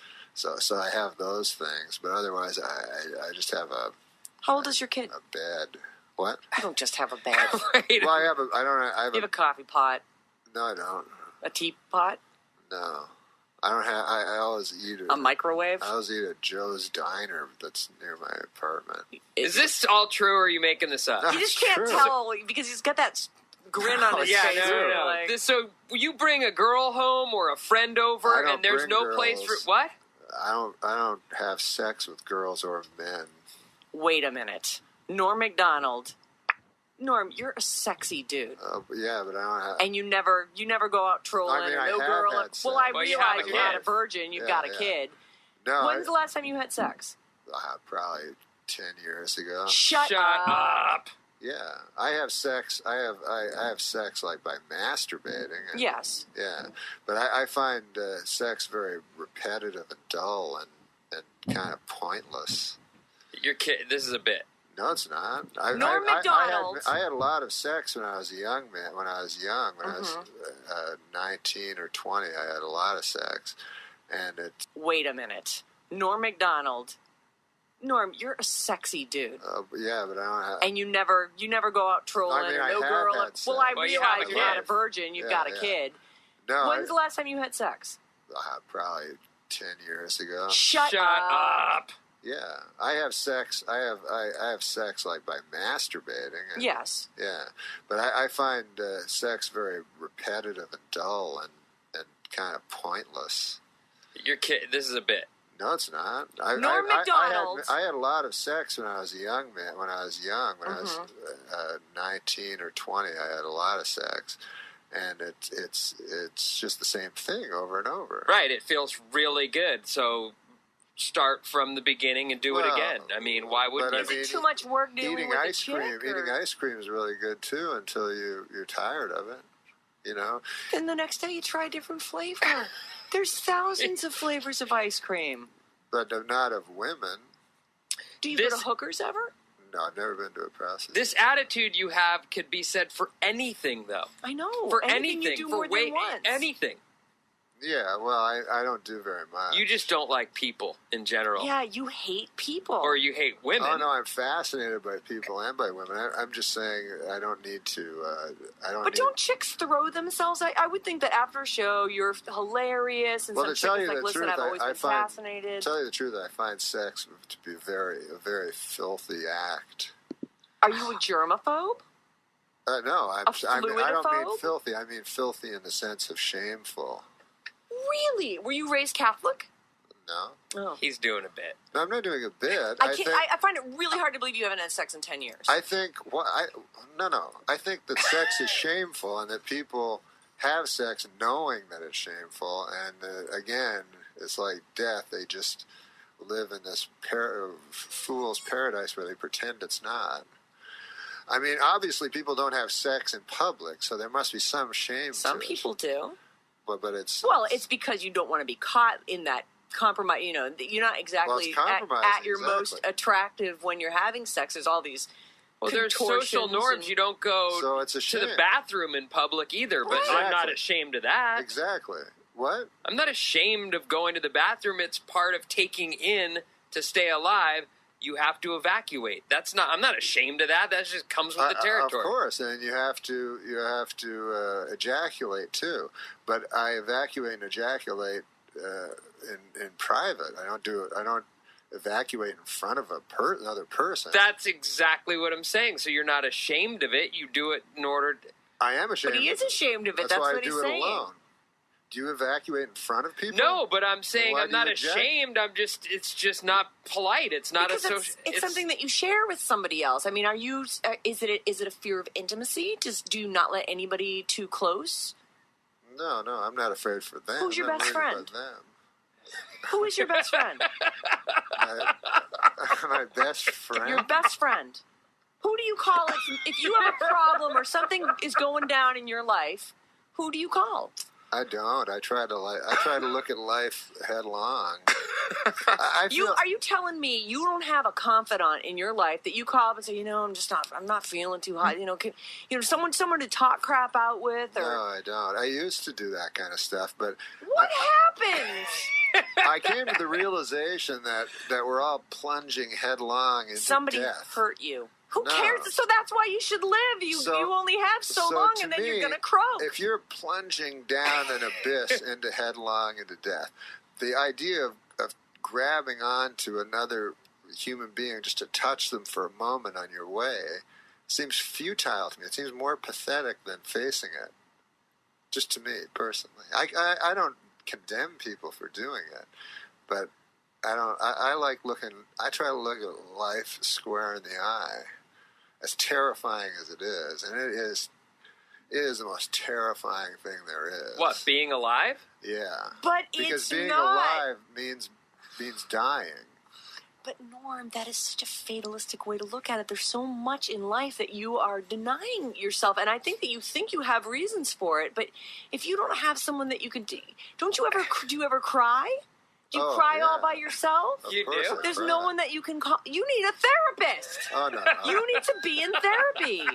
I think somebody broke you. No, somebody either hurt you or broke your heart, or you were betrayed by a friend. You don't trust people. You won't let anybody get close to you.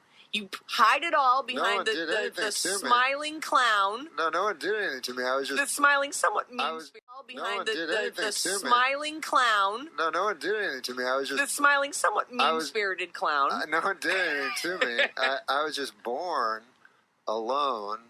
You weren't broken when you were born. Live alone, and I'll die alone, just like my father did. And he didn't. He had kids. At one point, he was married. He but he he opened died himself alone. up for it. Why did he die alone? Because everyone dies alone. Where did I mean, he all die? you can hope for is someone watching you die, but I don't really. Well, you won't have that because you don't have any friends. No, I don't want to see. I don't want someone to watch me die. You just said you want your mother to miss her bridge game and come and put her hand on yours. Well, that's when I'm in a vegetative state in order to stay alive. You know what I mean? Anything to stay alive. You know, I was confused by you last time you were on here. I was like, what are his motivations? Well, wouldn't you like to stay alive? Wouldn't you like to live forever? Not really. Well, you're only saying that because it's impossible. Because I know it's impossible. However, I'll tell you something. If a vampire came along right now and could give me immortality, I would totally go for it. Yeah, absolutely. Especially with those superhuman strengths that they have. Listen, plus they're sexy. I'm taking some calls for you. Okay. You ready for this? Okay. Chunky, you're on the air with Norm Macdonald, who's at Cobb's all weekend. Go ahead. Hey, Norm. Listen, man, I don't know when you went Colonel Kurtz and went up the river, but you totally remind me of Marlon Brando when he's in Apocalypse Now. The horror. I will come and watch you die, Norm. No problem. Oh, that's so sweet, Chunky. Thank you. Chunky needs friends, too. I want to say you've made me feel dirty, and I'm all right with that. All right. Norm, let me ask you something. Seriously, what do you do for fun? Like, name one thing you do for fun. For fun? For fun. Like, I'm going to have some fun tonight I've got or nothing today. to do today. Here's what I'm going to do. Is it spend money? It's not go shopping. You don't decorate the place. What do you do? I guess the only thing I do is I like to read sometimes. You're lying. I do. That's what I mean. That makes me. Do you play video games? Do you play cards? Do you solitaire? I read a lot of Mark Twain. There's only so much Mark Twain, and not much actually. Yeah. I'm reading letters from Hawaii now, something I'd never read before. But I read stuff I read a lot of literature. And do you go to movies? I reread it a lot. No. You don't go to movies? But I did see a movie. I saw Gran Torino. And? Yeah, that's a good movie. You liked it? Yeah. Did you go alone? Yeah. Of course you did. Tim, you're on. I'm running to the pharmacy right now to fill my antidepressant prescription right now. No doubt. Oh, the problem with antidepressants is then you don't face life. I mean, why not just do? You're not facing. I have a news flash for you. You're not facing life. You're not living your life. You're waiting it out. You are waiting it out, Norm. Norm, you have everything from the outside. You're hilarious. You are a good-looking guy. You're famous. You have beautiful blue eyes. You're Norm Macdonald, and you're shattering my image of you. Like you could be a player. Like you could have whatever you want. And clearly, you want nothing, and you just want to be depressed. You're depressed. No, I'm not depressed at all. You need to see someone. I'm in no ways depressed. But having nothing and having something are exactly the same thing. What are you reading, Carlos Castaneda? I don't know who that is. Well, those are some books you should read. Okay. But all I'm saying is, since eternity, since life is, if you know mathematics, a fraction of infinity is zero. no matter what the fraction is. You know what I'm saying? No. You could live 100 years, 1,000 years, 1 billion years. It's all zero if it's on a continuum of eternity. So it doesn't matter what you do or what you don't do. So why don't you go crazy? Why don't you go effing crazy? I don't go crazy. Sounds like you I have. don't go crazy because I don't allow myself any fun or joy in your life. I forgot about that part. I don't allow myself the delusions that other people allow themselves. So I know you have to go crazy in some way to survive life, but I try to not do that. Steve, you're on the air with allegedly not crazy Norm Macdonald. Full of it. Norm, you're so full of it. Full of it? Uh-huh. I can't believe you guys are going along with this. I mean... So you don't believe it. You think he's been laid in the last 10 years, and he's got a very full, happy life, and he's just showing us this, like, pretend Norm Macdonald. Seeing how long he can drag you guys along with this. You guys are just going along with it. No, we're not. This is it. Yeah. That is it. I've been saying it's a bit all along. Aren't you listening? Well, either way, it's the same. Oh, my God. It happens to be true, but it doesn't really matter if it's believed or not. So you're telling me some little honey comes up to you at the show, and she's like, and she's nice, and she also reads. I'm not interested in sex. She loves Mark Twain, and she's like, let's go. She's not even offering sex. She's not even offering sex. I mean, a lot of women aren't interested in sex. She's all, hey, let's, it's late. You want to go have a cup of coffee? I would love to talk to you about that book you mentioned on stage. Mark Twain's my favorite, too. I think I would talk to some people, but I'm not much interested in small talk. So let me ask you this about women, though. So you don't even have physical attraction before you get to the point of talking yourself out of it? There's never a moment where you're like, wow, she's really pretty. Oh, like, no, I think she's hot. Tap that. No, I'm not. I think I can see that she's pretty and stuff like that, but I'm far beyond. I'm not a child. I'm not a child. When you're you know home what I mean? alone. If I look at a game of Monopoly, I don't go, I gotta play that. If I look at a shiny bead, I don't go, I have to have that and roll it around in my fingers. When as the scriptures say, when you're a boy, you do boys things, and when you're a man, you. Men still do it. I don't know if you're... Well, I know they act like boys, but... Why is that boyish? That's human. Humans no, it's have child. It's being a child for your whole life. I know most people are children for their whole life, and it's a way of having fun. So you think you're more evolved? No, it's just... No, I don't think I'm more evolved. I just think that I'm not a child. I'm not a child. When you're home... I'm not the same as I am when I was 5 years old. When you're home in your squalid, empty apartment, all by yourself... And it's not squalid. Whatever you say, there's nothing in it. Squalid means filthy. It's aesthetic. All right, it's empty in your tiny, empty, lightless apartment, lightless and lifeless. So you're in there. You're all alone. No pets, right? No. You got nothing. No. You go home to the empty apartment and the spider that lives in the corner, and its descendants. And you're on the couch, and you're like, you know what? I got nothing else to do, and I think I'll get myself. What do you think about when you close your eyes? What do you fantasize about? There must be something going on there. I don't fantasize. You don't picture some boobs? You no. don't. Oh, you mean when I'm saying what? You must have some fantasy. You mean when I masturbate? When you get yourself. Please don't say that because it's... we're not a news show. We can't even use medical terms. That's what she means. When you're abusing yourself. Do you drink? No, I don't drink. You don't drink or smoke? No. Smoke pot? No, I don't. Are you on Vicodin? No. I want to face life foursquare. Wait, go back to the question. Okay, so you close your eyes. You're on the couch. You're like, well, I guess it's time. I got nothing else to do. I mean, you purposely not masturbate? I mean, fantasize? Jesus Christ, Sarah. Do you purposely not fantasize so it'll take longer and eat up more of this life that you know is going away soon? I try to not fantasize.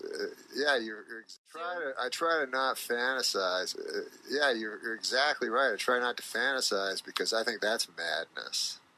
What? Well, pretending that you're doing something. Don't even pretend. Just picture. But I mean, that's pretending. So you don't need any inspiration, and you don't care how long it takes. No, I don't need inspiration like the evacuation thing. You don't need inspiration for that. It's just a bodily function. Brenda, you're on with Norm Macdonald, who's at Cobb's all weekend long. Hi, Norm.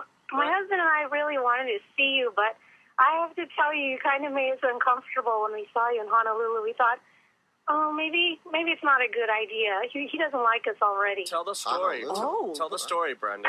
Wait, so you're in Hawaii and you run into Norm Macdonald? No, it was more of a pass-by, and it was pretty clear via eye contact that he was like, please don't talk to me. Please don't even pretend like you recognize me at all. Just let me pass on by with my folks and call it a day. So everything that he's telling you this morning. I apologize for that. No, don't apologize. But let me tell them that I don't usually ever do that. you don't usually. Well, I mean, it was a layover. Did you say hello to me or something? What was that? Did you say hello or? I tried to. He smiled at you and everything, and you were coming our direction, and we were going the other way, and you're really shifty-eyed. We made eye contact for quite some time. Oh. And my husband was nudging me, and he's like, Norm Macdonald. I'm like, I know. And you know, we didn't want to bother you or anything because we're at the airport. We're in Honolulu. We figured you're on He's vacation. at the airport. I mean, he could have been. No, I apologize. No, there was no one else around, though. It was outdoors, and he was with his folks, and it was just his family and my family. And we really wanted to just say, we love your work, and that's it. But I mean, just that he made eye contact with us, and he was really shifty-eyed about it. We could tell we're like, okay, he really doesn't want to be bothered right now. Shifty-eyed almost implies that he's got something to hide.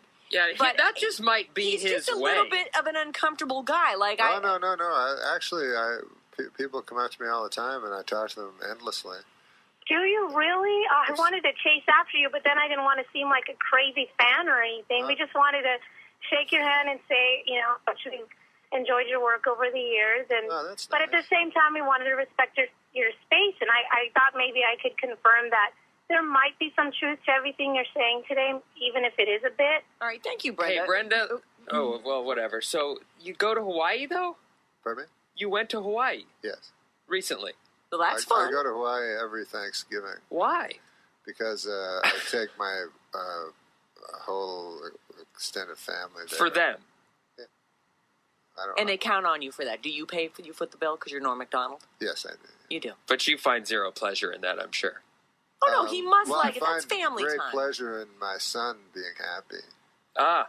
Hmm. How old is your son? He's, 10, 15?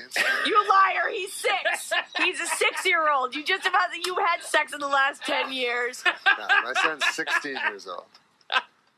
He's 6. No, he's 16 years old. He's 16.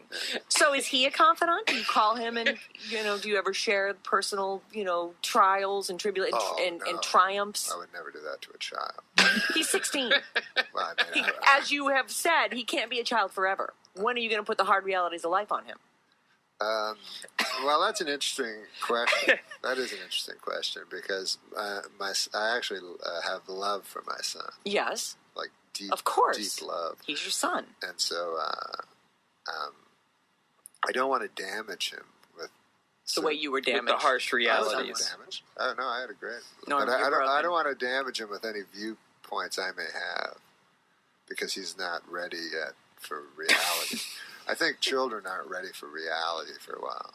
But I do tell them that education is pointless and things like that. What does his mother say? She thinks that he should go to college and stuff. Yeah.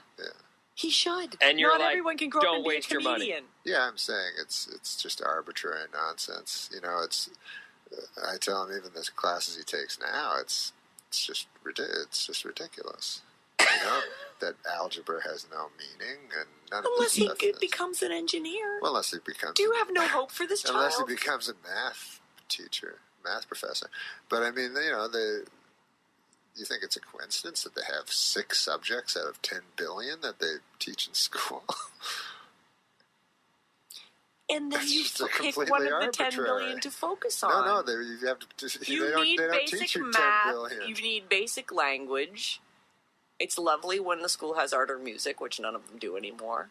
A little PE to keep us from getting fat. I mean, come on. Yeah. No, they have science, some of the basic science stuff. Sure they do. Of course they do. No, I tell him if he wants to go to college, he should have a goal, to be. He can't. He's 16. No kid at 16 has a goal. Their goal is to be a rock star. Or have sex. Well, right. I mean, that's actually the goal. Does he want to have sex? Or did you tell him, oh, don't bother with that? There's nothing for you in that. It's just repetitive. It's over and over. I Same would thing. discuss something like that with him. I hold him in too high esteem to discuss such a thing. We're super short on time. I've already missed my traffic thing. I'm fascinated. I don't know whether to slap you or hug you. Like, seriously, I feel like someone needs to shake you and knock some sense into you. We are going to take a short break. Or maybe you. What? Maybe you. Knock sense into me? No, I'm doing fine. I'm good over here. Oh, me too. No, you're not. I'm telling you. I know from broken people, Norm Macdonald. We'll be right back. It's Alice at 97.3. Norm is at Cobb's all weekend long. Sarah and Vinny. On Alice at 97.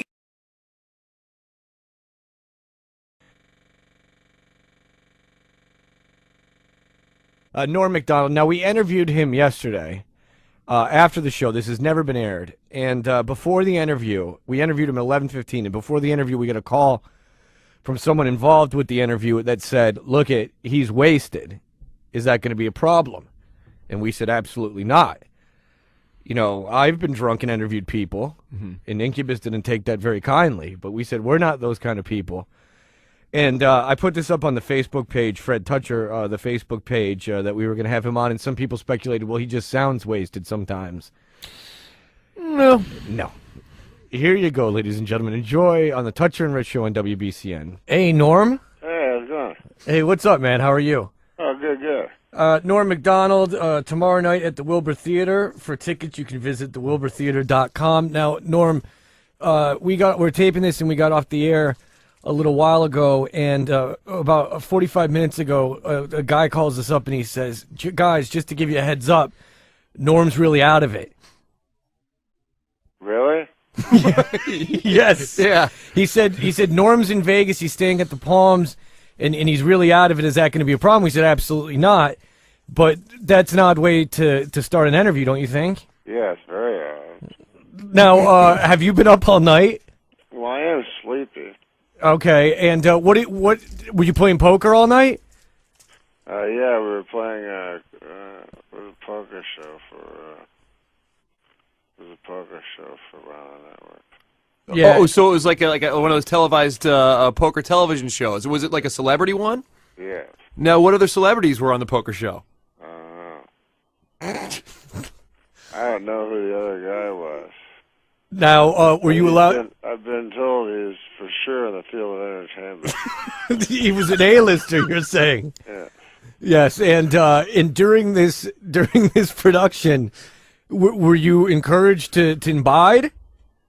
To imbibe? Imbibe, or whatever the term would be for consuming alcoholic beverages? Oh my God, no, I would die.